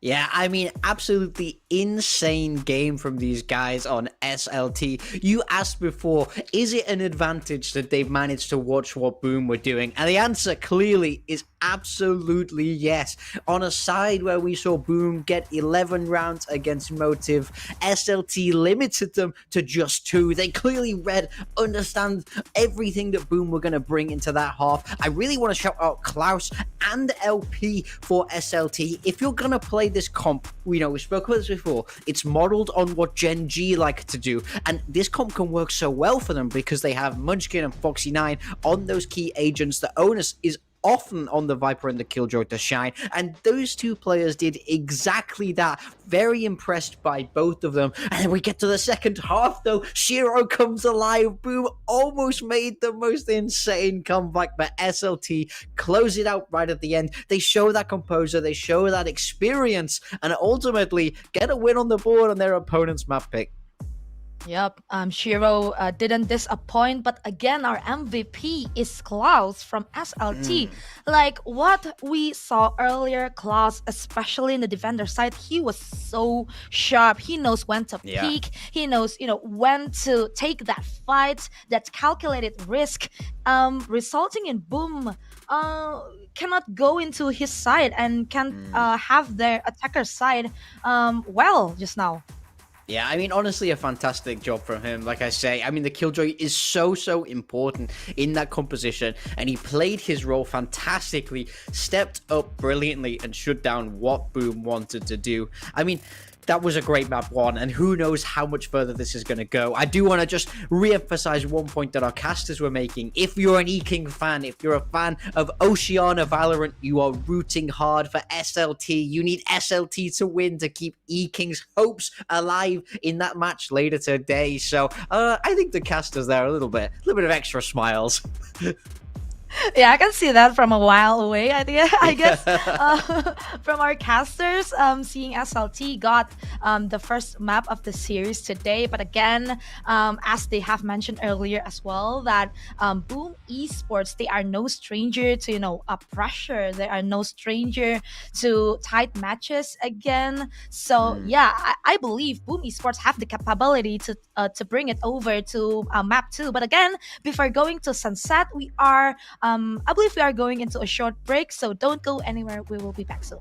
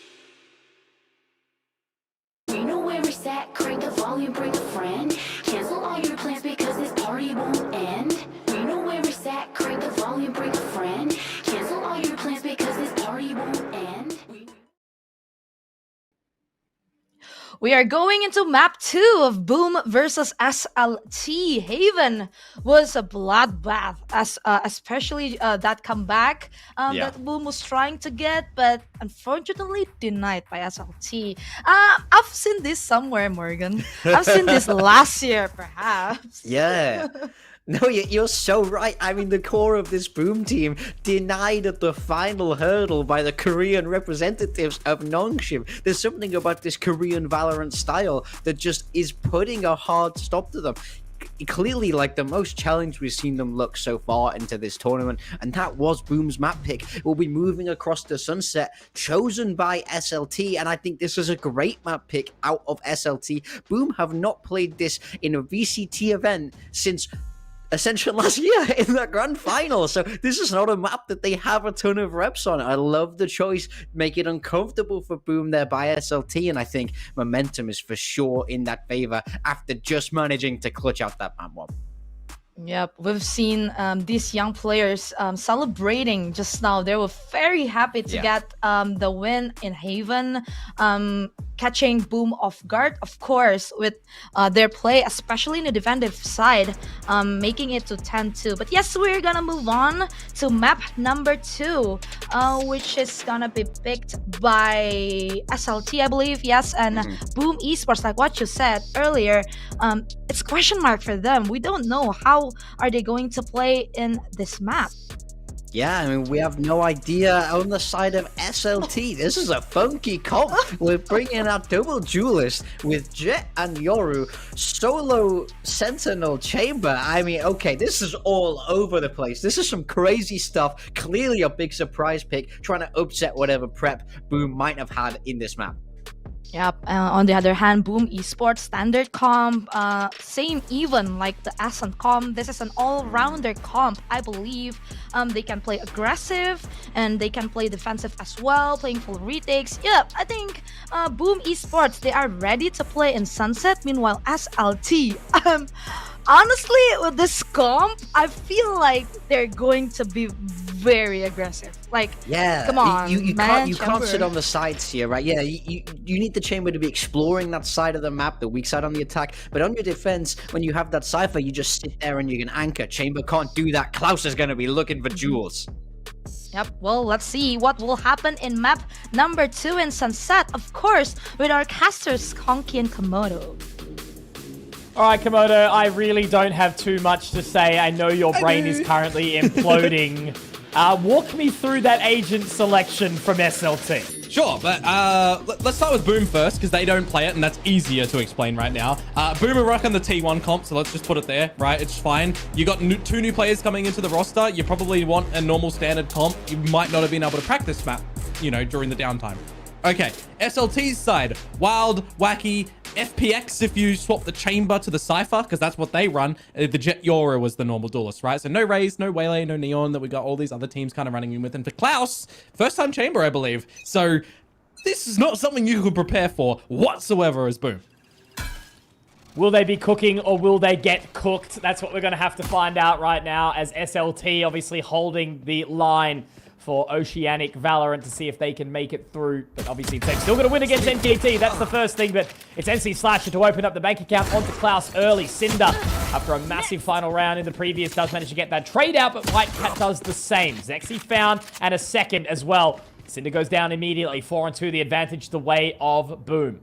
A plant can go down over at this B site for SLT, but you definitely want to try and find some sort of hunt, some sort of minuscule advantage, if you can even call it that, because of the 2 versus 4. You don't want to just put the plant down and get rolled by so many different angles. So you understand LP going for a bit of a look around. I love this, though. They're all going together, right? Like the 3 kind of nice little conga line approach that they've got going. LP has to reposition in towards the market now, and they are starting to separate a small amount, because look how long they've obviously taken to get that spike planted. Still yet to do it. LP is on the other side of the map completely. Not really sure with kind of what's going on at this point in time. Zuna has 20 seconds. They're going to hear the audible. White Cat's going to move straight in with that relay bolt. Catches immediately. And yeah, all I can say is SLT have definitely overthought that one. No, you kind of know, you understand the idea in the 2 versus 4. You want to try and make it a 2 versus 3 or 2 versus 2. It's a bit unfortunate that the Ghost only gets the dink on towards him at the end, right? Because the dead bodies that are in amongst mid, the Sheriff upgrade comes on through. It's a bit awkward there for LP that Nats does have some shields. If he finds that frag, it changes the way that the round perhaps does roll out. Nevertheless, Boom going to be picking up the pistol. And be upgrading for a couple of the big boy rifles here as well. Will the first duel be found? It's going to maybe be a little bit awkward there for White Cat. I don't exactly think that might have been the wisest decision, but in the end, Shiro does pick up the pieces. It's all good for now. They still do have a couple of warning shots to throw out. Klaus is low, same with Cinder. So Boom are doing the right things at this juncture. And they're going to head all the way back through mid, taking control of tiles back. Footsteps will be heard, so the objective of getting rid of the gun is there. Not around that SLT would have expected to win here, Mitch. And for Nats, well, just 2 and then 1 in the grave. White's clean. before Berserks gets the close. So 2-0, Mitch. This is the time for SLT to bring up the buy and also kind of figure out what this change of agents looks like for them. Yeah. It's something funky. It's something clearly that they've prepared and, you know, have held their cards kind of close to their chest. We've seen some other interesting decisions, like obviously the Danby Omen in the opening map of Nong Shim. So clearly the Koreans have got the bulgogi out, trying to cook. I mean, the thing for me as well, seeing for SLT's history, 3 different agent compositions in amongst 5 different maps, it means a little bit of non-confidence in the set comp, right? Trying to figure out exactly what's working for them. So it is a big risk here to go for this change of style. So far, so good on this bonus. Yeah, really working out for them at this point in time. Nats, the overstep on the additional peak as LP drops another. Now Klaus should be able to find the grand finale in the round. NC Slasher meets his maker. And that's a great opening here for the counter bonus there, as all 5 alive, no weapons dropped, and a good start to their journey here on Sunset.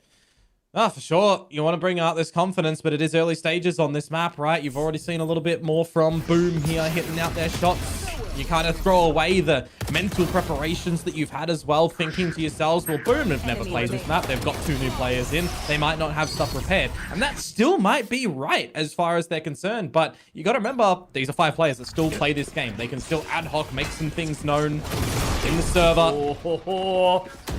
Whitecat actually managing to get one there, dropping LP. That's crazy. Great response so far from Boom. You know, the aggression typically does get punished in this wide angle of the A main area, but Whitecat happy to fall away now. Hasn't picked up a weapon, still holds onto that judge, but the focus of SLT will be towards B. Yeah, going to get in towards this site, see what that bubblegum is going to be able to pop.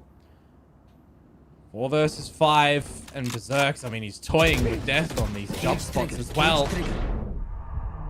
He's lost Shiro in the process too. Thankfully, Nats has dropped Zexy. And also another. Oh, that's clean. Beautiful. The Guardian living up to the namesake, defending B site with Valor. And now it's all Niklaus, who, unfortunately, the lurk is a little bit too far gone here. Yeah. So they're probably just going to use the rest of this 40 seconds to talk it out. What went wrong? Great response from Boom, Komodo. For sure. Spotting out a bit of the information in towards the site itself. And just acting accordingly with the team. But more importantly, it's the beginning stage for the A main control as well, right? Just getting up close and personal with the judge from Whitecat. Sliding on in. Feel a little bit hard-pressed as LP there that you're the one that does get taken down when Klaus rendezvous away. 10 seconds left. And me having this rifle in towards the next round, which you consider the money, right? Shooner's fine, Sinner's fine, LP's fine. There's going to be a buy for SLT to have another go at it. You've got some ults online as well on this attacking side that you can definitely utilize to get in towards the sites. We saw great success from the drifts from Shiro last map, for example, on the Yoru. So we'll see if LP is going to be able to fashion something similar. That's a great opening, isn't it? Pops the fake out at the exact same time too, but Nats, who was a little bit absent in the previous map, is starting to wake up nicely here, 6 and 2. Meanwhile, the Jet currently remains dormant. But plenty of map to go. Obviously, round number 5 now starting to come in. Weapons up for both sides. Well, the drift is off the rip. And there's just an absent A site at the moment from Boom. So there's the realization that this is going to be a possibility. They're going to situate themselves just for a nice little retake, you'd assume, in a 5 versus 5 spot. They've cleared elbow as well, so they can kind of sit with some comfort here. Whitecat on the flank. Trademark there down, but the... Oh, okay, the fast lane actually does make it work, but Klaus is ready for that, absolutely. Nats denies LP, and now it's going to be a quick play around as they try to wrap from the back of sight. Cinder's trapped. Sexy finds NC Slasher in the process now, all coming from defender side and spawn here. They're making their way out. Berserks through the dark cover, but it's Zexy. There we go. Finally activating the Korean Jet. And I ain't talking Soul Damp. Beautiful stuff here from SLT. Yeah, nice little play on the back of just getting in towards the site and holding it down, but not resting on your laurels either. Going for a little bit of that further space. You want to make sure that your domain is still in control and held. So nicely done. Getting on the board. Not seeing any world in which Boom are just going to start to run away on this defensive side like we've seen in the previous map, right? One team essentially starting to run away on a half. Get a little bit more close in the contest. It's going to be the silent situation once again to start things off towards this B site. You've got a lot of this control over an A already for Boom, and you know as SLT that this is just going to be the quick pop into this site. Done so well so far, but they've got to clear out a bunch of that utility now as well. And oh no, Zexy, it's going to be such a fine line, but Berserk does find it. Does get another as well. Now Whitecat has to try and pick up the pieces for the rest of the team. He's been very aggressive on the start here, and now with that spike not actually going down, they will hold it. 3 versus 4 situation here. Zexy does pick up Whitecat, so unfortunately for him, he will not be able to be the savior. And Slasher gets 2, but Zuna with the trade. So again, it's another clean-ish round from SLT. 2 alive. Ambitious is the key portion. Ambitious at the end. That's the thing. 1 versus 4 for NC Slasher, and he finds 2. It's a little bit risky that you might want to reel in a bit when you got to consider the economy that you need to be balancing up. But hey, if you want to look on the brighter side, they'll die and get closer towards a couple of those ultimates. And Zexy already has the Blade Storm available, so he's just trying to get some style points on NC Slasher, who will be picking up the Hunter's Fury coming in towards the next round as well, I do believe. Timeout on the start of the 7th round now for Boom Esports. Big bad Boom. It's time for them to wake up. Already letting SLT kind of back into this one. Obviously, we had a very, very different start on the previous map. A 10-2 half. Before we saw Boom pull off what most would have not thought to be possible. However, it was denied right at the very end.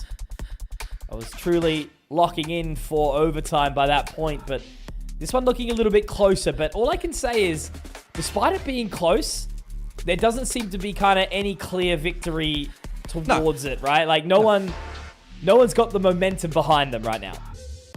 No, absolutely not. It's very early stages. You know, we can have a lot of tit-for-tat and to and fro before we might be able to see something like that. We do know that there's a bit of silence for the beginning again from Shiro, right?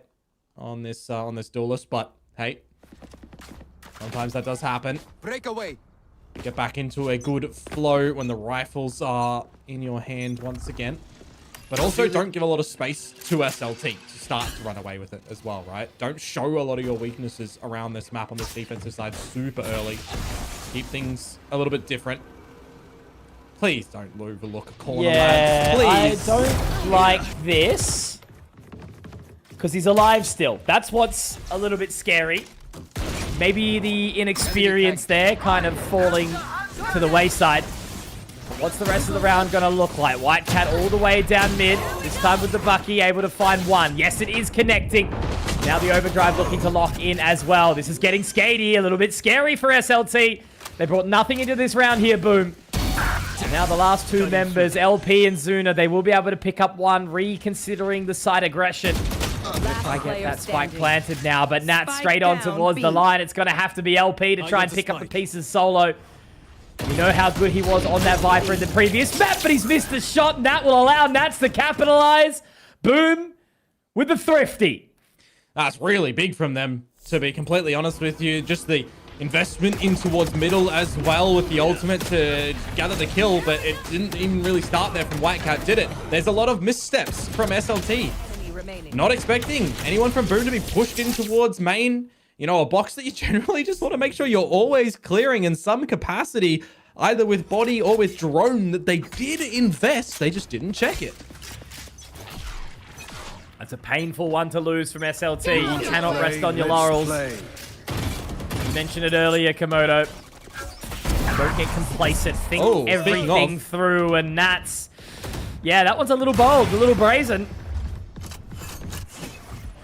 Shiro is just echoing out that he's got the operator in play. Meanwhile, Zexy with the Blade Storm onto NC Slasher, looking for some extra information onto the said men in Shiro. This is where the A side is going to be right for the taking for SLT as well. And Cinder's the double scope. It was shown, but not shut down. But Cinder's still in spawn. What is happening? Yeah, I'm turning the map upside down, eh? Round. Yeah, exactly. Like, the Boba's kind of been poured onto the head of Boom. So a little bit awkward. that they are all split up. Okay, doesn't matter. That was a crazy round. Couldn't really pick up any of the pieces, and you know what it is? It's a good recovery from SLT off the back of like losing the Thrifty before. You know what that round is? Yeah. Classic APAC round. I see. Yes, Yeah. yes. Yeah. That's why you watch APAC though, Komodo. You know, none of this EMEA structured stuff, you know, like I want the scrap. For sure. All right, tied up again, 4-4 in this backwards and forwards affair that we can continue to have potentially, but it is a broken buy once again for Boom, isn't it? White Cat to see what he can do with this Vandal. Who's next? Can he be the hero? Well, there's mid-walk at the moment for Boom as the drift comes in for LP. See that nothing is on this Bravo site to get the team on in, get that plant early, but also to make sure that you're watching some extremities. Spike planted. Spike planted. Zexy all the way up into Boba.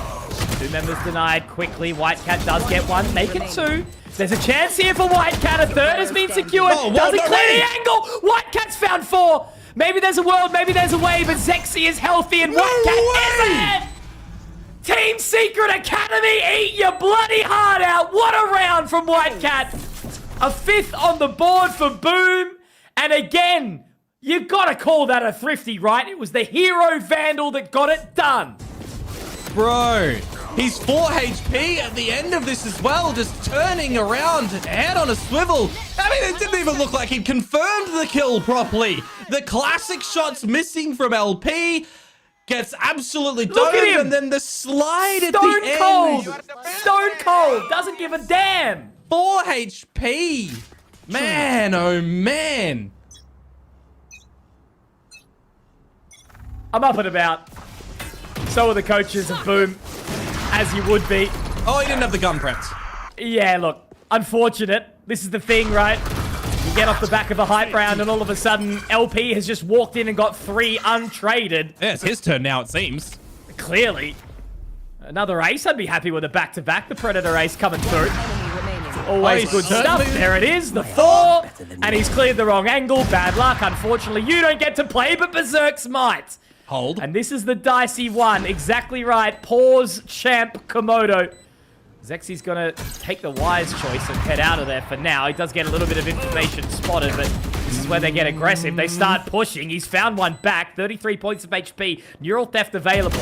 Zexy will have to play right on towards the line, but the crosshair's just not quite on the angle there for Berserks. But this has been a very back and forth game of cat and mouse, Komodo. I cannot put my finger on the pulse right now. A couple of entertaining rounds for sure, and I'll have you know it's not Paul's champ, it's Pog champ, which is Komodo. Thank you very much.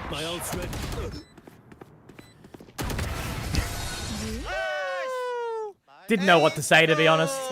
I've known you for like 8 years. Something like that. And stuff. You still catch me off guard. Actually, no, Love it's it. longer because we've been casting for 7. Correct. Anywho, 5-5. This game will not go down without a good old fight. But you know what's a similar scenario yet again? It's Boom on another damn eco with a hero rifle for White Cat. Don't put it past him. Ooh. That's a little bit of an awkward start there, though. I was going to say, you know, trending story is that this Thrifty will go the way of Boom, but we've only got 2 rounds left in the half. Komodo and LP is actually going to get caught in the crosshairs there. Berserks picks up 1. Zuna's Hunter's Fury does manage to connect. So still this 3-on-4 opportunity. Klaus with the 2nd, dropping them down. I don't know if that Vandal was sort of any opportune location for them to collect. So, NC Slasher, okay, there it is. It's straight in towards his hands, but he's got no shield. So it's going to get a little bit awkward. Does have the recon bolt, but immediately it's going to be the shock bolt straight back, and I think Cinder's going to be able to catch it. So there was good damage, but well played in the end by SLT. They do manage to hold on, and the trend is backwards. It's going to be 6, the Korean side. Oh, talk about the consistency of players getting multi-frags in these games. It just feels like anyone at any given moment is going to be able to step up and take matters into their own hands, aren't they? A valiant attempt at the end of that for another 1v4, I believe, there for NC Slasher, but just not able to get the job done. Emphasis on the utility being brought out to try and get a favorable scenario, but we do move into the last round of the half, and I see large equipment for Boom in terms of the ultimate variety. You want to be deploying them here to try and tie it up at the half. Straight in there. White Cat trying to do the good thing again. NC Slash is the first, though, to find the scalp. And Whitecat again, he just feeling a little bit sweaty, a little bit awkward and uncomfortable. Cinder's going to be in for a little bit of a rude awakening, though. He does get one, but turns on the swivel, and he will be denied. So will Zuna, but now it's going to be onto Whitecat to see what else he can find. It's a second shot. He's very crispy and clean with it, but he's peppered down. He's weakened. LP and Zuna now looking to try and take point inside B main. They have to face off against Berserks. However, but the gate crash is going to be straight into the helping hands of Shiro. And it looks like this round should very well be going the way of Boom. And we'll have an even playing field for the half, a 6-6 scoreline. Unless we see Zuna pull off the 1v3 clutch for the 4K. Well, LP's just delivered the spike faster than Oz Post as well over towards Boom Esports. So that's not really what you do want. Not very fast then. No. Well, no, more the wrong postcode. Wrong house. 1v3 to the wrong house. 30 seconds as well. Left. It's doable. Whitecat does play the forward angle. They've got it all locked in. We'd have to hit some really, really clean shots, but Shiro's going to be sharp and on the line. There it is, Komodo. 6-6. We split it down the middle, and the next half is going to be ever so interesting. Oh, absolutely. I mean, we're looking at a kind of a stark difference at the moment compared to last map for Whitecat and right now, right? Hitting some extreme sharp shots, getting activated in a lot of these rounds, and being a pivotal component for the side of Boom to keep things interesting. The rest of the squad there as well. Shiro starting to get active too. 6-6. That's the halftime scoreline. You folks know what's up. It's halftime break.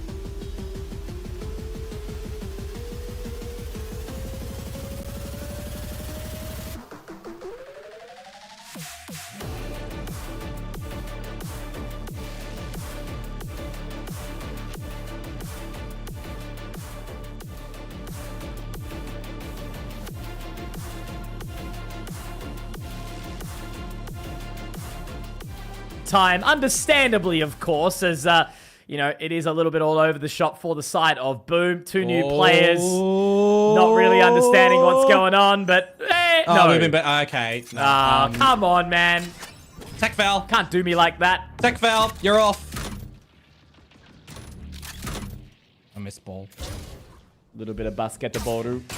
Pistol round for Boom to this B site, destroying on the utility that Klaus has got set up, and he might have to just give up the goods around the site as well. The headhunter is just being danced around. Whitecat, the movement.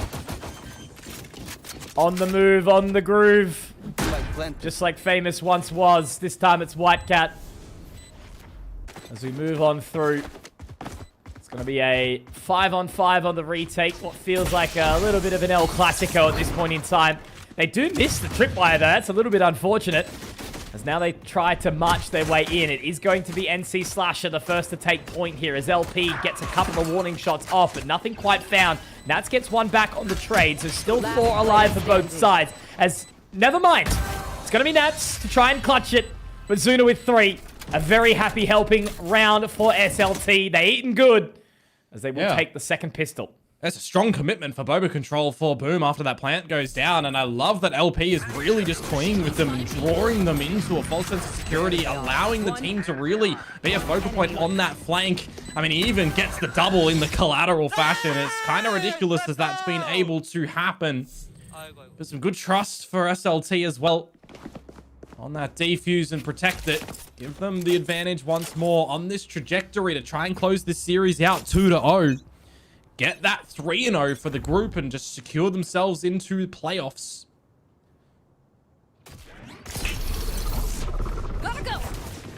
Straight out of there. And straight in now as well. LP completely blinded. Yet to be spotted. They've left him lacking. Klaus finds 2 with the headhunter as well. So a nice and simple round here for the side of SLT. They make it 8.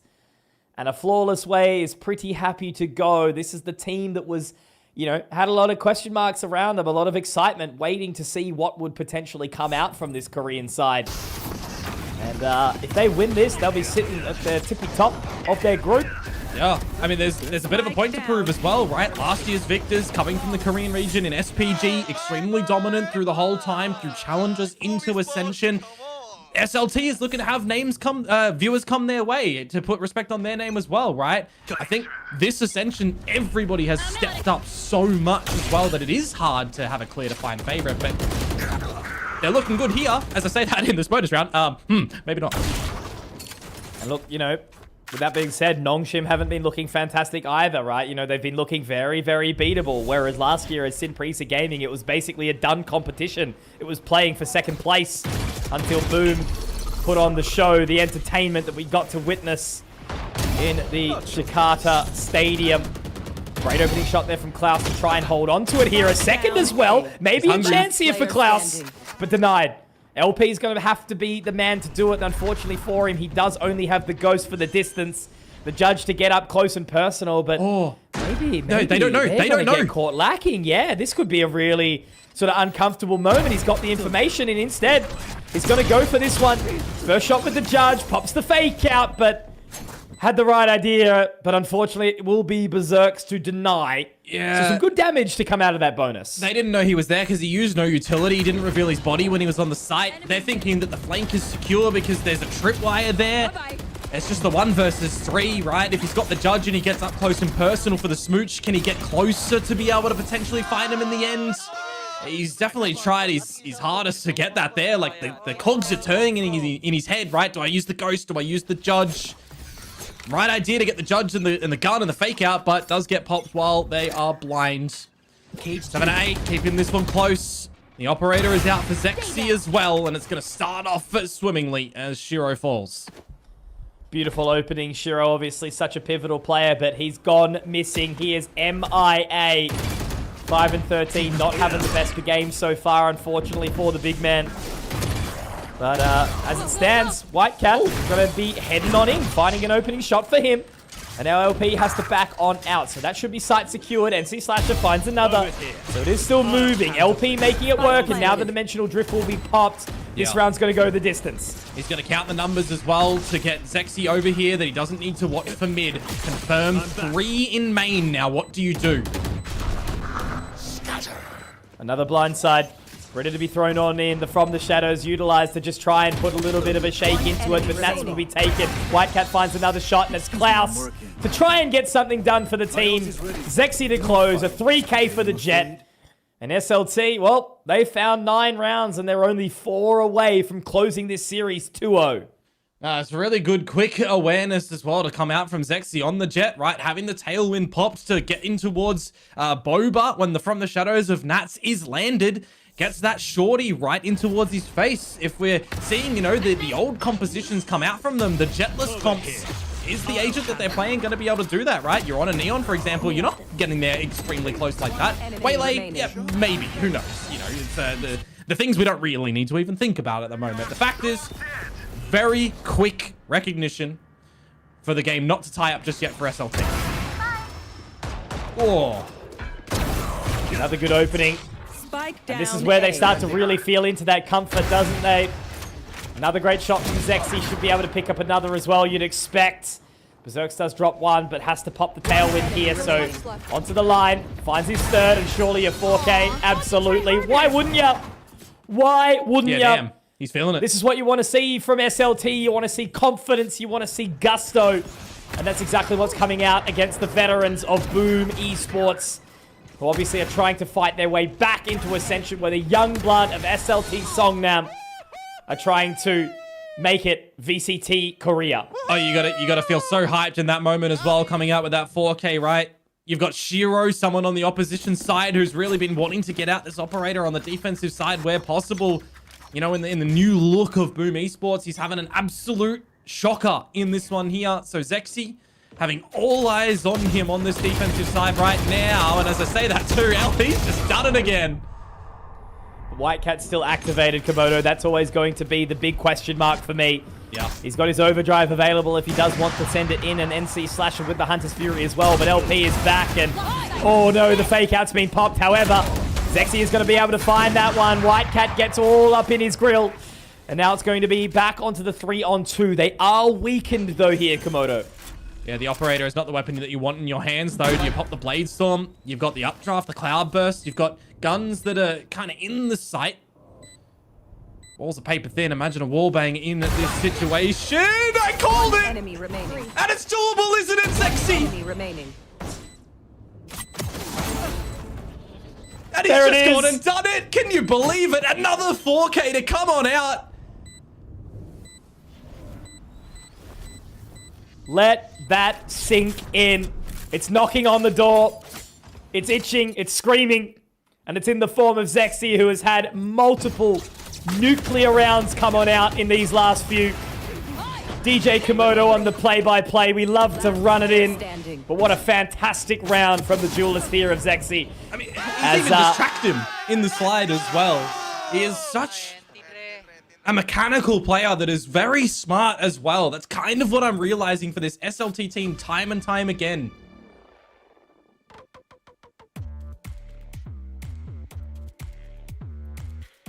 Man, how you feeling right now if you Boom? Probably Second pause. A little bit disheartened in this sort of situation, because that's another round where you've got the player advantage, you're getting the spike down, you're situating yourselves for a bit of, you know, favorability there. And you get wall banged, then blade stormed, and then dashed on. Like, Zexy is just free real estate in your head at the moment, it feels like. It's a two-bedroom house, it's free, it's got a pool in the back. And Zexy needs all of them himself. Taking that whole house. But no, he has been playing absolutely stellar. And this is the thing, you know, there's so many individuals on the side of SLT Songnam Komodo that can really step up to the plate when they are needed. And look at this economy from Boom. Could be all over Red Rover. They've been bouncing between these rounds time and time again as well. Having a buy here, not having a buy there. They've just not been able to get some consistent footing time and time again. And SLT are, you know, well, they're the ones causing it because you're not able to shut them down. They're coming out with some great style, some great structure, but more importantly, just some really, really great shots. Klaus has actually managed to get inside this cyber cage unscathed, but it's always going to be a little bit uncomfortable when they're looking around. Again, they didn't hear the audible. I think it popped at the most inopportune time for that call. And now as they're all the way up mid, this is an opportunity again for SLT to itch closer to victory, to save Oceania's hopes and dreams. Pushing on in. Yeah, this is spicy. But they're okay for now. Yeah, player advantage cemented in stone. Zerx and NC Slasher want to try and give some sort of advantage if they can here. Slasher's going to do it, and that's on Cinder as well. Yeah, straight through the dark cover. Maybe there's a world where they can do this, and they're Zexy! Oh, he's back again! He can hit the shot, he can get out of dodge. They know he's in position, they have the audible now. Has to watch straight around towards main. Berserk's right on towards that line. Zexy, though, can't quite connect. Has to move otherwise, and Berserk's will get him back. Will get revenge for the team. It has to be Klaus now inside the mix on the site. Zuna just sort of tapping away. It's an awkward one. The paranoia will instill fear into the hearts as Nats tries to fight. Trying to be the Undertaker here towards Spawn, and he will. They deny, they hold, and they are fierce here, Boom. They will howl, they will roar. And they will still hold on to life in this match. Oh, they will hold on, but it kind of feels like they need the full moon behind them as well at the moment. It's a little bit sneaky that Nats does find Cinder in that spot. I'm thinking to myself too, Berserk's on this flank. Is this something that they're going to be aware of? Well, it seemingly is so. Zexy was aware, just couldn't confirm the kill. And some good adjustments in the round as well for Boom to close that one out on the lesser buy. give themselves another opportunity here on this attacking side to try and first equalize the scoreline. It's an awkward one now, Komodo, because obviously they don't have the finances for that operator, but it's not going to matter when LP, Zexy, Cinder take the gloves off. They've thrown it down. It's an old juke out inside mid. That is just a really good call to come out for a set piece for SLT in this round, Mitch, honestly. Everyone go towards mid, win the duels. You got exit strategies as well with your dashes and your TPs. But you've hit your shots together as a team. No one has baited each other. And now it's all onto Berserks in a 1 versus 4 to stave off the series point for SLT. This sucks for Berserks. Like, having been in this situation time and time again, you know, it is possible, it is doable. But all they need to do is just find information here. Zexy, he's toying with him. He's excited to try and get the frags, right? But he's also knowing exactly what he needs to do to win out this game. And basically all SLT need to do is not separate, but it's a little toxic with a shock bolt. It does miss, it doesn't quite connect, but it's not going to matter when Zuna can hit the shot anyway. Map, series, and top of group point here for SLT Song now. That's going to be a big couple of rounds here for Boom Esports to not go quietly into the night. At least they will wake up tomorrow knowing that they are still in this tournament, of course. And just to highlight as well, folks, the result of this series had other implications for the team of EKING too. If Boom won this, EKING would be out and no longer in playoffs. If SLT win this, EKING have to beat Boom, and then Boom have to also, I think, lose the next series or something like that. But more importantly, they're going to go now. They're going to go now. They're going to try and deny it all on the spot. Zexy goes up and over, but this dimensional drift from Shiro, he's going to get up inside it, keeping an eye on the prize here. Cinder, though, ready for it. Zexy inside the Cloudburst. Can't quite connect on the shots. It's going to be Boom, and it's going to be LP to try and do it solo. But 2 alive. It's a quick brawl outside the halls of A. And Boom continue to hold on. And Komodo, you raise a great point. And it would be just crazy to sort of see, you know, NKT, a team that's already eliminated. How do they play this in this next series? You know, there's going to be so many questions answered. We had such a storyline that was built on today. Results meant so much. And variations of all calibers were here. So far, so good. It's not over just yet, though. That's the thing. SLT, there's 4 chances to close this, and now there is 3. Weaponry certainly worse off as well, isn't it? The Outlaw. Cover going out. The Bucky. Cinder with 70 points of HP. But Zuna! Oh my god! Not quite the third. It's Whitecat to deny, but he's down to 45 points of HP. Does have the regen shield. But LP trying to get back in towards position here. It's awkward. He drops Whitecat. NC Slasher now. The hero in the elbow. He does manage to pull out the shorty, though, and getting another. It's Zexy now in the clutch. He's picked up a Vandal. NC Slasher. The question is he the IGL or is he the hero? Not happening today. SLT looks straight over to the camera. They throw up peace. And they throw up the 2-0 of the series. Make that 3-0 in their group. The challengers team from VCT Korea. They are looking absolutely fantastic into this tournament. Yeah. And as you mentioned, Komodo, the hopes and dreams of Oceania, they remain alive. As Boom, their journey towards the return to Pacific has been now a little bit shaken up. There's just something about this Boom Esports team and Korean squads being somewhat of an Achilles heel, isn't it? We'll have to see if it is going to be the be-all and end-all later on in this tournament, because the only way that these two are going to face off against each other again is going to be in the playoffs if that does happen. SLT Songnam for the 2-0 against Boom Esports today. They have put on a bloody good series. I'm keen to see what they have in store still in this tournament. Ready for a new adventure. SLT Songnam VCT Ascension Pacific 2025. Good thing I can read upside down, boys. Thank you very much for that. But it's got to be said, right? You know, Boom looking a little bit lackluster. They were super focused in that opening map.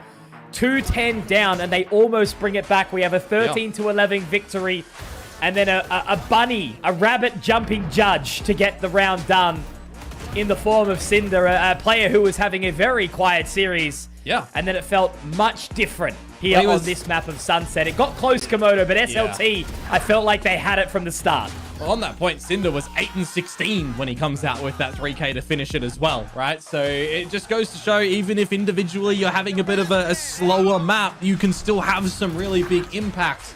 Unfortunately for Shiro, right, his impact from map number 1 kind of goes a little bit lopsided here on Sunset. Not able to really situate himself on this Yoru here. It kind of brings to my mind a couple of questions of, you've got 2 new players coming into the roster. You're going onto a map of Sunset that you really never play. And you've got to get a whole pool across coming in towards Ascension in quick little time. So was this a massive focus map, or are you having to adjust a lot more in the piece, right? These are the things now that get showcased to Boom that they can sit back and have some focus in before their next series. It's such an interesting change of events though, right? You know, Boom obviously sitting at the top of the scoreboard. They were 4-0 up on maps, 52-22 rounds, a plus 30 prior to this series, which basically set them up for success. If they won this series, not only, again, as they said, they deny EKING, they basically guaranteed themselves the top of groups. They guaranteed themselves a spot in that upper final for when we all make our way over to Bangkok and join us in the Imperial World Arena. But for now, it's SLT Songdam. It's their time. It's their era. And they are having a hell of a lot of fun. And Komodo, so are we.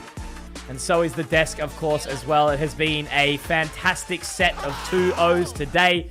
Because if you look at it on paper, it's been damn close. But for now, I'll stop yapping. Bring it in, desk. Yup, the stakes for match 3 later on for EKING is still up, of course, because SLT Songnam had just put a hard stop onto the faces of the Hungry Beast from Boom Esports. Honestly, this Sunset feels unorthodox to me in a good way, of course, since Korean teams are famous for their structured, meticulous game plans. However, these young bloods from SLT, they look very comfortable in this Brawl Valorant style. Yeah, absolutely. I mean, look, the agent select came through, and I was skeptical. This is a strange cop. You don't see this kind of thing every day, and we've seen how good Boom have been at stopping this kind of thing. But SLT came out swinging this map, big individual performances. I mean, we see LP at the top there, but I gotta talk about Zexy, man. This guy was insane. So many huge rounds, and as you just mentioned, massive for the OCE reps over in EKING. They've been watching this game with glee. Playoff hope still alive for them, and in no small part thanks to this man moving across onto the Yoru. Not a role he's particularly known for, but handled that game beautifully. Absolutely. It's like just seeing another Shiro, you know? Yeah. Like we've seen Shiro from Viper to Yoru. This time LP as well from Viper, now playing as the Yoru. Wow, this guy. Actually, his kind of playstyle just now in Sunset, it's like very annoying, right? Oh, yeah. Like the use this guns, you know, this judge, Bucky trying to make Boom Esports scattered all over the place. Wow. Actually, I'm really taken away by how SLT was playing Sunset just now. It was like pure gunplay. Yeah, I mean, I think the thing is, all of the series before this had been quite close. You know, think about EKING. There was that 13-11 in the last map, but that really could have gone any which way. So I did not expect such a dominant performance against a team like Boom. Don't get me wrong, Haven got a little bit close, but this Sunset, they were the clear-cut favorites. Clearly the better team on that map. Love how they approached the veto, and they're feeling great moving forward, sitting at 3-0 in their group now. So a very, very strong showing from them. Yeah, honestly, when we saw that Sunset earlier, especially on the defending side of SLT Songnam, it was Zexy with the operator. So good. This guy, yeah, he was so good. He was playing out of his mind, you know, with that operator, with his Blade Storm as well. He's just insanely good. Yeah, and I mean, I think that's the thing, right? Cast your mind back to Ascension 2023. It was the Korean reps who went all the way with their star duelist on Danby, and this SLT team are trying to make history repeat itself in the best possible way for themselves. They're saying, we've seen this happen before, and we know we're just as good, if not even better, than what some of these other Korean teams have been throwing out. They know now this tournament is wide open for the taking. Yep. Of course, we've seen Nongshim Blit for the previous matches. They've been hard on securing those wins, and now Boom Esports as well. We've talked about how Boom Esports were really strong in their previous matches, how they were showing dominance against Motive, but now every teams must have been aware already that, oh, Boom Esports the split as well. Yeah. They can lose as well by SLT. Wow, these young players, I feel like they are very brave coming into this matchup today. Yeah, I mean, I feel like they played with absolutely no fear. Even back in Haven, when they're in that attacker side, I felt like they disrespected Boom. They clearly came into this game not even thinking about who the players are on the other side, just knowing that their own game plans, their own strength is incredible. So I love that they're doing this. It's rare you see young players play with such confidence. So very, very pleased for them. Yep, and of course, we want to ask some questions to LP, the MVP of Map 2 Sunset just now. So I believe LP is on the line with us. So hi. LP, hi, congratulations on that win against Boom Esports. Hi, congratulations once again. So we have some questions. You're welcome. You're very welcome. So we have some questions here for you. The first one, you guys were looking like you were having fun, especially, playing that brawl Valorant style. Seeing Boom so far dominating their opponents. On the other hand, you and your team didn't flinch at all. What was the mentality going into this match against Boom Esports? 붐이스포츠랑 경기를 하는 내내 경기를 굉장히 즐기고 있다는 느낌을 받았는데 그 붐이스포츠를 완전 오늘 제압하셨잖아요. 그런 멘탈을 유지할 수 있는 비결이나 뭐 어떤 마음가짐인지. 사실 붐이스포츠라는 상대가 이제 일부 경험도 있다 보니까 저희 입장에서는 이제 두려울 게 없다, 잃을 게 없다라는 마인드로 달려들었던 것 같습니다. So as the Boom Esports has more experience than us, so we were thinking that we as we get less expectations, it means that we have nothing to lose. So we just try to enjoy as much as we can.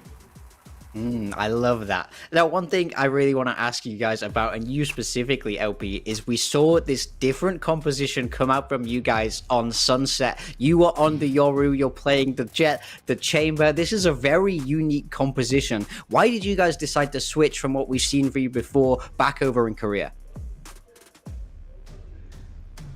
선셋 맵에서 에이전트 조합을 좀 특이하게 구성을 한 것 같은데 그런 조합적인 구성에 있어서 어떤 생각으로 뭐 그렇게 조합을 하게 된 건지, 그리고 특히 LP 선수가 다양한 요원들을 플레이하면서도 다양한 조합들을 보여주셨는데 어떻게 그렇게 된 건지. 일단 저희가 선셋 맵이라는 거에 대한 좀 두려움이 없어가지고 여러 조합들을 다 시도해봤을 때 다 괜찮게 나와서 저희가 다 자신 있고 재밌을 수 있는 캐릭터들로 위주로 좀 조합했던 것 같습니다. So when we're preparing for the maps on set, we tried various compositions during the practices, and we found that we can try whatever we want. So on the match, we just try to pick the agents that we can enjoy the most. So yeah, that's all. Absolutely amazing. Now that I'm just curious, now that you've locked in playoffs, is there anyone from Group Omega you would like to face and why? 일단 플레이오프 진출이 확정되셨는데 만나고 싶은 상대가 있는지, 특히 다른 그룹에서 또 이렇게 겨뤄보고 싶은 상대가 있는지.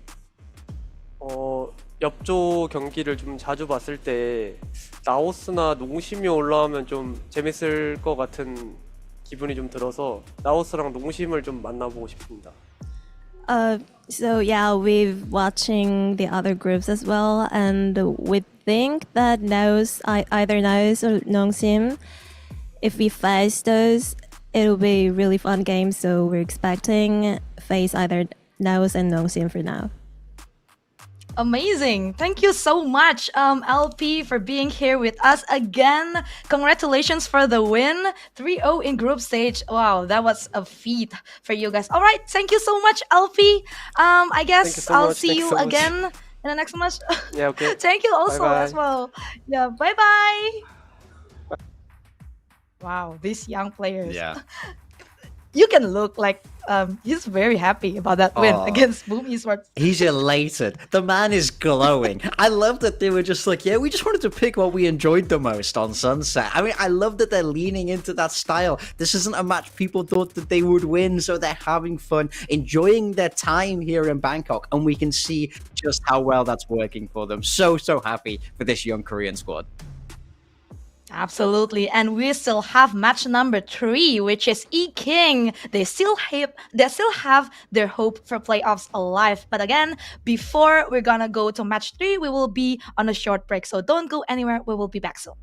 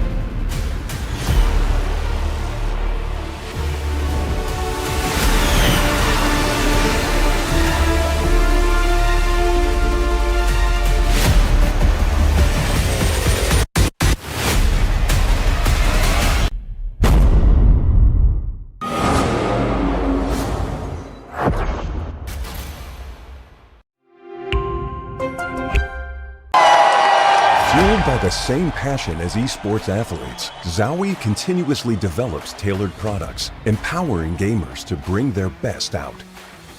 Today, we are launching the all-new XL2566X Plus, which uses the newly developed Fast TN panel and upgraded Diac2 technology. The new monitor series continue to evolve, refining details to ensure players can perform their best consistently in games.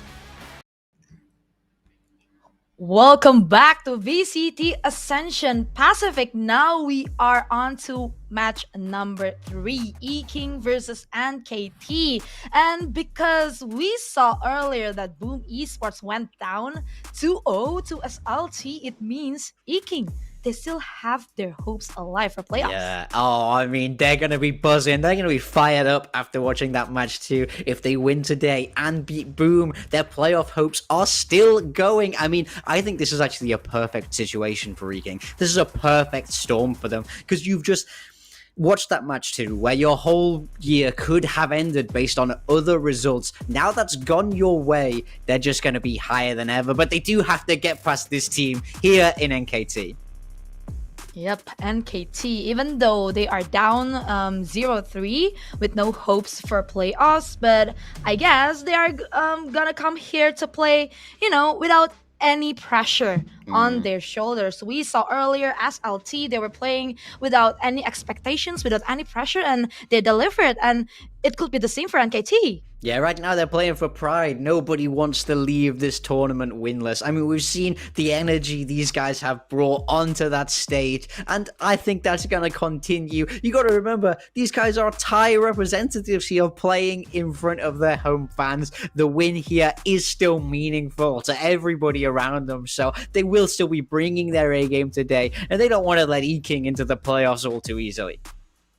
Yep, of course. And yeah, as we can see here, maps from NKT, it's just like, you know, the statistics, we can see that Ascent, they're playing it 3 times with 0% win rate. But on the other hand, when we see the games, it's actually very close, where yeah, NKT, on the if it's just on a different day, maybe they might be able to collect the win on the map. Yeah, very, very close for them, but it's never quite managing to get it across the line. I want to talk about Darth here. I feel like this guy has been a beacon of light for this NKT team, even if they haven't managed to get those wins across the line. His Omen in particular, incredibly strong from that smokes roll, so definitely someone to keep your eyes open for moving forward and potentially even into next year as well.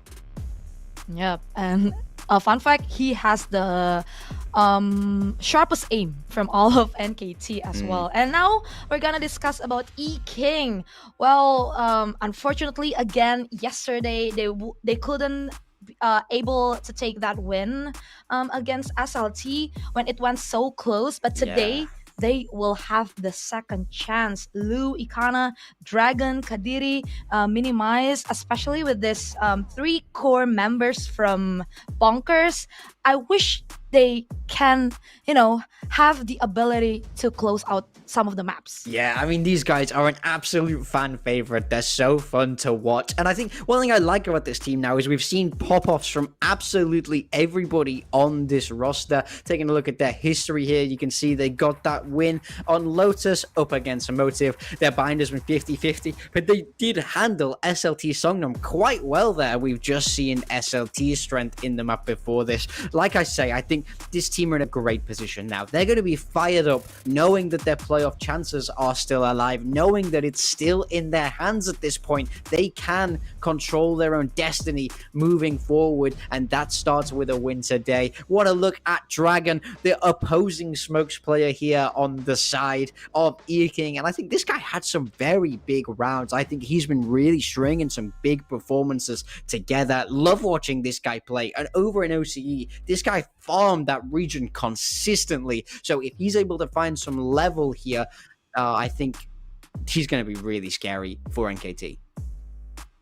Yeah, I absolutely agree with that. And yeah, as we can see from the side of EKING, yeah, they just need that one last push, to be able to claim the victory on a series. But yeah, of course, before we start, we want to thank all of our sponsors. We have Acer Predator, Intel, Zoe, Imperial World, TT Racing, as well as Syndome. Thank you so much, because with them, we are able to watch VCT Ascension Pacific in 2025. Yep, and going back to our discussion here, EKING, yeah, I feel like they are very similar to Full Sense in some sort of way. Like, they have very strong aim, they have very strong understanding of the game, but on those last moments, on those last maps, or maybe on those last rounds of a map, they just fumble in the last seconds. No, I think that's where the composure comes in. So, I mean, I think this team have dominated OCE for a while. And one thing that we know about them is that they're really trying to overcome the kind of stigma of coming from that region here in Valorant. We see them boot camp all across Asia. They've been to China. They've been boot camping in Thailand before this tournament. They're really doing everything that they can to get the most amount of experience against these other styles, against these other teams. But that's not official experience. That's the big difference. All of a sudden, when the lights are on, the lights are bright, the white noise is being pumped into your ears, trying to find the level that you played to before, especially towards the end of those games, gets difficult. And we've seen that for this EKING roster, not quite managing to close. They were so close against SLT, and I would love to see an alternate timeline where they managed to kind of get that map 3 on their side. But now this is the cards they've been dealt. This is the situation that they've been in. They are still alive in this tournament, but they need a win today against an NKT that ultimately have absolutely no pressure. So I do think that could unlock a different level to NKT here.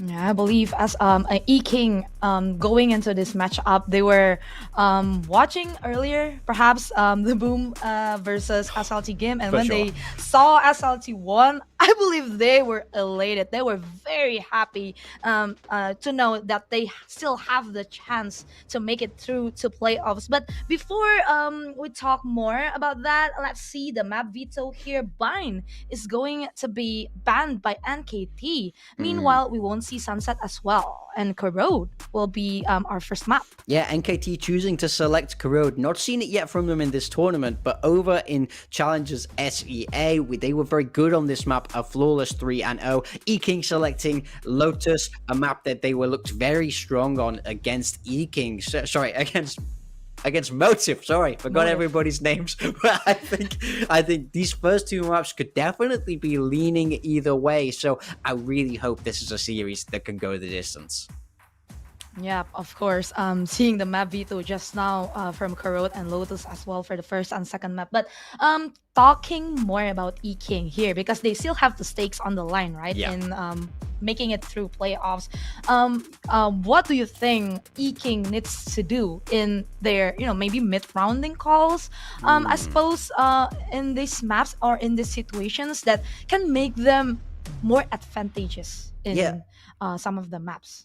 So Minimize has a lot of pressure on his shoulders being the caller, and I do think he does understand these mid-round situations very, very well. I think NKT will leave gaps in how they play because they run that KO oftentimes, which has that information. So they're okay leaving bigger gaps because they can cover it up with the knife and things like that. So I want to see them press. I want to see them find that gap, and I want to see the lurks be really effective. We saw this from Kadiri. I think he had some real excellent rounds when he's there on his own. So I would say unleash him a little bit more, let him go free, find those gaps, make the pressure across the map. But if we look outside of that, the macro and the calling, I want to see another big game from Lou, man. I mean, we saw this against SLT. He stepped up, especially on that bind. So I think he's the key to this whole roster. If he pops off, things will start to feel a lot smoother for this EKING team.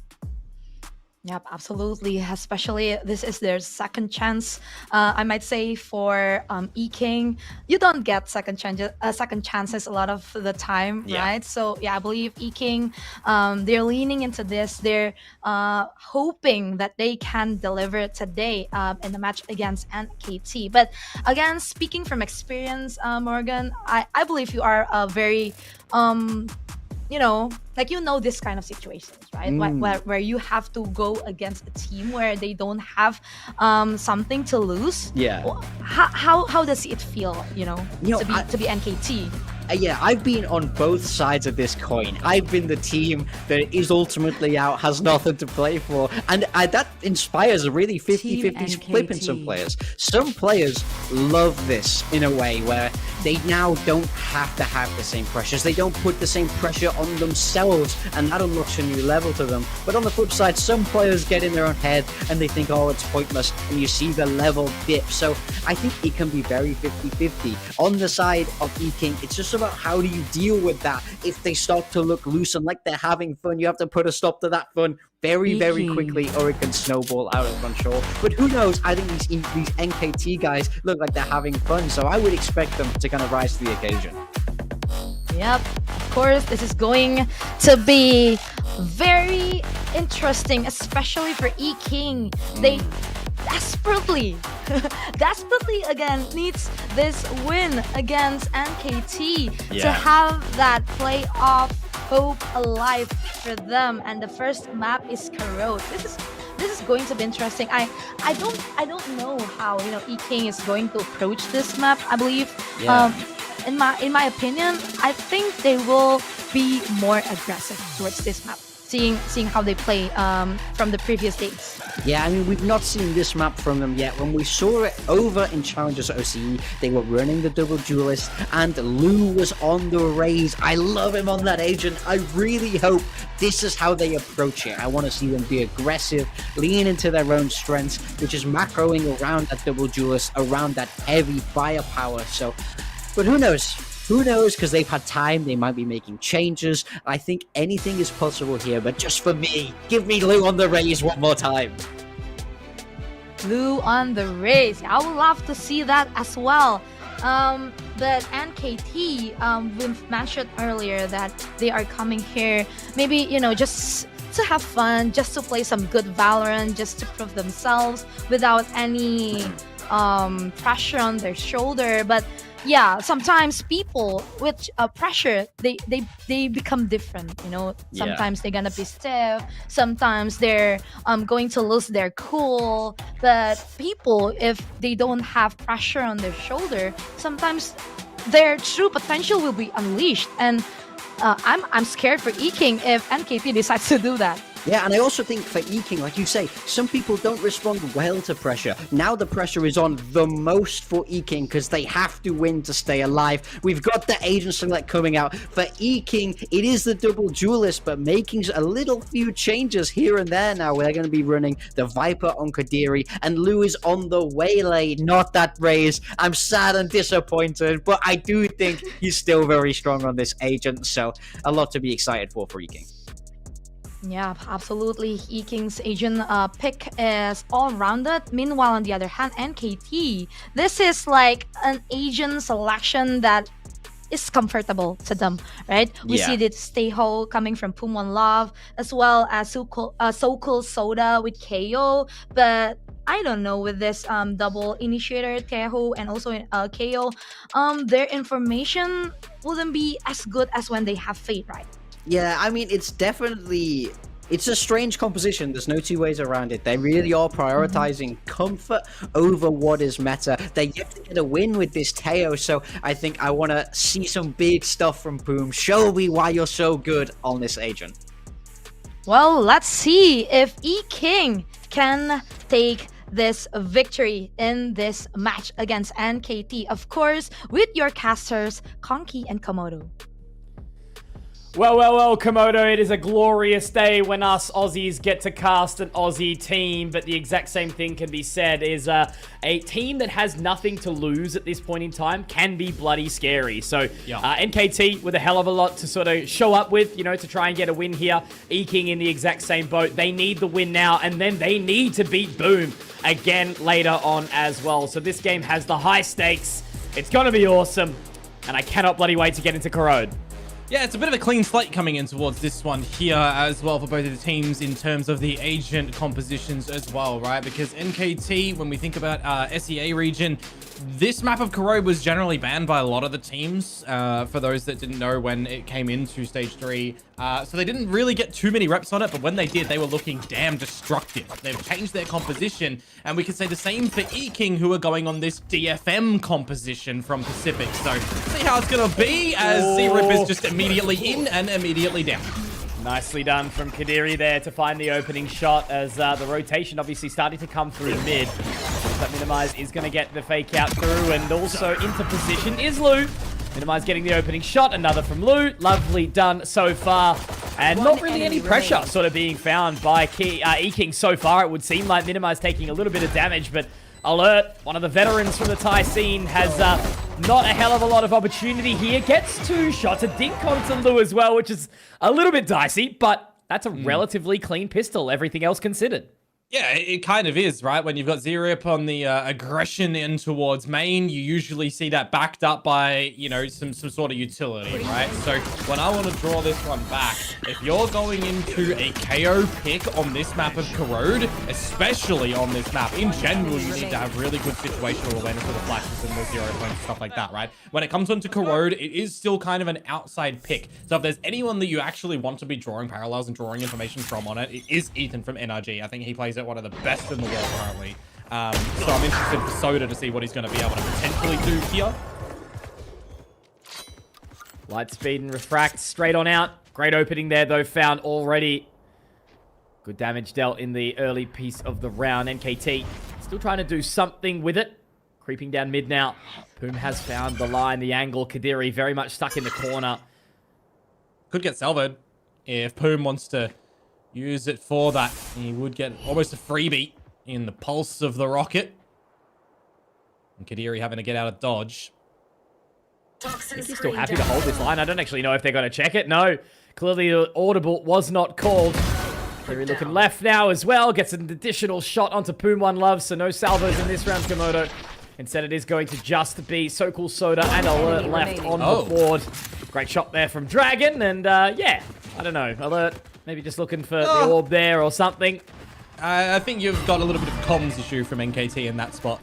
When they hear Minimize over towards the B site and he TPs away, you're thinking it might still be towards mid and nothing's around A, or it's teetering back towards the B site. I don't think it really matters in the grand scheme of things. You're giving away that kill there over towards EKING. Weren't generally going to be getting this round anyways. So we'll see what they look to do in the next round when they do get their rifles back up. Any damage that Soda could find here wouldn't be too bad either, but you're going to be seeing, you know, the 3 Guardians and the Outlaw for Mini, as well as Kadiri with the Sheriff, who, of which, just on this little tail end, for EKING, right, a team that needed to situate themselves and be comfortable on the stage. Having 2 series behind them now, they should be at kind of optimum comfort and not letting that get the better of them. Firm agree, Komodo. But that's a pretty happy start there from the side of EKING. 5 alive. They'll have a pretty handsome-looking bonus, as you sort of alluded to just before. Big man there on your screen. Minimize the IGL, the captain. Trying to keep everything composed because, you know, the OS Copium is always something that's interesting to sort of flow with Komodo. But all things considered, these guys have, you know, had a pretty decent showing so far. You know, the 2 losses that they've had were very, very close, you know, with some long maps and some, you know, very heavy score lines. So, yeah. And NKT to that merit as well, right? They've had a good showing too. For sure. A team that comes in from Premier essentially to Stage 3 SEA and makes only it all the way one here. Only one stage. Yeah. So we'll see what they can do on this round. Z-Rep already down to 20 HP. You've got So Cool Soda, who's been legged up a little bit too, but similarly for Lu over on the side of EKING as the smoke starts to fade. That's a Sharpie from the leader in NKT, Poom One Love. He too is down to low HP. Great shot, though. Able to connect with that Guardian. There. So putting the sweat back onto EKING a little bit now as they do start to creep their way through mid. Z-Rip could be in for a little bit of a rude awakening on this waylay if he does peek, but he looks like he's going to just play the off angle. So looks like they're going to make their way through Link now and try to creep on towards A. Refract will fade, so that's not going to be happening here. Poom is going to be super careful. Opening shot from Lou. Now as they make their way in, it's just a little bit of utility to try and be thrown out by Alert, but he's not going to connect. Only gets the one onto Lou. And now that site will be secured. It's going to have to be a pretty tough wrap in through Link here. All the saturate available for Z-Rip, but just choosing to go for the duel itself. Trades needing to starting to come on out. The staff brings it into the 1 versus 1. And here's Kadiri's position onto the defuse. The half is there. And it's a sinister shot from Darth, isn't it? It's the bonus round not going EKING's way, but it does get close. That was pretty nuts, wasn't it? You know, a bit of an all-out brawl. I think they did try to fight in the lobby and see what they could do, but yeah, it didn't end up working out in the end there for EKING. Great positioning from NKT, great trades, and they net themselves some success, but albeit that was obviously just the bonus, so the sweat has definitely been put on the side of NKT to a degree. It's a bit interesting for me as well that Kadiri does decide to start to, you know, rack off those sheriff shots as well, right? Could have played on the side of caution and obscure his presence in where he's going to look to position. Is he at elbow? Is he flanking around the main side of things? In that sort of situation, could have opted for that instead of some wayward shots, hoping to get a lucky connection, right? So we'll see how that's going to translate a little bit later on as I see Minimize run away from the drift. Can be a little bit of a trap play on the back of it if NKT wanted to go for some of these orb controls. We see a lot of teams looking for those sort of plays. But you'll bait out the shear over towards the A site for the time being. As Poom is going to slot himself deep in towards mid. Has to think better of that. Darth through B, Komodo, that's the thing that I've got my eyes on right now. Obviously, it's always a bit of a point of contention on this map of Corrode, and will Darth be the first one to go into the line? He absolutely will. Kadiri goes down. Now they've got a level of information here. Great shot back from Minimize, giving them a bit more of a chance, but this is the thing, the rotation can be quick. There's that dimensional drift now, though, from Minimize that you mentioned earlier. Through the connector, he's going to be able to get some information. There's the refract, obviously, on the call. Z-Rip in position. What's he going to do here? Minimize looks to get straight out of there, but it's awkward now. So Cool Soda low on HP, but Minimize trapped on the side. It's so sticky here, and they've just absolutely destroyed EKING. Great round there from NKT. And if that's a sign of what things are to come, EKING are going to be shaking in their boots a little bit. Yeah, I'm a little bit concerned for them when you've got the drift going in, kind of clearing everything on site. The team isn't really even in there just yet, right? There's no one helping Mini for when he gets out of the drift, no one deep in towards the site to start to formulate a couple of these more powerful angles. Just tracking back behind a little bit. He will have enough money to go for another buy in this round, of course, but that's where NKT, with their better buy, can start to gain confirmed control on this defensive side. Just leaving the single soldier in Darth over to the B site currently. So Cool Soda into mid. The first quick translation here if you want. Get that 0 point out. Could deny a lot.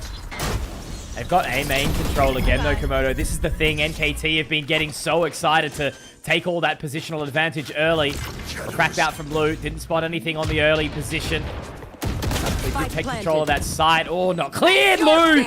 Doing his due diligence there. Able to find that one on towards Darth. Now the Nightfall comes out. It's got to get a little bit awkward, a little bit sweaty. They've taken so much damage. But I just got to keep my eye on that rotation now to come in from Alert, Komodo. Yeah, you still got a salvo for Poom One Love. As well as special delivery and a flash, so you can try to get something out from this Link area. Ooh, the Saturate doesn't quite connect. It's dragging onto the line. A player that was talked up by old mate Morgan in the pre-show. Lou finding another as well. Not on the raise, but instead on this waylay where he is connecting with the shots, and that will be a nicely afforded third here from EKING. Alert, unable to find anything with all of that control that was taken early in the round. And you don't really want to show your lurk at that situation as well to give EKING the heads up that that's going to be something that you're looking for time and time again, because they don't have it cemented in stone that you are taking this A main control, a lot of it, right? You're either pushing the extremity of A or pushing the extremity of B with a little bit of this mid presence. So we kind of want to see NKT still play on the back of keeping the cards a little bit close to their chest, where possible at least. You are one off Waylay ult, that is correct. Good maths, quick maths. Yep. Might be an angle for Lou to pick that one up here with the challenge that's going to come in to B main from NKT. They want it desperately. Look at the paranoia coming straight on out. The light speed up and over the top, but the refract immediately as well. Zerip doesn't want any of it. It's such a funny exchange, isn't it? Just the bait of utility out on each way. Yeah. Now Dragon has some sort of an understanding that something might be there, but instead he doesn't throw out the paranoia. They play the time. They get it a little bit more slow, but look at this from Darth. Wants to play it inside the dark cover. Lou, straight into the claws. It's a little bit crazy, not gonna lie. When you do pick up the convergent pass, you want to potentially play on the back of that. You just dry go into the dark cover. You've got a team that could do it together. Two big kills from Minimize inside mid. Dragon taken down. So Cool Soda finds Kadiri. So it's a little bit uncomfortable now. Minimize popping out off the back of that gate crash. So they're going to be heading over towards the side of A now, which is obviously where Alert is all set up with his Vice utility. It's all down there sitting. The Arcro surely hiding somewhere. Absolutely. Akana on the cross. Minimize now. They have the information. Razorvine gets popped down. Minimize is just going to have to buy the additional time. That spike will go down. Still a deficit for EKING here though, Mitch. One enemy remaining. Fight the line immediately. Akana goes down. It's going to have to be onto Minimize for the clutch and the ace. On the line, he gets one. Make it a second. Minimize, here he is. Time to jump. Potential opportunity. Throws out the gate crash, but does he have the information? He gets away. And now the info goes away. One bullet. One dream. And Minimize stands up above all else. Mate, call it maximize in that situation because he has just worked that magazine to a treat. 3 kills on the back of that. That is crazy. I don't think we're going to see something like that again from him. 2 bullets. Takes the gate crash. Only needs, well, yeah, 2 of them. 1 misses. The second gets it. That is crazy. We are so back, baby. Absolutely. It's enough to call the timeout from NKT. And this is the thing that Oceania does often rely on, right? You know, it's these big individual performances to get the hype, to get the momentum. The macro, sure, whilst it can be good, it's the eclectic plays that come out from these individuals that have been fighting so hard, you know? Like, you think about a region like what we're seeing in NKT for Thailand that does have a bit of health to it, a little bit of life. Oceania, man, lucky if we get an org or two, you know? I kind of draw it back to the Talon scenario, right? Where they bring in a couple of rookies coming in from the tier 2 area who were being phenomenal, and they still make some great damage in Pacific this year. Yeah. You also just got to remember from the Thai scene itself, yes, the teams themselves aren't really getting a bit far in this tournament right now, but individually, they are still having some absolutely cracked moments. So what was said for NKT? How do they approach this? Again, as we mentioned, you know, they're not going to be making it any deeper into this competition. Nothing to lose for NKT. Everything to gain for EKING. Onto the pistols now. Darth with the stinger.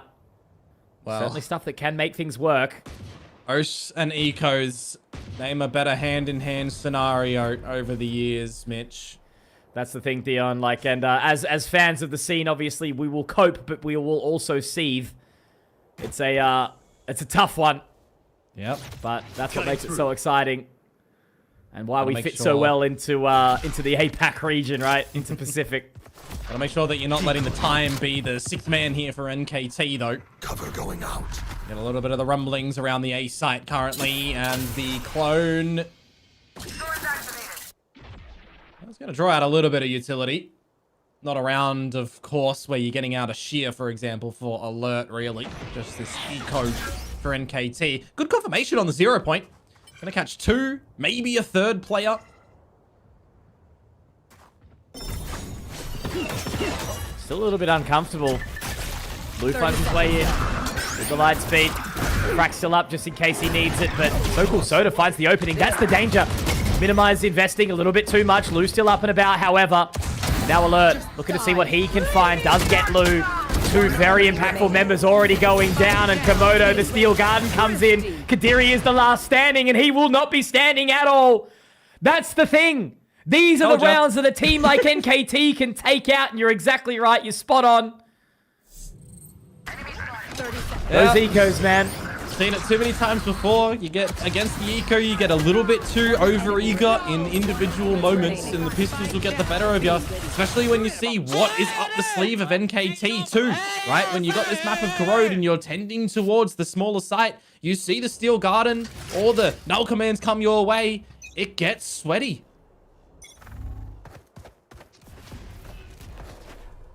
So they have to feel that discomfort now, right? You know, learn from their mistakes that they've made, but NKT give themselves very much an opportunity to sort of stabilize the ship.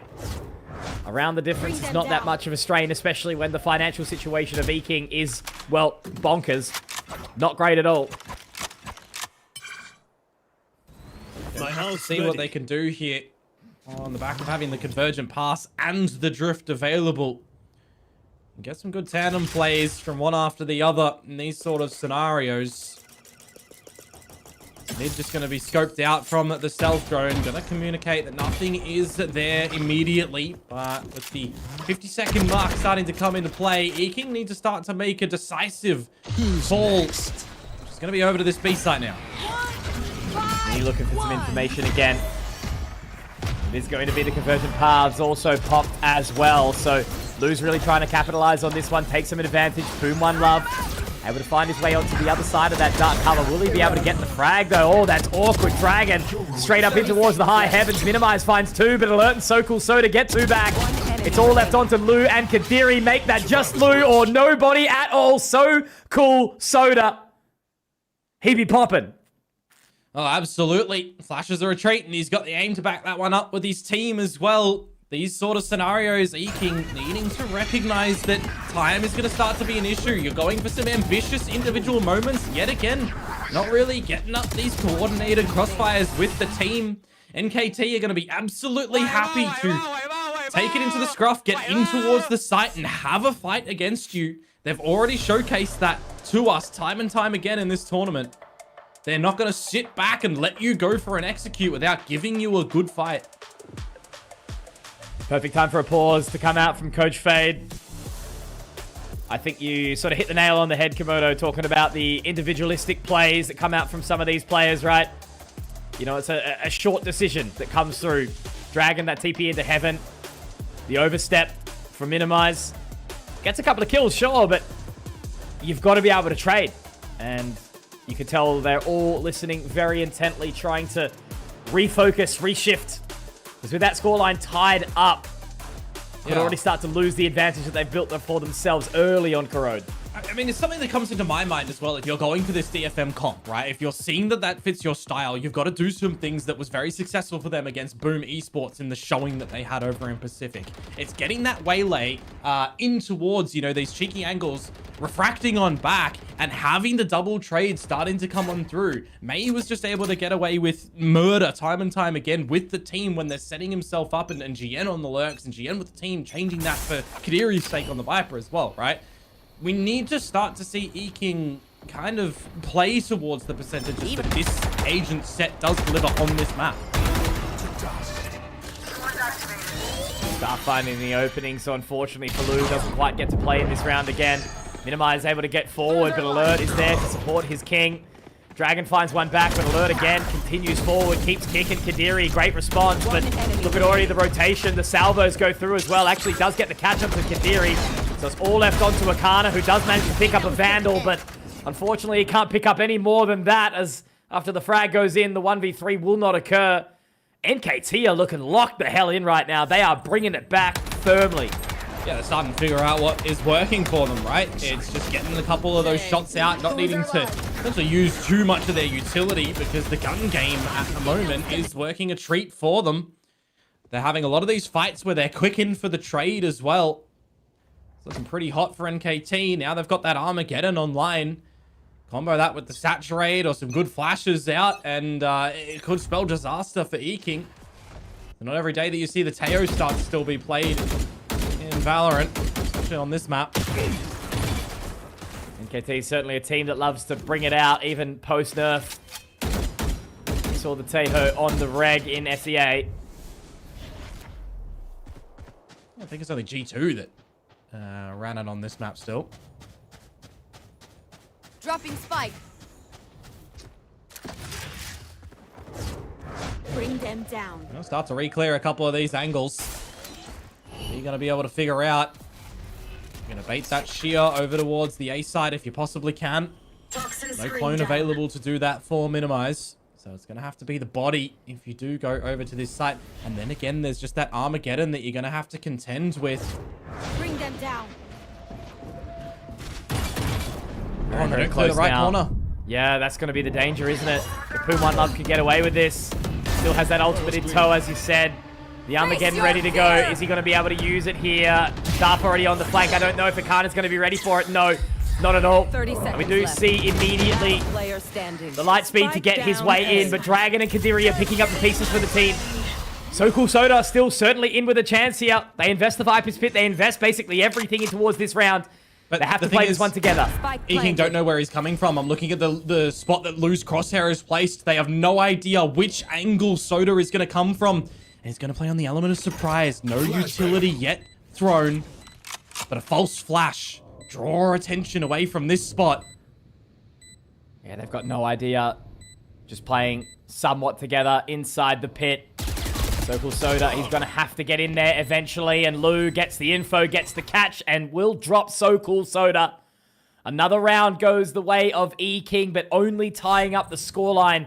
And you can see they're a little bit distressed here. 30 seconds left. Definitely could have been a round that goes the way of NKT for sure. Couple of moments that the trades don't come out from EKING, and it goes the other way. Now 1 versus 2. What if the spray in the pit goes on towards Lou and then it's the 1 versus 1, right?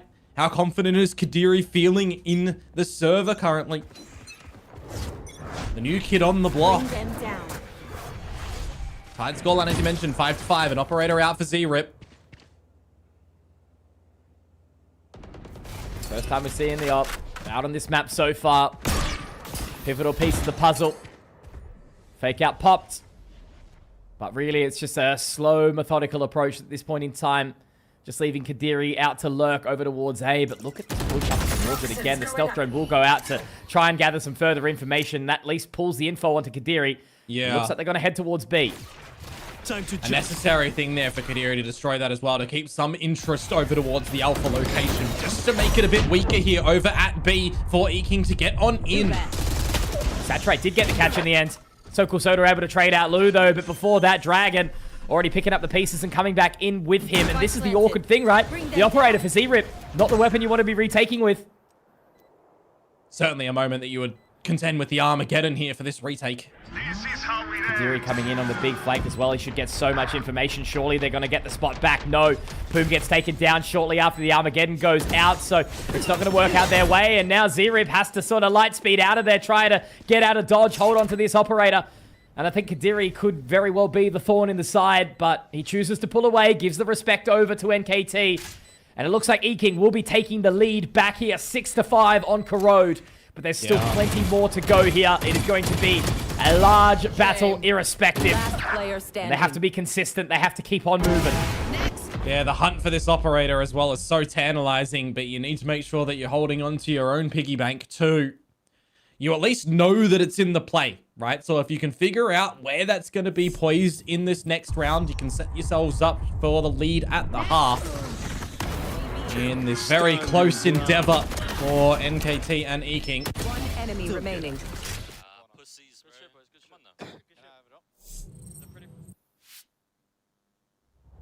Pretty solid. Taking that lead back, so important. But now I think there's going to be a little bit of a brawl over towards B right now. Get that Prowler ready to be thrown on in. So Cool Soda straight up in towards it, but 0 Point's going to gather some information, and immediately we're at a stalemate. But look at this pushing towards A main again, Komodo. That's the thing that EKING need to be aware of. Toxin screen down. Prowler over there would be worth it, but the second one just invested over towards the B main choke point currently. So do you have a bit of an idea about this A spot? Kadiri, I mean, he knows that they've been scoping it out previously, so there should be some level of awareness as Minimize nearly gives his head up free of charge.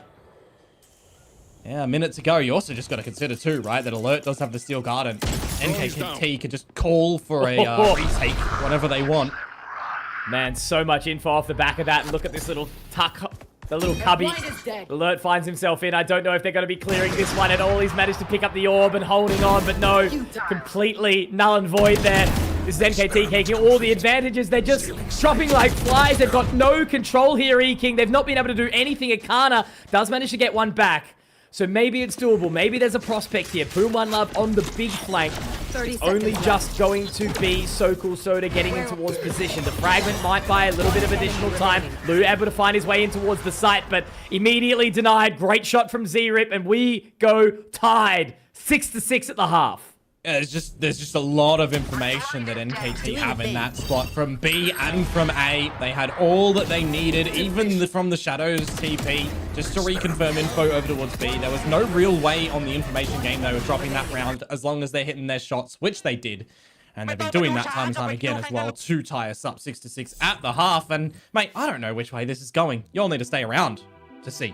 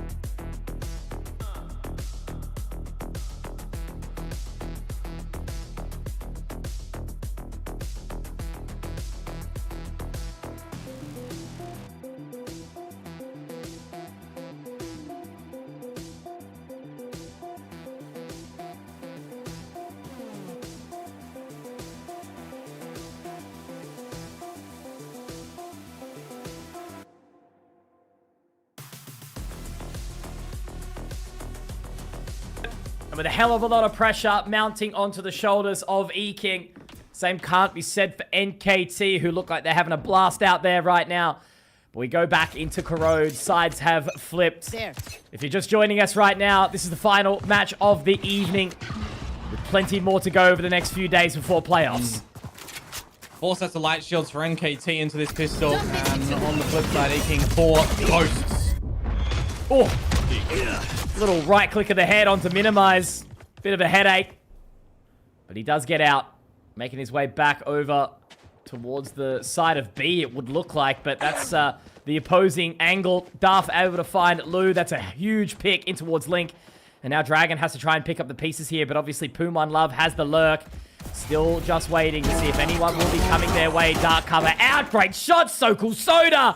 Oh, man. I feel like I'm repeating his name time and time again. All on to Kadiri. Hopes, dreams, not much else at this point in time as they're going to all be running through the smoke. He does get 2, but Poom One Love is going to be there with the right click.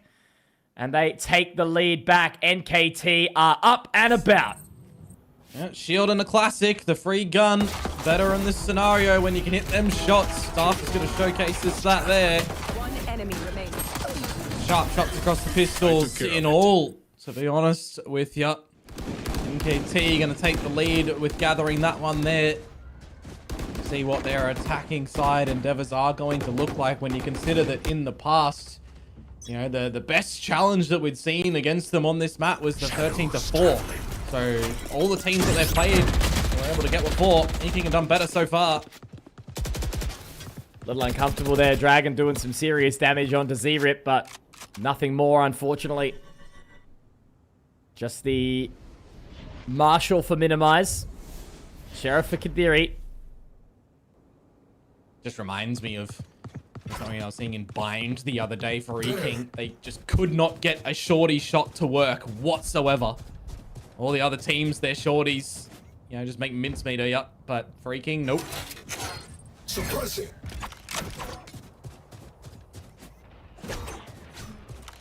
One of those weapons that will be a long-range headshot or nothing else. But the way that these players are able to make it work inside these smokes from time to time is always impressive to see. So on towards the site, Minimize, gets the spot, gets the info, but the Marshal will not connect. Akana does find one, but I think that will be probably all she wrote. One Love getting another, and all left onto just Kadiri left to see if he can do some damage. Hoping to Spike planted. potentially just weaken this bonus. If he can take some weapons away, it would be good. But I don't think he's really going to be able to do so. Now spotted and just tagged on up. So 4 alive for NKT. See what they can take over into the next round, where we'll finally get the purchase to come out from EKING. So we're going to have to start to really configure their defenses to get a lot of the information as well, when you consider that it is the double duelist line of thinking for them, right? With massive emphasis on body checking angles and making sure that your prowlers and haunts are really valuable. Switching to some retakes as well is going to potentially be an optimum solution for them. Well, you know what else might be, though? A Judge and an Odin, apparently, because that's the weaponry of choice here. Already into position. Zero making his way through so quickly. Great shot from Lou, though. Cracked out. Opening kick, putting them in that advantage just for the short term. Drag and Minimize. Oh, a little awkward there from Z-Rip. They do manage to keep on making it work. Minimize trying to force his way forward. Puman Love, So Cool Soda still alive, still kicking. They have to be careful. They don't want to give up the goat here. The spike trapped in a very precarious position for them. And now Poom going to try and make his way through, but it will be denial of service from that Judge of Minimize. Caught. So Cool Soda will find one, but Akana, well, you guys all know how the Odin works at the point in time. And if you don't, where have you been for all of VCT champs? And, well, yeah, kind of all of VCT champs. That's what really put it on the map, isn't it? Third luck. Bonus round going quite handsomely over towards EKING, though. Only losing the one member in Minimize, getting a bit too big for his boots on that hunt for the final kill. This is the time where the proper weapons are going to come into the play for NKT. Getting one away from the null command as well. Can be quite the strong ult when you are playing with it properly in this map. Exchange positions with the drone. Absolutely not expected, but Dragon wants more. He gets 2 before being shut down. That's massive, managing to slip the net of the stealth drone and getting his way in. Lou now straight back towards the site. Darth has some control up towards mid, but Kadiri surely has the line on him. Yes, he does. A very, very quick round where EKING have taken advantage of the positioning. And it all comes off the back of Dragon. You know, I constantly think back to the performances he's had. And it runs back to 2 years ago when, you know what, in his first opening series, he forgot that you could change your monitor to 360 hertz or something like that. And then to performing out of his skin, you know, making playoffs with Bonkers. Bunch of orange shirt tradies getting their way into the playoffs at Ascension. A pretty incredible run, so it's good to have them back. I mean, Dragon gets a good double kill in there, but it's also Lou with the 180 kill over towards Link that you have to be extremely quick to pick that one up too, right? For sure. If he drops that, that's the crunch approach now on towards the A site. So he's at least extremely aware or very rapid. If there was a call done by Akana at the top of mid, or Kadiri, sorry, that would have been very important as well. Timeout, though, going to be deployed by NKT using their second one at this 8-8 point. Coach Wizard just trying to put some pep in their step. Working out exactly what they need.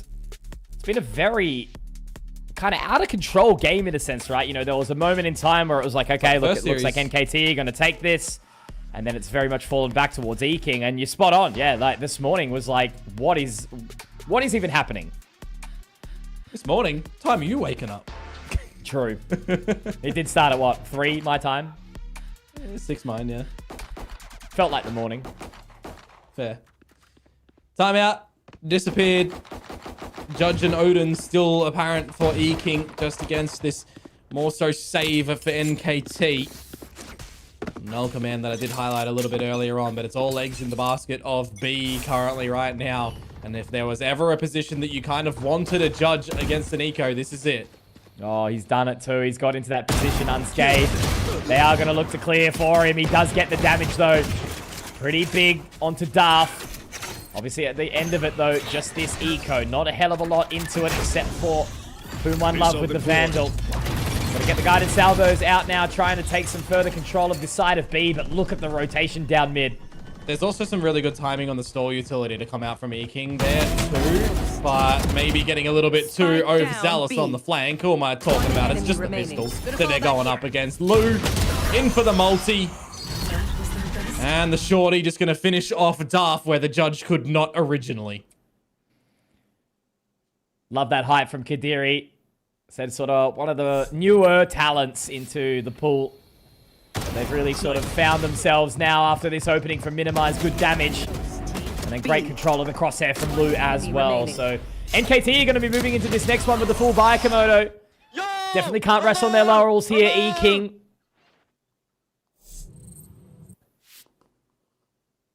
Hello, indeed. Different weapon of choice this time for Minimize, getting close towards the Yoru ult, the operator in play. Setting up for the flash containment set over towards B. They're all in. Lou is straight in there as well, isn't he? Refract out. Minimize has to try and get back in, but a crucial shot missed. Oh, that makes it uncomfortable now. This is the advantage being taken by NKT, and they have to rotate all the way around. It kind of has found some control, some positioning, but Kadiri gets taken, and this all of a sudden becomes a really ugly retake. As noticed, Lou got taken out in that situation as well. Gonna have to watch that one back. Must have been picked off the back of the refract, but Ikana now trying to find a shot. Minimize actually does connect onto one. If Ikana found it, there may have been a secondary opportunity because Alert and Zerip are both so low, but it's not going to happen this time, and this is the thing, Komodo. Nobody is in the driver's seat of this game. Yeah. Nobody taking pole position. Now we're all just trying to get across the highway, and it's got 5 lanes. Trying to weave in amongst the mess. Kind of unfortunate for Minimize on that operator shot that he is missing over towards main as well. Having to get on out and then retry. I'm hoping that the highlights are going to showcase how Lou actually died. I think he went in for a re-peek towards main after he's refracted back. So that's what's happened. Darth has got him on the reposition. There you go. The shadows. Yep. From the top, from the high heavens. Very nicely done there from NKT. Awesome utility usage to really sort of put the sweat on EKING there in an aggressive play. That didn't happen. Maybe it could have been a little bit of a turn of events if Lou still lived on, but now mid-control information thrown out immediately. They've still got some pretty decent money here, EKING. Yeah. Both convergent pass available. Zerip making his presence known over towards the B site. Just light speed over the corner. Picking up the Armageddon as well, so there's a lot of options for NKT come this round. But not seeing any extremities being contested by EKING either as well, right? Very locked in for NKT. So if they can start to facilitate an idea on who is playing where, they can have their pickings on where they want to end up. Still a little bit confused with where they want to head with it. Zerip left outside B just to lurk. Generally we see the 0 point go in for so-called Soda, but instead it's just going to be the drone. And the ulti pop behind it. L command ripped. What are they going to be able to find with it? Kadiri does get that information, meaning that it's not all solo dolo over towards the side of A. And look at the rotation around. Ikana gets taken. Lou will be able to at least get some revenge, but now as they try and move in on towards this side, it's Dragon with the judge and 2. Alert still alive, still kicking. Minimize, trying to fake this one out as best as he possibly can, but 19 seconds. Alert has no time to work with. Spike still dropped. Minimize gets back onto the line, and that is going to be denial of a return to service for NKT. And you can see EKING aren't taking that for granted either. Not out of their seats at all. But another phenomenal round from Dragon. A 2K with impact. It's a good bit of whack-a-mole as well from the boys over on EKING, isn't it? You've got the Yoru just TPing around. You've got the Waylay doing the same with the refract. Makes it very difficult to coordinate a good crosshair placement in these sort of situations. Oh, this money situation, Dion. Now we wait. They want to go in as best as they can, right? Yeah, they're going to try and fight this good fight. And it's quick. Straight in from Z-Rip. There's going to be that connection. Dragon does manage to get out somehow. But now the Steel Garden popped as well, which is going to make it even more uncomfortable.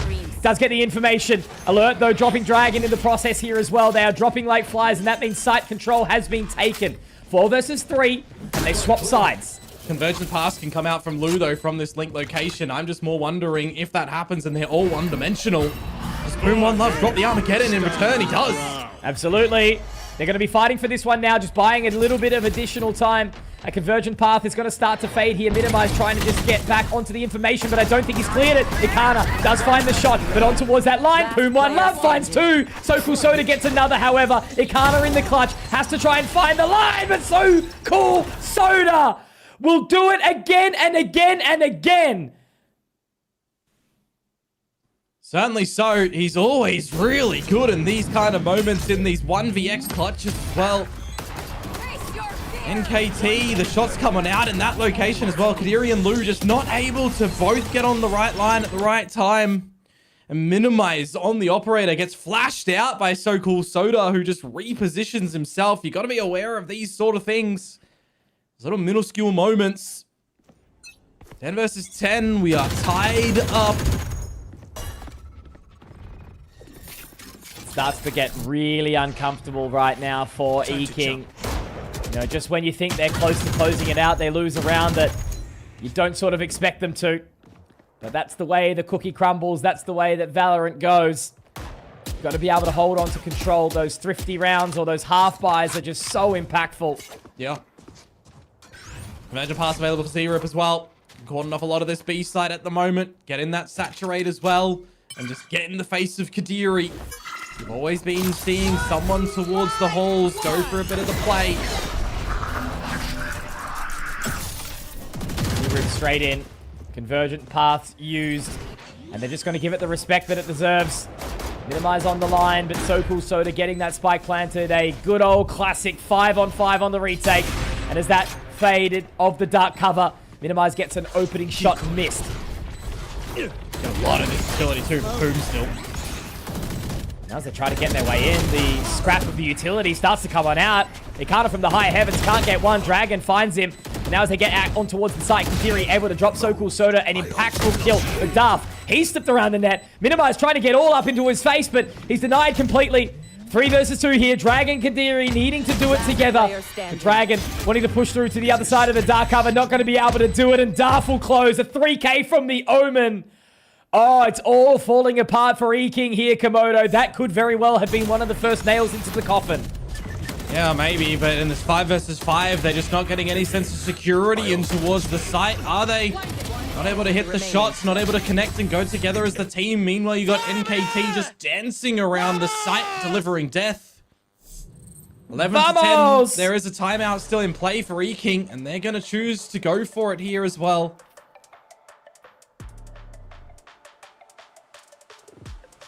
Crazy, crazy stuff, man. Just when you thought that EKING kind of had it cemented. Yeah.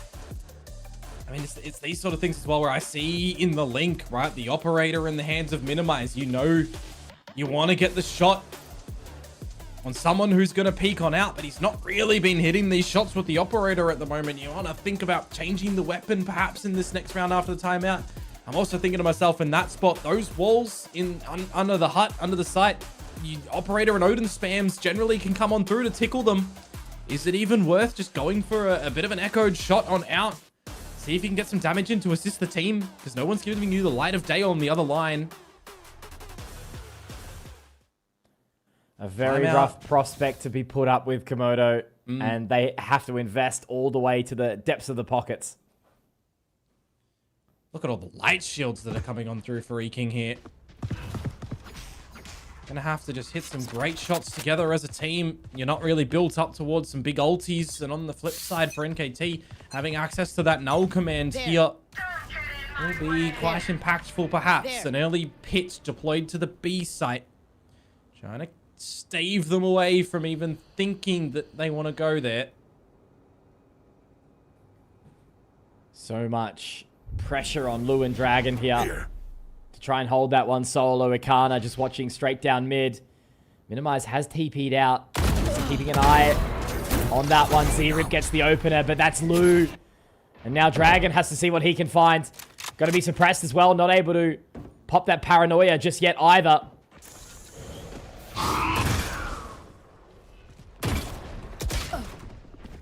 Oh, that would have been a big duel for Alert to win. Keep some sort of advantage for NKT around. Now you start to consider, where does this reposition come in from? Darth Ikana is just delivering. This gets really uncomfortable now, doesn't it?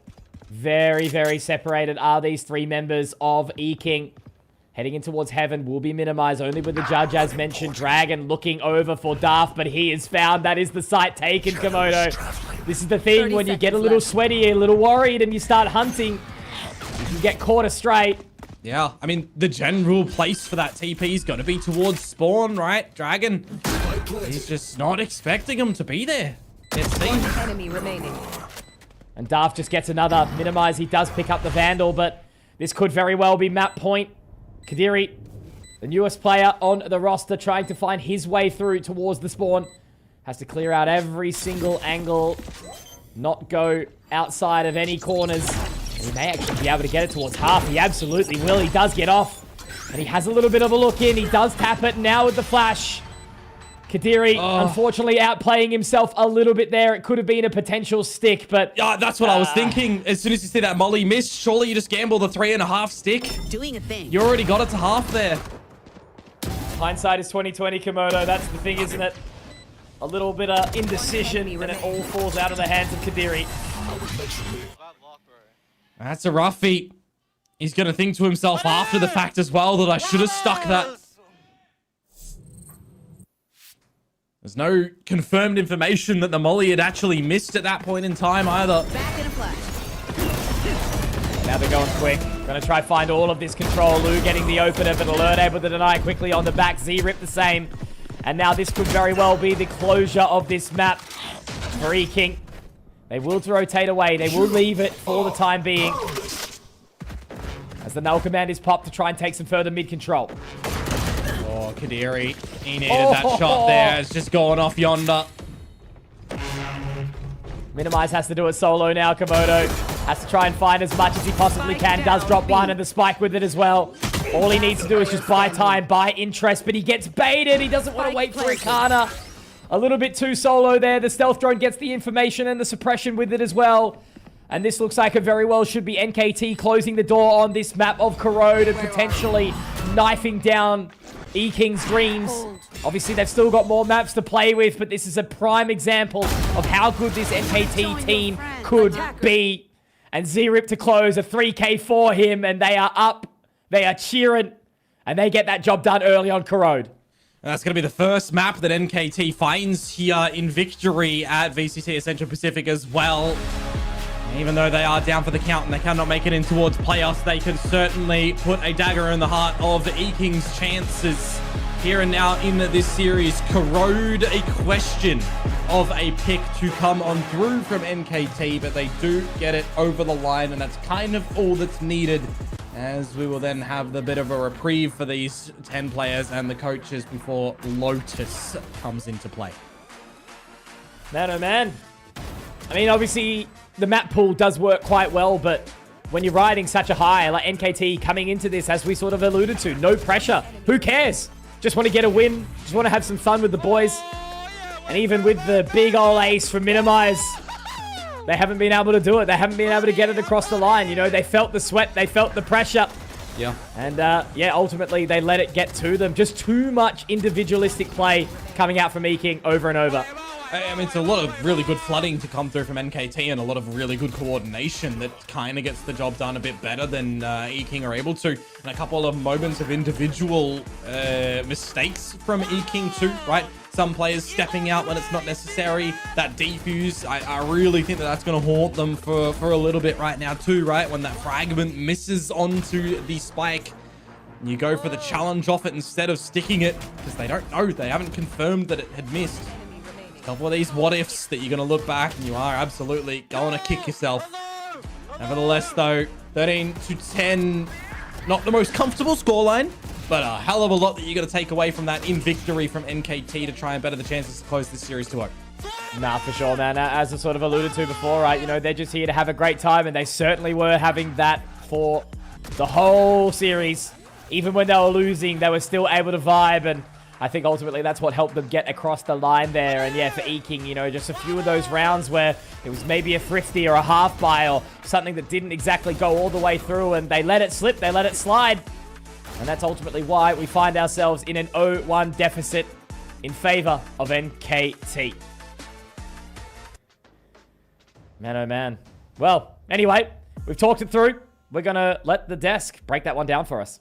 Yes, pressure does define games. NKT finally able to get their first map win in Ascension Pacific when there is nothing at stake for them. It is clearly visible that they were enjoying every moment of it, just playing their hearts out like what they usually do back then in their premier games at home. Meanwhile, EKING, there are moments once again where they had disadvantages in the rounds, but unfortunately, the tension just got the better of them. Yeah, I mean, I think you got the word so perfect there in pressure. NKT playing with no pressure. They brought a great energy into today's game, just ready to have fun, ready to play the Valorant that they know that they can. But on the flip side, EKING looked to crumble a little bit under that pressure. As our casters were saying, they didn't always look quite in sync. A few moments of individualism that did ultimately cost them quite heavily. I think when we take a look at these scoreboards, we highlighted him before this game, but Dolph really stepped up there. Insane KDA on that Omen, but more importantly, 5 first kills. This man was dueling, and I love to see it. Playing with so much confidence, and they take their first map win here at Ascension. It's been a good day for them now. The crowd can have a little cheer, and you love to see it. They're not going to be content with that, though. They're going to want to keep moving forward and ultimately claim this whole series just to ruin EKING's chances. Yep, and yeah, as you mentioned earlier, that Darth, we were, talking about him during our pre-match today, but his headshot percentage in this game is even higher than what he usually did, right? Like, we saw him dropping like 30%, but as you mentioned earlier, his dueling power is just been such a very hard time for the side of EKING. Yeah, they definitely struggled with it. I mean, I think for EKING, we need to see a bounce back. We'll be moving towards their map pick of Lotus, where we did see them look strong. So things need to turn around now, or the playoff hopes will be dead. Yep, of course, we still have map 2, but we will be back after this short break.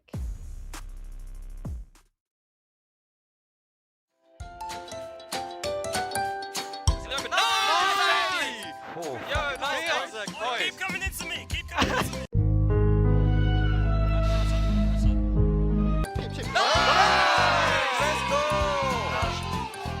Huh? Yo, Klaus! Yo! Huh? Huh? Huh? What the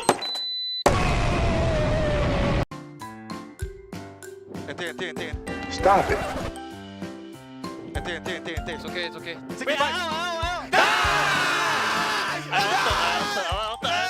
Let's go! Nice! Hey!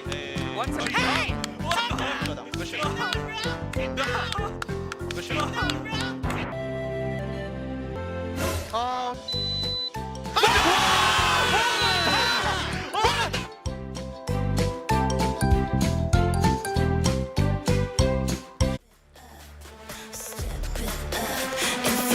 You got this, don't you hesitate, run it up. You can't compete with someone who doesn't play your game. You can't compete. Can't you see we're not the same? My eyes got a different view. Big dreams you cannot subdue. Watch and learn a thing or two. Climb into a higher plane, get smaller with every aim. Watch me as I take that reign. You do. If you come at me, you better bring your A game. Step it up, step it up. If you think you got this,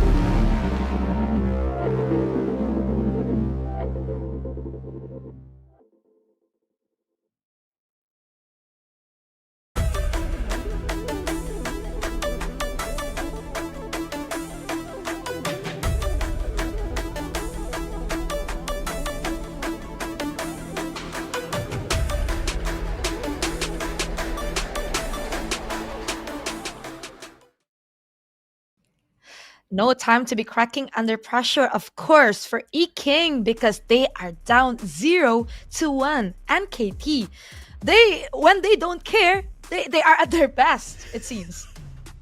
Yeah, I mean, they're just playing with different motivation today. They're playing just for themselves, just for their own pride. EKING, on the other hand, they have to win today. They have to win. Otherwise, the playoff dream is dead. The Pacific dream is dead. And this is something they've worked hard towards all year. So something that we absolutely fighting tooth and nail against. Now we will be moving towards Lotus, their own map pick, where we've seen them have a very solid performance before. So I think they'll still be feeling confident. They'll still be feeling like they have the chances to come back into this series. Now they'll be moving on to their own home turf. Yeah, I feel like I'm more optimistic as well for this map, going for EKING, because we've seen from the past days that they were able to take down Motive Esports, and it was, if I'm not mistaken, a 13-7 scoreline. That is pretty impressive, honestly, for EKING. Yeah. But the question is, again, pressure. Can they cope with it now in the second map that they are down 0-1?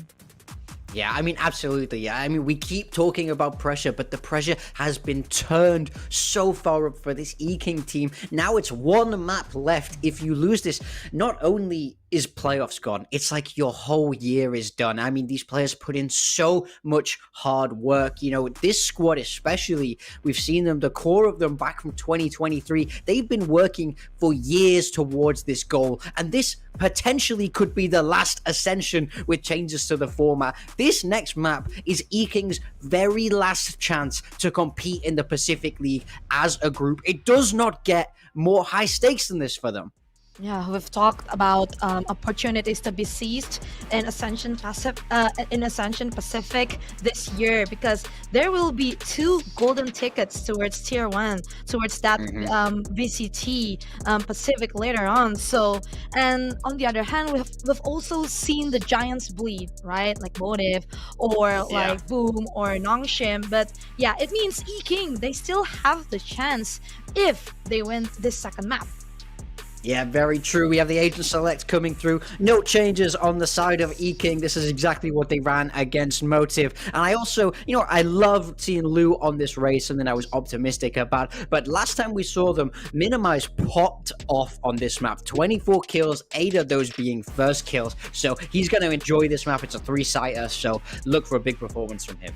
Yeah, we would like to see EKING step up right now, because they have to capitalize that chance they got from SLT1 against Boom Esports. Meanwhile, for NKT, also no changes to Lotus. This will again become very interesting, especially for EKING coming into the second map. Of course, our casters are here with us, Komodo and Conky. Please take it away.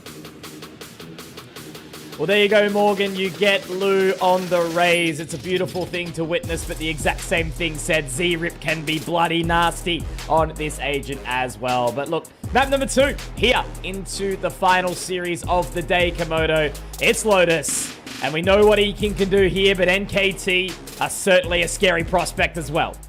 No, 100%, man. And for NKT, definitely going to be playing spoiler in this one if they're going to be able to close it down and eliminate EKING's chances of getting into playoffs. And as Morgan said, best, right?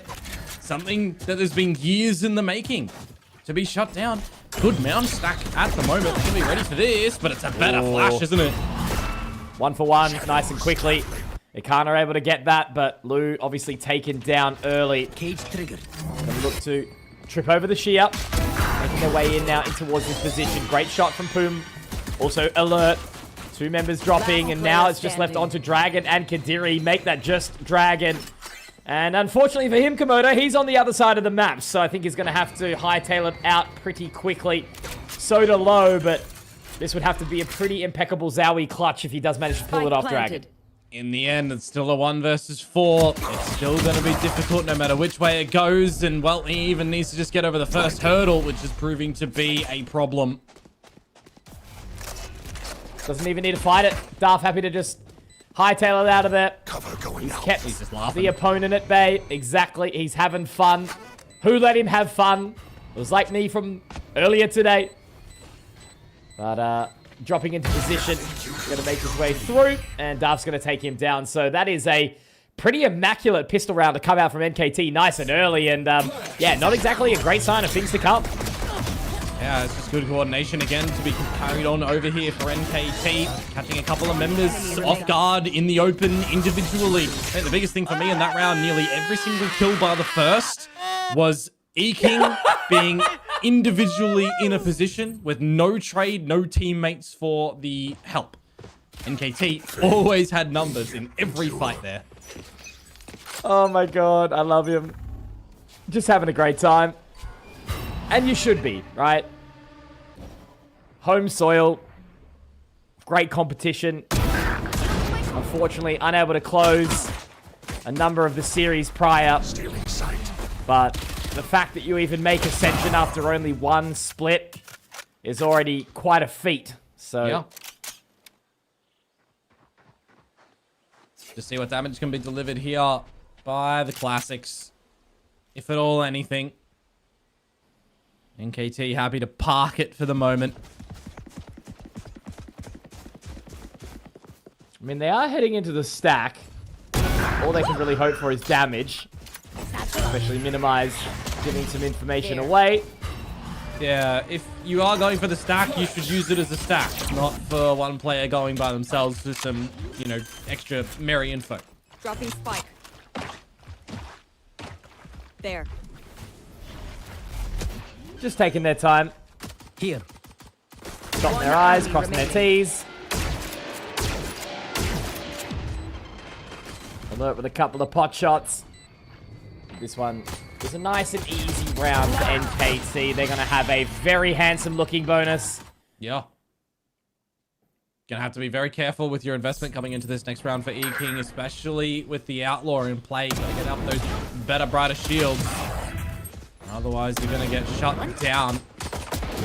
Especially on this map of Lotus as well, you do need to be quite coordinated for EKING. I think in this one, a different beast already. NKT are proving to be, as opposed to what Motive was. Quite different stylistically in approach. 1-4, common plate. Leave that sheer to the front of B. Look at the aggression straight out from EKING. Already taken rubble control. But NKT aren't going to hold any bars on towards the side of C. Already the two members there. Great shots from Kadiri. And that's going to be able to deny quickly. Exactly right. But they pull away quickly as well. Still just keeping Poom to spot towards mid. If you can win this one flawlessly. Goodbye. Be really well placed for EKING. Odin gonna reveal itself as well. Interested to see where Icana is gonna continue to move around the map as well, right? Over towards tree to stay in front of B, to play on C. Extreme amount of options with that weapon. Last player standing. Bomb buddy out. Great shots. I mean, maybe biting off a little bit too much here, but they're playing the trade out. Both Dragon and Lu going together. Great shot from So Cool Soda. Bring them down. He will reload that Outlaw. And now really this is the moment, right? You got 30 seconds. Just don't peek him. Yeah, you need to protect your own money as well at the end of the day. And I'm looking at the members for EKING. Yes, there's 4 alive, but you lose one of them to the headshot or the double shot of the Outlaw. It could be awkward. Got the crossfire at the end, which will get the job done. So 4 alive in towards the next round is going to be very good for your own economy, but it does mean Mitch and NKT are going to get the weapons back into their possession as well, and we can really start off the affairs on this map. Absolutely. Nice, boys. This map is so versatile. Those quick plays for all the momentum. But 4 alive is going to be a very happy medium for EKING to try and respond in with for now. Yeah, the defensive side was the strong point for Minimize specifically the other day on this Yoru. Gonna see if he can echo that one down as well, or if someone else is gonna step up for EKING. Good start. Traded well, but then straight into the helping hands of Blue. So immediately, very quick off the start of the rounds, we already see 3 members of NKT falling by the wayside. Minimize just watching towards B main. We'll be able to hold that line, but Poom One Love and So Cool Soda have done damage. Yeah. And this is the issue right now. It could be that 4v2 conversion, but instead they run it to C. Kind of just individual spots to come out from EKING there as well. The NKT, both together, hit a shot apiece. My ult is ready. No ultimates, of course, on the side of EKING to play and answer back with against So Cool Soda, who picks up the Nightfall, but they'll situate themselves just to pass a little in this post. One enemy remaining. Very uncomfortable for Minimize again. You know, had to very much tank the Nightfall. And now in towards this position. The Seas is actually going to catch Dragon as well, and So Cool Soda will deny. Oh man, those are the rounds that you just can't be losing if you're EKING. A 4 versus 2 going the way of NKT. And it is the dynamic duo of So Cool Soda and Poom One Love to make it work. I mean, there was just really no rhyme or reason for Katiri to be peeking out, you know, first in that sort of position. And then for your tower player to do the same thing, you got the 4 versus 2. You only need to really confirm information or even switch together to a proper retake style, right? Hold each other's hands in these kind of situations. Don't individually keep going for stuff.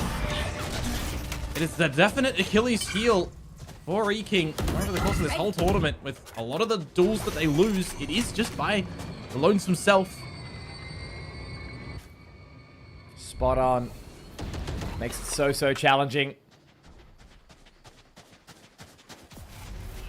The pitter-patter of the footsteps now. EKING does have winnable weaponry in tow.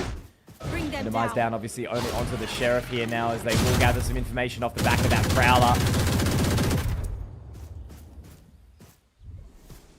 Well, you hear the Odin, rather. Go through again. We'll see what you can do to try and contain the field around Rubble. Quarter of this round. A little awkward there as well. Great use of the showstopper from Z-Rip to find the opening, but Kadiri does drop alert in the process. That's alert taken down. Now they open the door over towards Tree here. They are going to play a little bit of additional time. I think they'd probably rather play the retake here, EKING. You're going to have to as well. Luke going to be one away from the showstopper. Satchel's flashes do have a little bit of this utility to buff on in as EKING on this retake. They're ready to rock and roll very quickly. Komodo straight in towards the side. The opening onto Z-Rip, but So Cool Soda and Darth continue to find their shots. Kadiri does get one back, making a third. Kadiri looking fantastic here. Does pop the Steel Garden, which is a little unnecessary, but he doesn't need to know that. That's another round taken off the back of another hero performance from Kadiri. Now that's really big with the quick, crispy shots to come out from him there. And a good retake that's very quick, allowing for a lot of time for EKING to come on in for that one as well. When you've got Icana very awkward on the spray with the Odin earlier on, you need someone to start to step up to re-bring in a successful situation. Also, Darth, you don't want to bring a knife to a gunfight in that situation, so that's a bit of a slap on the wrist. EKING are not going to be seeing a too far stretched round count here from NKT. Instead, they're going to see them look to have a chit-chat as the timeout is deployed from them. Good timing to do it. Not let too many rounds go by the wayside. And this is the thing, you know, even though these players obviously haven't played, they've likely been sitting around watching the tension leading into the final series of the day, knowing that, well, for NKT, yeah, we can just show up, have a little bit of fun, and EKING going, my God, we've got to not only beat these guys, but then boom. But then we got to beat Boom afterwards too, which the only reason they're still here is obviously because Boom didn't win against SLT Songnam. Yep. So the real crux of the competition is here and now. All right, I'm going to say it again. NKT eliminated. I'm going to say it again because it happened last time. Name a more iconic duo than EKING and losing to an Eco. We will see if it happens again. We will see. Hero Vandal for Z-Rip. Definitely the player you want. That Vandal in his hands. I'll try and bait out a little bit of this utility towards the B side at the moment. Try to sell a fake Shrouded step on through. Darth getting sneaky beaky and Minimize is just caught with the chainsaw in hand. A weapon upgrade as well. This is where it begins. It definitely has started. Lou, does he get the shot? Does he get the lineup? No, he has to pop the satchel. Tadiri will be able to pick it up, but already in towards spawn, they do find the control. Zerip picks up the weapon now, and you almost sort of want to think maybe it's worthwhile on a save here, but they are going to be very, very fast on the rotation. Dragon and Ikana, as they head out over towards the mound here, it is just going to be Lou to try and do some additional damage. Zerip has a little bit of a look, but he's caught high and dry. Oh, man. The aggression. Komodo, I think the caster curse is quite intent with you. I don't hold that much power, I gotta say. I don't. I just know a thing or two about the tendencies and styles of a thing here and there. And, well, yeah, it's happened again. A tale as old as time. And it's not just in this title either. Now we need to give these guys a watch so they can see that time. Gotta say, though, really well positioned and played from Darth to get in through towards B and really get up close and personal in your face.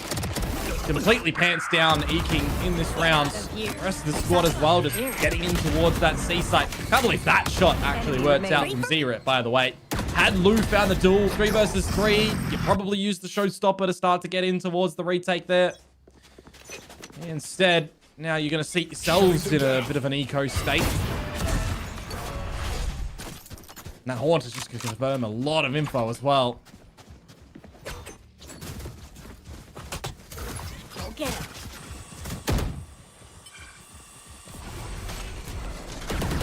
What are we going to see here?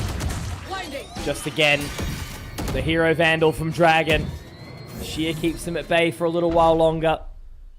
But already so much control taken of that sort of A main area from NKT. And they can just hightail it out. They don't need to overextend. Yeah. The more pressure that you build up towards the site, the more likely it is that Lou is going to deploy the showstopper to try and gain some sort of favor. Though I wouldn't half mind him kind of hold that either to the next round or when you confirm a tap on the spike. Definitely want to try and play the field here with advantage if you can. You can start to hear the retake. Oh, sorry, the rotate away from the site. EKING are just being toyed with around the map. Left. Zerip has just found so much control. Like these last couple of rounds, he has just run in without a care in the world. This round, it's with the Outlaw. He's already got control of Heaven. He's going to find Minimize for free. And he can even find a couple more shots potentially as well if he does play his cards right. He's going to be holding that stairs line instead. Lou does connect on the shot though, so that could be a world back in here. Dragon still has the Vandal as mentioned. Yeah, but I already see the positions of NKT quite spread. They're playing on the back. The showstopper might be coming on out as well. It's very wise, and the 0 point's just going to remove it from the equation. That is really, really rough. Taking a risk on the showstopper for no reward. Now's the fragment will land. It's going to force them off the defuse. Dragon trying to get his way in. Will be taken down quickly. The Arc Rose doesn't quite connect onto anyone either. And basically, Komodo, there's just no time. They can't do anything here. It's just nice and easy and breezy for the side of NKT. And I mean, Ikana's going to go down to the Radianite, but that's another round for NKT that is just too simple for them. Pretty much. They're just playing with the rotations, playing with the space. They're making sure that they're adding little different bits of spice into what EKING needs to try and figure out as well, right? What information is securing their positions? Are they going to A? Are they faking it? Are they double faking it? These are the things that they're starting to showcase that they're going to look to change it up. And EKING now are going to have to put in a timeout of their own to start to have a bit of a talk. What can you say? Coach Fade trying to put some pep back into their step. They have been struggling, EKING, for the last little bit. And yeah, man, look, the focus right there, right now. You just need to be able to get these guys back in tow. And as you sort of said, like, these last couple of rounds aren't exactly reflective of it, but it's just that lack of unison and cohesion that EKING are sort of really, really showing. And NKT have been able to exploit that quite well. And I think, you know, it may actually very well be driven by the fact that they can just play this so casual, so calm. You know, there's no strain on NKT that they can approach this game however they want. Yeah. And they're making the right decisions as well and looking pretty coordinated. Gonna need to start to see the defensive side that EKING closed out on against Motive. Or at least start to activate a little bit to make it something of a 7-5, 6-6. Either in lead or deficit for that 7-5, of course.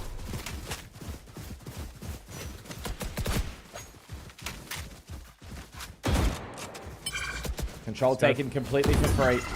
Yeah.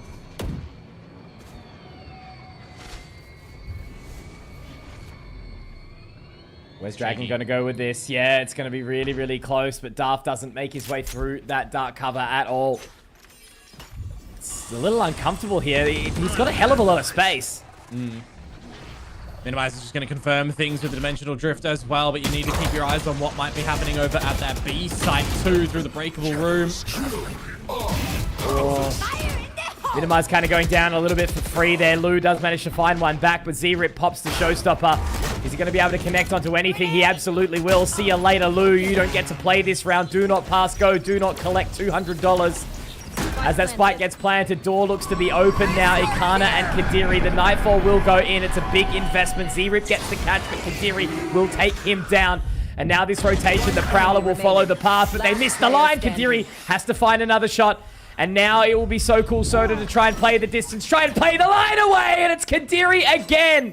A Zowie clutch from the man, the younger player, the newest addition, the sentinel of all things, keeps saving EKING. Oh, it's a bloody close one at the end of the day. No one can hear nothing though, Mitch, because both Nightfalls get exchanged. Your HP gets down low. You're trying to just see what you can do with what you spot on your screen and what your team can communicate over towards you there. That was a 2 versus 4 at one point to come through from Ikana and Kadiri. They managed to get the job done. I mean, look at that. Rapid snap to the stairs. He's not tripping over whatsoever in that one.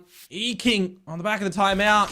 They get a much needed round, but they still have to go again. It's crazy that they still have to keep relying on this, right? You know, the big player pulling out the multi-frag moments. It's the only way that EKING are kind of clinging on here.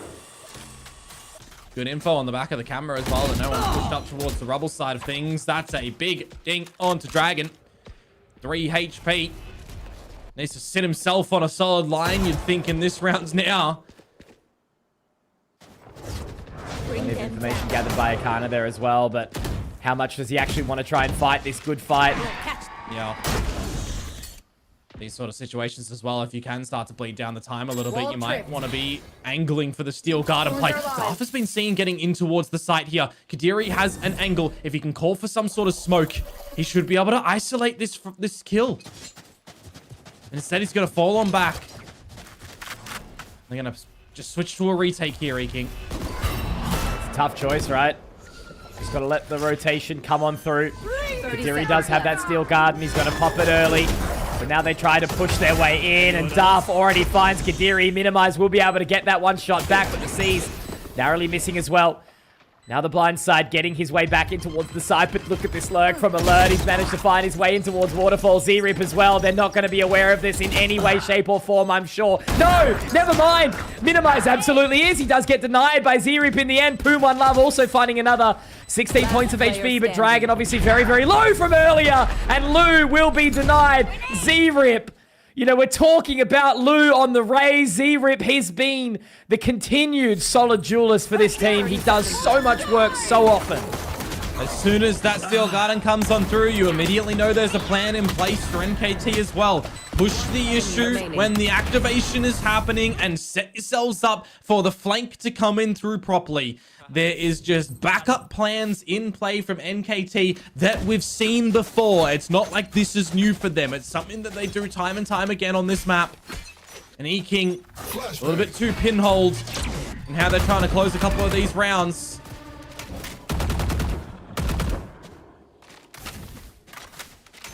Oh, man. The heart is just slowly breaking for EKING. how close they're getting, but NKT are just hard and about the better team in this map, in this series so far. Sure, Corrode had some, you know, chinks in the chain, but it's just not really working out for them in this one, EKING. Yeah. Shadows traveling. Another situation as well for NKT where they're just going to get some free real estate over towards this A site, and to their heart's content can plant to set up for a bit of a post. Straight through. Full control on towards this site already. Alert. Opening shot.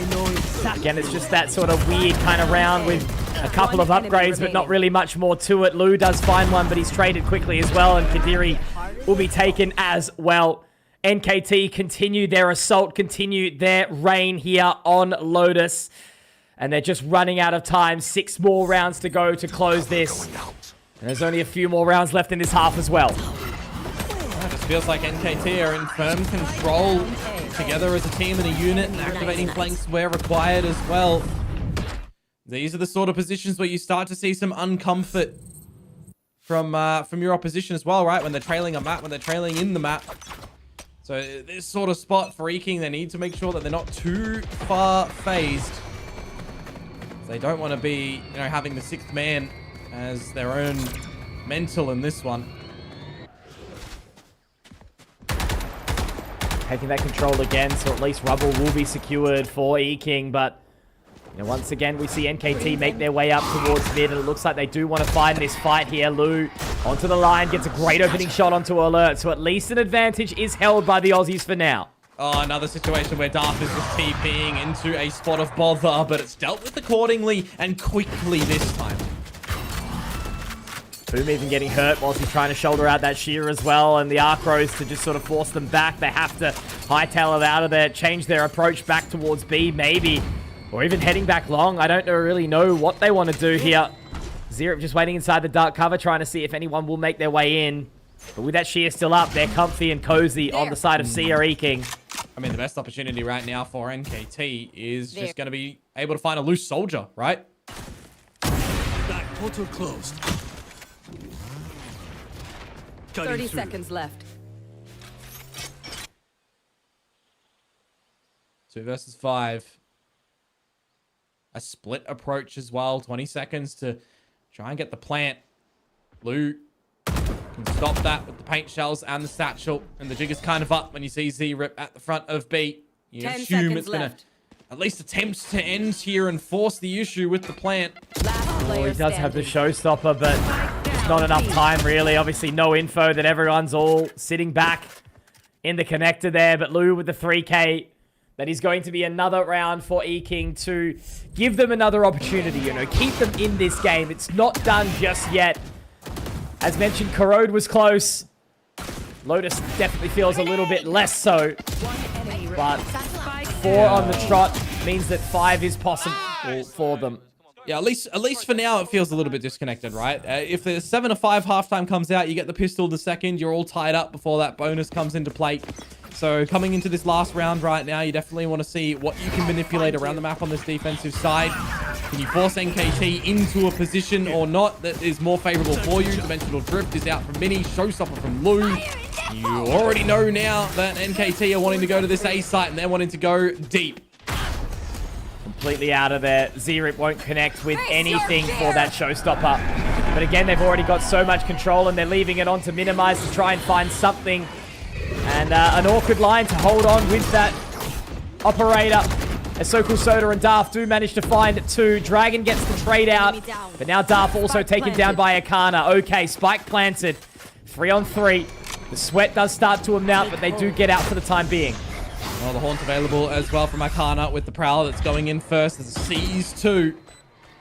They're all just so trapped, aren't they? The amount of decay onto them right now makes it so challenging, but on towards that line, onto the tree. All he needs to do is just spray here, Alert, and Sokul Soda will find it. The half ends up going the way, 8-4. They rev the engine and continue forward to NKT. Well, for EKING, they're hoping to have a little bit of a car crash come in towards the beginnings of the next side to NKT to try and get back in towards this one, because 8-4, not a pretty scoreline to be ending there. Of course, for everyone watching, we'll find out after this break.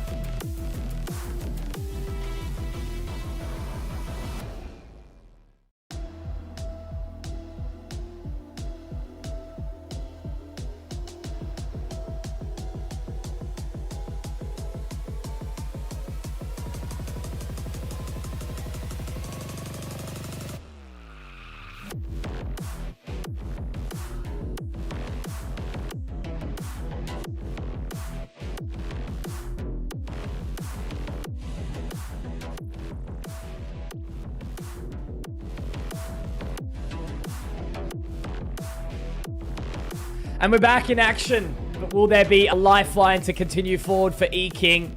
We'll have to find out after this pistol, because if NKT edge any closer, it almost feels like the inevitable demise for the Aussies, for the Oceanic pride. Well, NKT were able to find the defensive pistol against Boom Esports, and the second before ultimately not finding another defensive round. EKING on the attack. They started out marvelously against Motive, so maybe it is going to go a little bit better for the Aussies here. I'm seeing a stacking of players from NKT, though, over towards the holes. They are going to have a biff here. Gloves off. Ready to rock and or roll. Poom one love with the opening here. Now Dragon trying to clear out whatever he can. Poom is so very low. But it's Z-Rip to drop Lu. They're dropping like flies here, EKING. However, there's a response from Ikana and Kadiri. Damage dealt by Dragon and Ikana as well. All left on to Just Alert, but it's denied at EKING. They're back. Well, if there's anything that we've ever seen, the Kangaroos know how to box. And they have just thrown a couple of punches in there and won it. I'm not going to say nicely, but I'll say nicely, because in the end it was 3 players alive for EKING. I didn't feel like it was going to go their way, just with the sheer presence of numbers that NKT did have available. The pistols do work out. A necessary round for EKING. Start off their endeavors and this climb back into this map.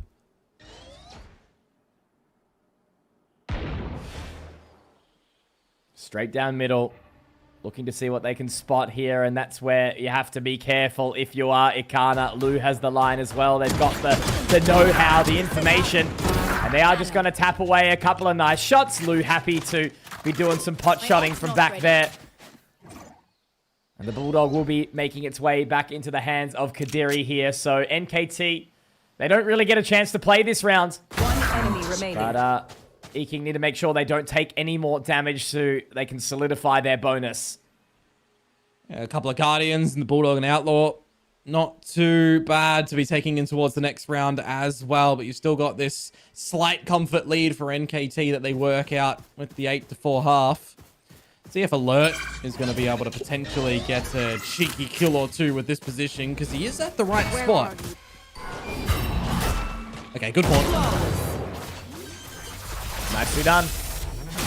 No sneaky business here. Not at all, but it does mean that the weapons are going to come into play for NKT, and their defensive side is going to start to showcase what they want to do. They still want to, you know, try and play on towards the retake side that they generally do like in this map, or are they going to try and flood a little bit early that we're seemingly seeing work in the last map to a trait? There's a couple of options for them. I'm actually seeing Poom One Love still not have shields. Please, somebody tell him to go with some shields. You've got 1,000 in the bank. Hello, my friend? Brain not working. Could that be the changer in this round? We'll have to find out shortly. But a little bit of a stalemate so far outside A. They've got rubble control, but NKT are just sort of playing a little bit more forward here now. Alert spotted out by the Prowler. And they do actually invest. Darth gets a great catch onto Akana. No immediate trade to come on through from Kadiri, but now it eventually does come into play. Alert's going to take the offline, but I'm kind of wondering what space that you continue this to be around the map. Kadiri. This is the sinker, you would assume. They should have this control of the site, right? They need to break the tripwire, but then they can get straight on in there. There is a cam in the corner that can be utilized shortly, but as they try to make their way in, Lou's going to get some info, but so cool Soda.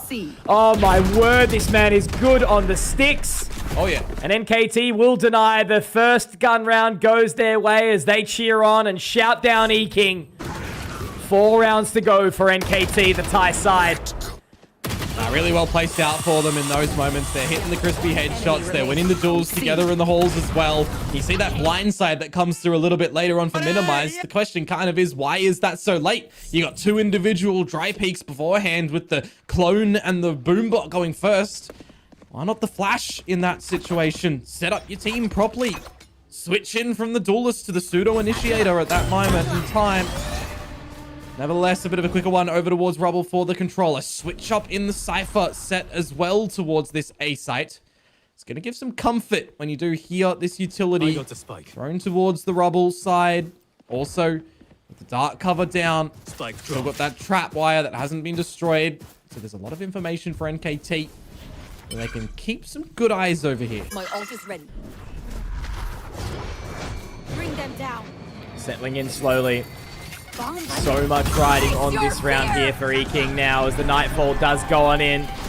Looking to take all the control possible, sending Z-Rip up in towards the high heavens. But again, Komodo, 3 members are already here and Lou going down early.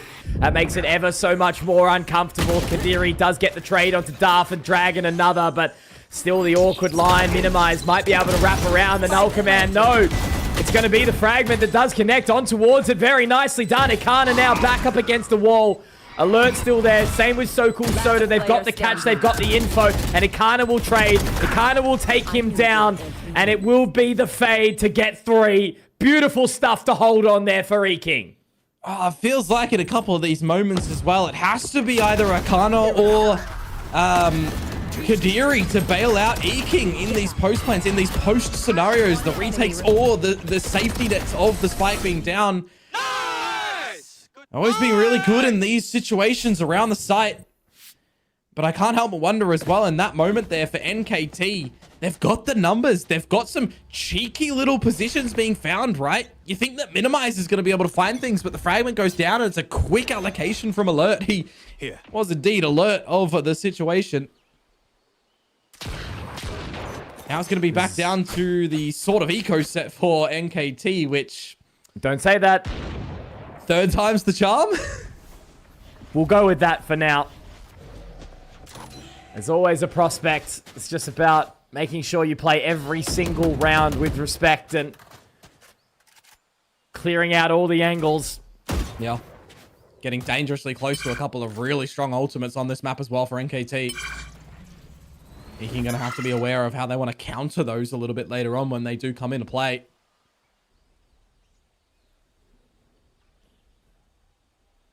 Falling away. Big rotation from NKT, really sort of wrapping around that side of C, only leaving Poom One Love with the Vandal, the hero Vandal at that. But when they hear nothing, what is going to happen, right? How long do they hold at this C site for? What does that dark cover that just deploys at the 30-second mark look like? 30 seconds. They have gathered some info, but it looks like Breakable has piqued their interest here. Now wrapping it over towards B, but there's going to be a very, very quick bit of movement from the NKT players. Paint Shells is available from Lou, but look at this. It's going to start to get awkward very, very quickly unless Ikana and Kadiri again have something to say about it. But they still do need to get that spike planted. It will go the way over towards A, so it's going to not be a worry. But So Cool Soda...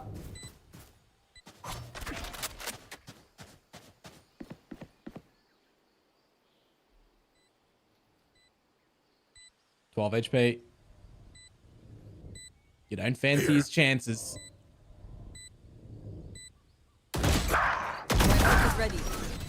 Gets one.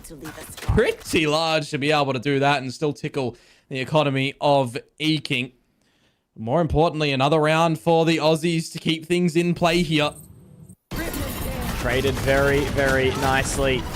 And man, just a quick touch on how you've got to give so much credit to both Ikana and Kadiri, right? Like, you know, Dragon, Lu, usually the heroes for the team, but it's been the players that are picking up the initiator and sentinel role that are really getting the work done here on this map of Lotus. And they're one round away from touching. That's where the timeout comes out from NKT, and it's going to be an important one because it's their last unless we get into overtime. Also, those ultimates that I mentioned just a little bit ago, they're going to start to come online for them as well. And then we can start to see some map-defining moments potentially be layered down and fall like dominoes for them. Slashing at EKING's chances to push this into a third map. And from the grave, pulling them down with them.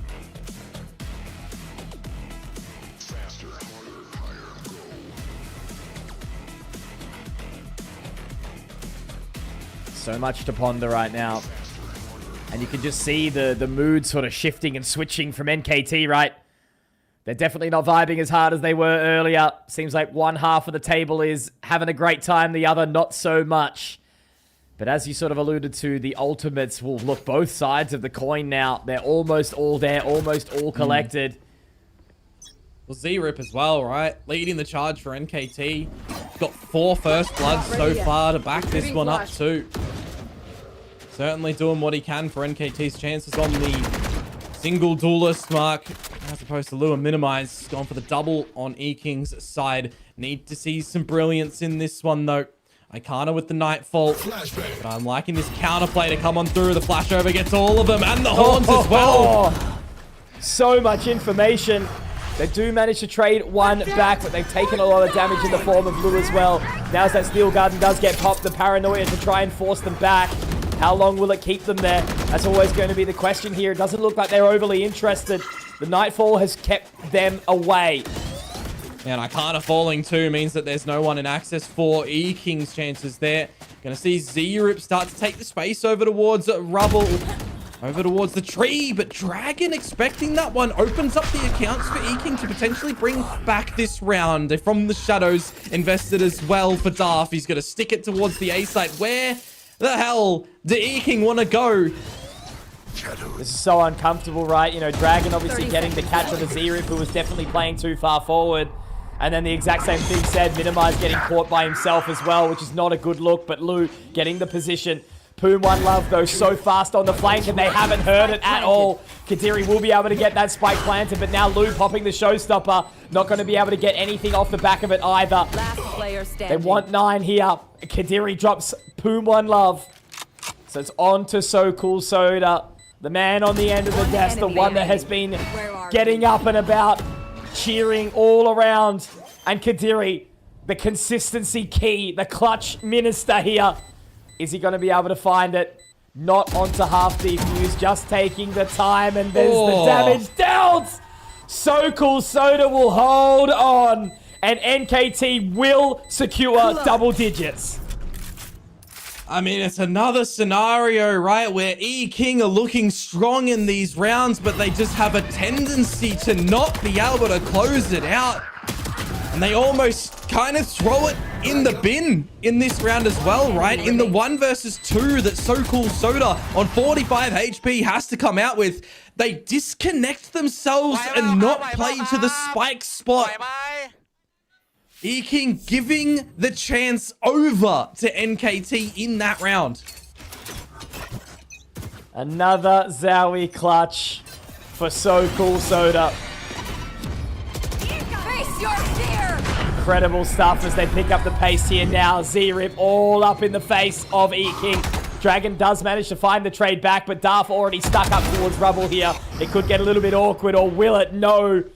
Duff finding another onto Dragon. Minimize has found a little bit of extra control here, but Poom One Love on the shoulder, on the correction. Minimize does get one, but Alert and Poom get them back, and it's onto Ikana. He's going to need to find the clutch himself here, Komodo. It's all falling apart for EKING. They've got no money, no rounds to play with. This is desperate from Ikana. 1 versus 3. Nurul thefted out as well. Wants to try and find some sort of opportunity to get the duel in. Straight onto the line.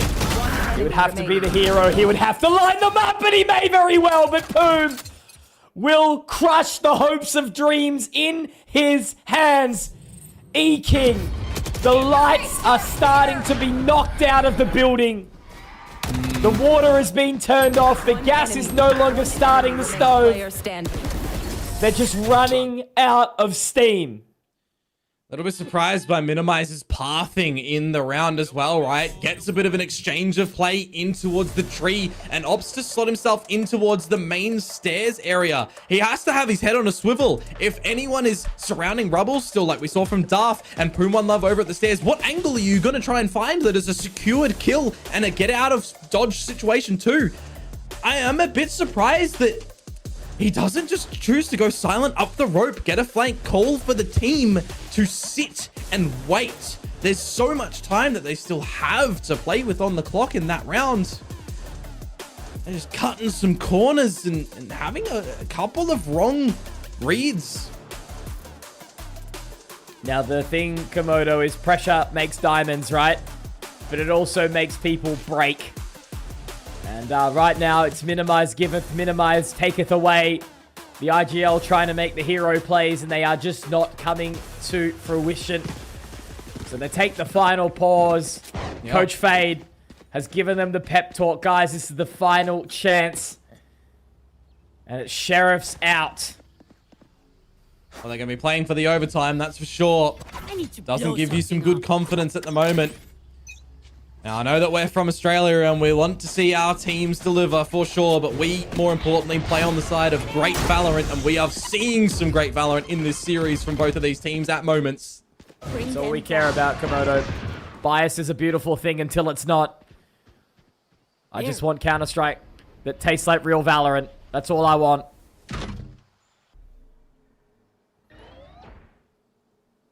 Can the Sheriffs get a bit of yeehaw action in this one or not? Dragon dodging the Prowler gives an option for them to get on in. Be a bit sneaky in position.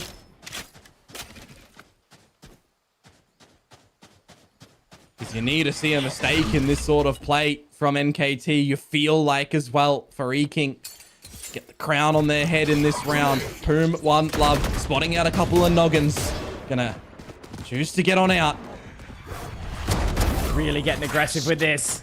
And Dragon is going to be taken down very, very fast too. The judge, also the jury and executioner at this moment in time. And now the sweat really does start to amount. Sure, they're going to be able to find that spike plant. Sure, they're going to be able to settle into the post plant. But the second they start to move out breakable here, Kadiri is going to have to be the hero and connect onto these shots. But the underarm of the flash drive is going to make it so tricky. Already out, just the bait switch. Alert getting the shot. Z-Rip with another. It's all on to Minimize and Lou. The paint shells comes out. The pressure continues to amount here. Minimize does connect with one, but inside the tree, they've hit some shots, but it's not enough. It's Poom, it's Soda, and it's 12 rounds and series point here for NKT. Team 8. And they certainly are sipping that soda good, aren't they? He is delivering time and time again in ecos and in rifle rounds. He is just turning a couple of heads in his consistency factor across every single map he is playing for this team. Despite the losses, right? They hadn't found a map before this series. Now they might be looking to close this one in a 2-0 fashion. There are 4 chances for NKT to close this map, and there are 4 chances in a row that they can absolutely crush EKING's year. 3 years, you'll call it, in the making, essentially, to get into Tier 1 Pacific. It needs to go flawless now. All set. After a heartbreaking tournament for NKT, sure, Boom absolutely smashed them. But the overtime of 7 between them and SLT Songnam, and then 2 back-to-back 13-11s up against Motive. This team made their way through stage 3 solo. Great shot for minimizing the process. And even though they are out of the tournament by a technicality, they've lost 3. They may very well get 1 run on the board here, but it is a double opening from EKING. Not ready yet. This is what we're usually, and I'm gonna say it, this is what we usually see from EKING, right? Individual peaks here and there that they get removed. This time NKT getting a little bit overzealous. Zerip and So Cool Soda, your top 2 for NKT. Down for the count. You do not drop these. As EKING 5v3 advantage. But you do waltz into the Sentinel trap. Gotta try and make this work now. 3 versus 5, 15 seconds. Spike still needs to get planted here. Komodo, it's awkward now. Darth looking to find the opener, but he lines them up. He's dropped the spike. Darth might have done absolutely everything. He has! Dragon needs to get the clutch, but he just doesn't have the time. Oceania's hopes and dreams have been shoved into the abyss. And it's all by this man here. 3-1. What a series from Darth. So Cool Soda. Boom. 1 love. Team NKT, sure. They had a bit of an awkward run into this event. It was a late resurgence. All they had to do here was show up, and maybe EKING could have walked away with what they would have thought might have been an easier win, but instead they will exit the tournament. They should be proud, but at the same time, you know they had so much more to offer, Komodo. Yeah, I mean, this is the thing, right? When it comes to this tournament of Ascension, we have 10 teams who all have, you know, such massive gold weight on their shoulders, right? They're hanging these gold medals around their neck. For some of the regions, like SEA, there's a couple of extra teams that come through, but they are still, you know, all here for a reason. They have shown delivery through this year or through the stages that mattered to get into this sort of situation. You need to be giving it 100% every single series. And sometimes other teams get the better of you. And it just so happens today for EKING, when it kind of mattered the most, when they had to get this series over the line, it does falter. But it's also a situation, right, where had there been differences in the previous series that they'd played against Motive, against SLT Songnam, those series went 2-1 for EKING. It could have been in a different scenario for them right now. But unfortunately, it is not the situation. They will be going 0-3, and they will be out of the play for the playoffs as well. Such a turbulent competition, right? You know, to go 13-6 against Motive, only to drop Bind, and it felt like it was a winnable series. And then the exact same thing, really up against SLT Songnam, right? That was relatively close. Bind was just incredible, a 13-4 victory, and then only to drop it 13-11. You know, the pressure may not have ended up on EKING like it did today if there was a few other minor circumstances, and I think they should be proud of their performance, as mentioned, right? But that's always the thing. It's not their first time here. They came 2 years ago to Thailand, to Bangkok, taking down teams like D+ Kia, making their way to the playoffs. And then after a year where they miss out, it's always disappointing to come back and not go as far as that you know you could. Oh, 100%, man. But that's the fickle thing about Valorant, the thing that we love, right? Everyone needs to try and give it their all to learn, to adapt, to be better, to strive, and to rise, more importantly, to the occasion. And for this time, these are the 2 teams in the series that have not been able to do that in the Alpha group, which does mean, technically, Mitch, we know the teams that will be making it to playoffs. Just means where they're going to end, right? Upper bracket, lower bracket. Exactly right. So inside that group, inside that tournament, as we know, it is going to be sitting up at the top, Boom, Motive, and SLT Songnam. We know our Group A victors, but as you mentioned, who's going to be hitting that upper bracket? We will be finding out over the coming days, but that means there is still a hell of a lot of Valorant to come. But for now, we bid you adieu, and we're gonna let the desk walk you through the rest of the show. Well, the hopes for playoffs crushed for EKING as they got dragged down together with NKT. EKING definitely cemented by the pressure. They weren't able to capitalize their last chance. Meanwhile, NKT, again, they just don't have any tension on their shoulders. It is indeed incredible in how well NKT played.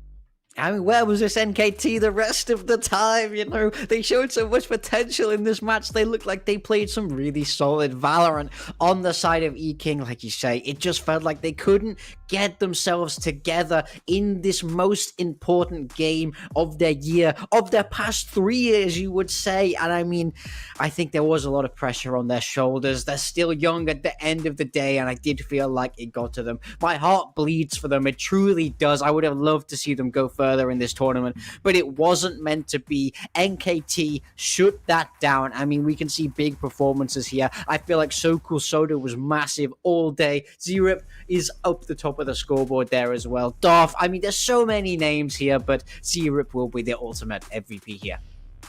Yep, I feel like Zerip, he's just playing his heart out today. He just wants that last win. And he's in the last match in Ascension for NKT. Well, we've seen also like great rounds from NKT where we wished they will pull that sooner, you know, in this some of their matches, like some great eco rounds with the double fakes. But yeah, everything was too late for them. But yep, they had a great showing today. However, yes, EKING, their story stops here. But yep, we're gonna talk more with NKT to, you know, dive with them, like to know what they were thinking for that match earlier. So I believe NKT is on the line with us here. Hello. Hi. Congratulations for the win, Alert. Thank you. Thank you. You're very welcome. Well, I'm just gonna ask you, coming into this match, you guys knew that there is nothing more in the line for your Ascension run, apparently. But what was the motivation here that made you guys able to claim that victory over EKING? คิดว่าอะไรคือสิ่งที่ทำให้เราชนะ EKING ได้ คิดว่าน่าจะเป็นทุกคนเล่นเกมมันมีความสุขครับผมแบบสนุกครับผม I think that we played this match with really enjoy and fun moment because it's our last match. Yeah, I mean, just to follow up with that, how does that feel inside the server to be able to play, to just have fun without the pressure? I mean, does it feel like you're able to shoot a little bit better? You're able to take more risks? Is that where you'd like to be moving forward, you know? คิดว่าครั้งนี้คือเรารู้สึกยังไงคือเราเล่นแบบไม่ได้กดดันเลยใช่ไหมเราแค่สนุกกับมันใช่ไหมใช่ครับก็ไม่ได้กดดันเลยครับเพราะว่าเหมือนจะไม่มีผลอะไรแล้วแต่เราก็เหมือนเป็นแมตช์ท้ายก็อยากชนะผมก็แบบอยากเอนจอยกับความชัยชนะด้วยครับ As I say, it's a last match, so we just have fun with it, enjoy with it, have fun with the team. We just like go for it. It's our last chance. Well, I can see that, you know, the ranked vibes are coming out, I guess, seeing from that gameplay from NKT. But yeah, for the last question, I'm just gonna keep it simple because this is your last match in Ascension. I'm just curious, what's your next goal for 2026? ในปี 2026 อะไรคือจุดเป้าหมายของเรา ก็คงจะเป็นเรื่องของการแข่งต่อไปนี่แหละครับแล้วก็ไปเวทีระดับโลกให้ได้ครับ I really hope that our team will have a chance to join the next level of the tournament and we will practice more and more. Well, good luck to that, of course, Alert, as well as NKT. Again, congratulations for today's win. I will see you around later on. Thank you so much, Alert, for this interview. Thank you. Thank you. Wow. Yeah, you can see that. It's just different when you're playing Valorant with no pressure. Somehow you're just hitting your shots, right? Yeah, I mean, he said it himself. They just wanted to have fun. That was their whole idea coming into the day. And we saw them have fun in that game. We saw them laughing, smiling, standing up and shouting. So I'm really glad that that didn't fade away. For me, on that stage, it's been one of the most fun teams to watch. I love the personalities that this roster has. But unfortunately, we do still have to say goodbye to them. Group Alpha is now locked up. Well, we know the 3 teams moving forward to playoffs. They will be SLT Songnam, Boom Esports, and Motive Esports. It's just about who is going to finish where in that group. Over on the side of Group Omega, a little bit less clear-cut. We know NAOS are definitely in there. Nongshim and Riddle still going to be really trying to fight for the places in the playoffs. Yes, again, this is going to be interesting for tomorrow to find out who will move on to the playoff bracket from Group Omega. Like what you said earlier, match 1 for tomorrow, we will have Nongshim Red Force going against Riddle Order. And for the second match, we will have NAOS Esports versus Velocity Gaming. Well, for the first match, I think it's very important match for real because their state is like EKING just now. They need the win. If they lose, they are out of the tournament. Well, but that's for tomorrow. The day have been amazing, of course, with all the banger matches we have just witnessed. Of course, we want to thank all of our sponsors. We have Acer Predator, Intel, Zoe, Imperial World, TT Racing, as well as Syndome. Thank you so much. Well, because of them, we can see VCT Ascension Pacific in 2025. And yep, today again was amazing, but it's the end of the day. We are getting ready for tomorrow. So thank you everyone for joining us today. Of course, we have more to come tomorrow. So make sure to always stay tuned, same time and same place. We'll see you guys tomorrow. Bye-bye.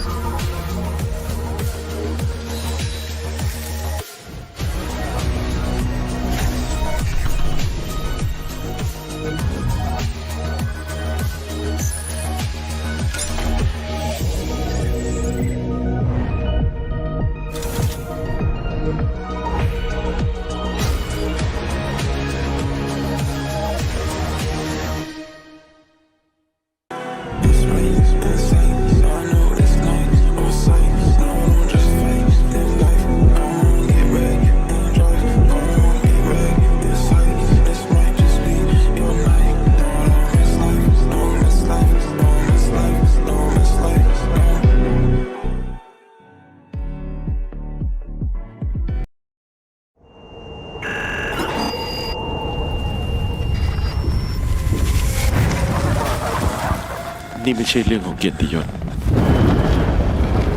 แต่มันคือการก้าวต่อไปแม้ทุกสิ่งรอบตัว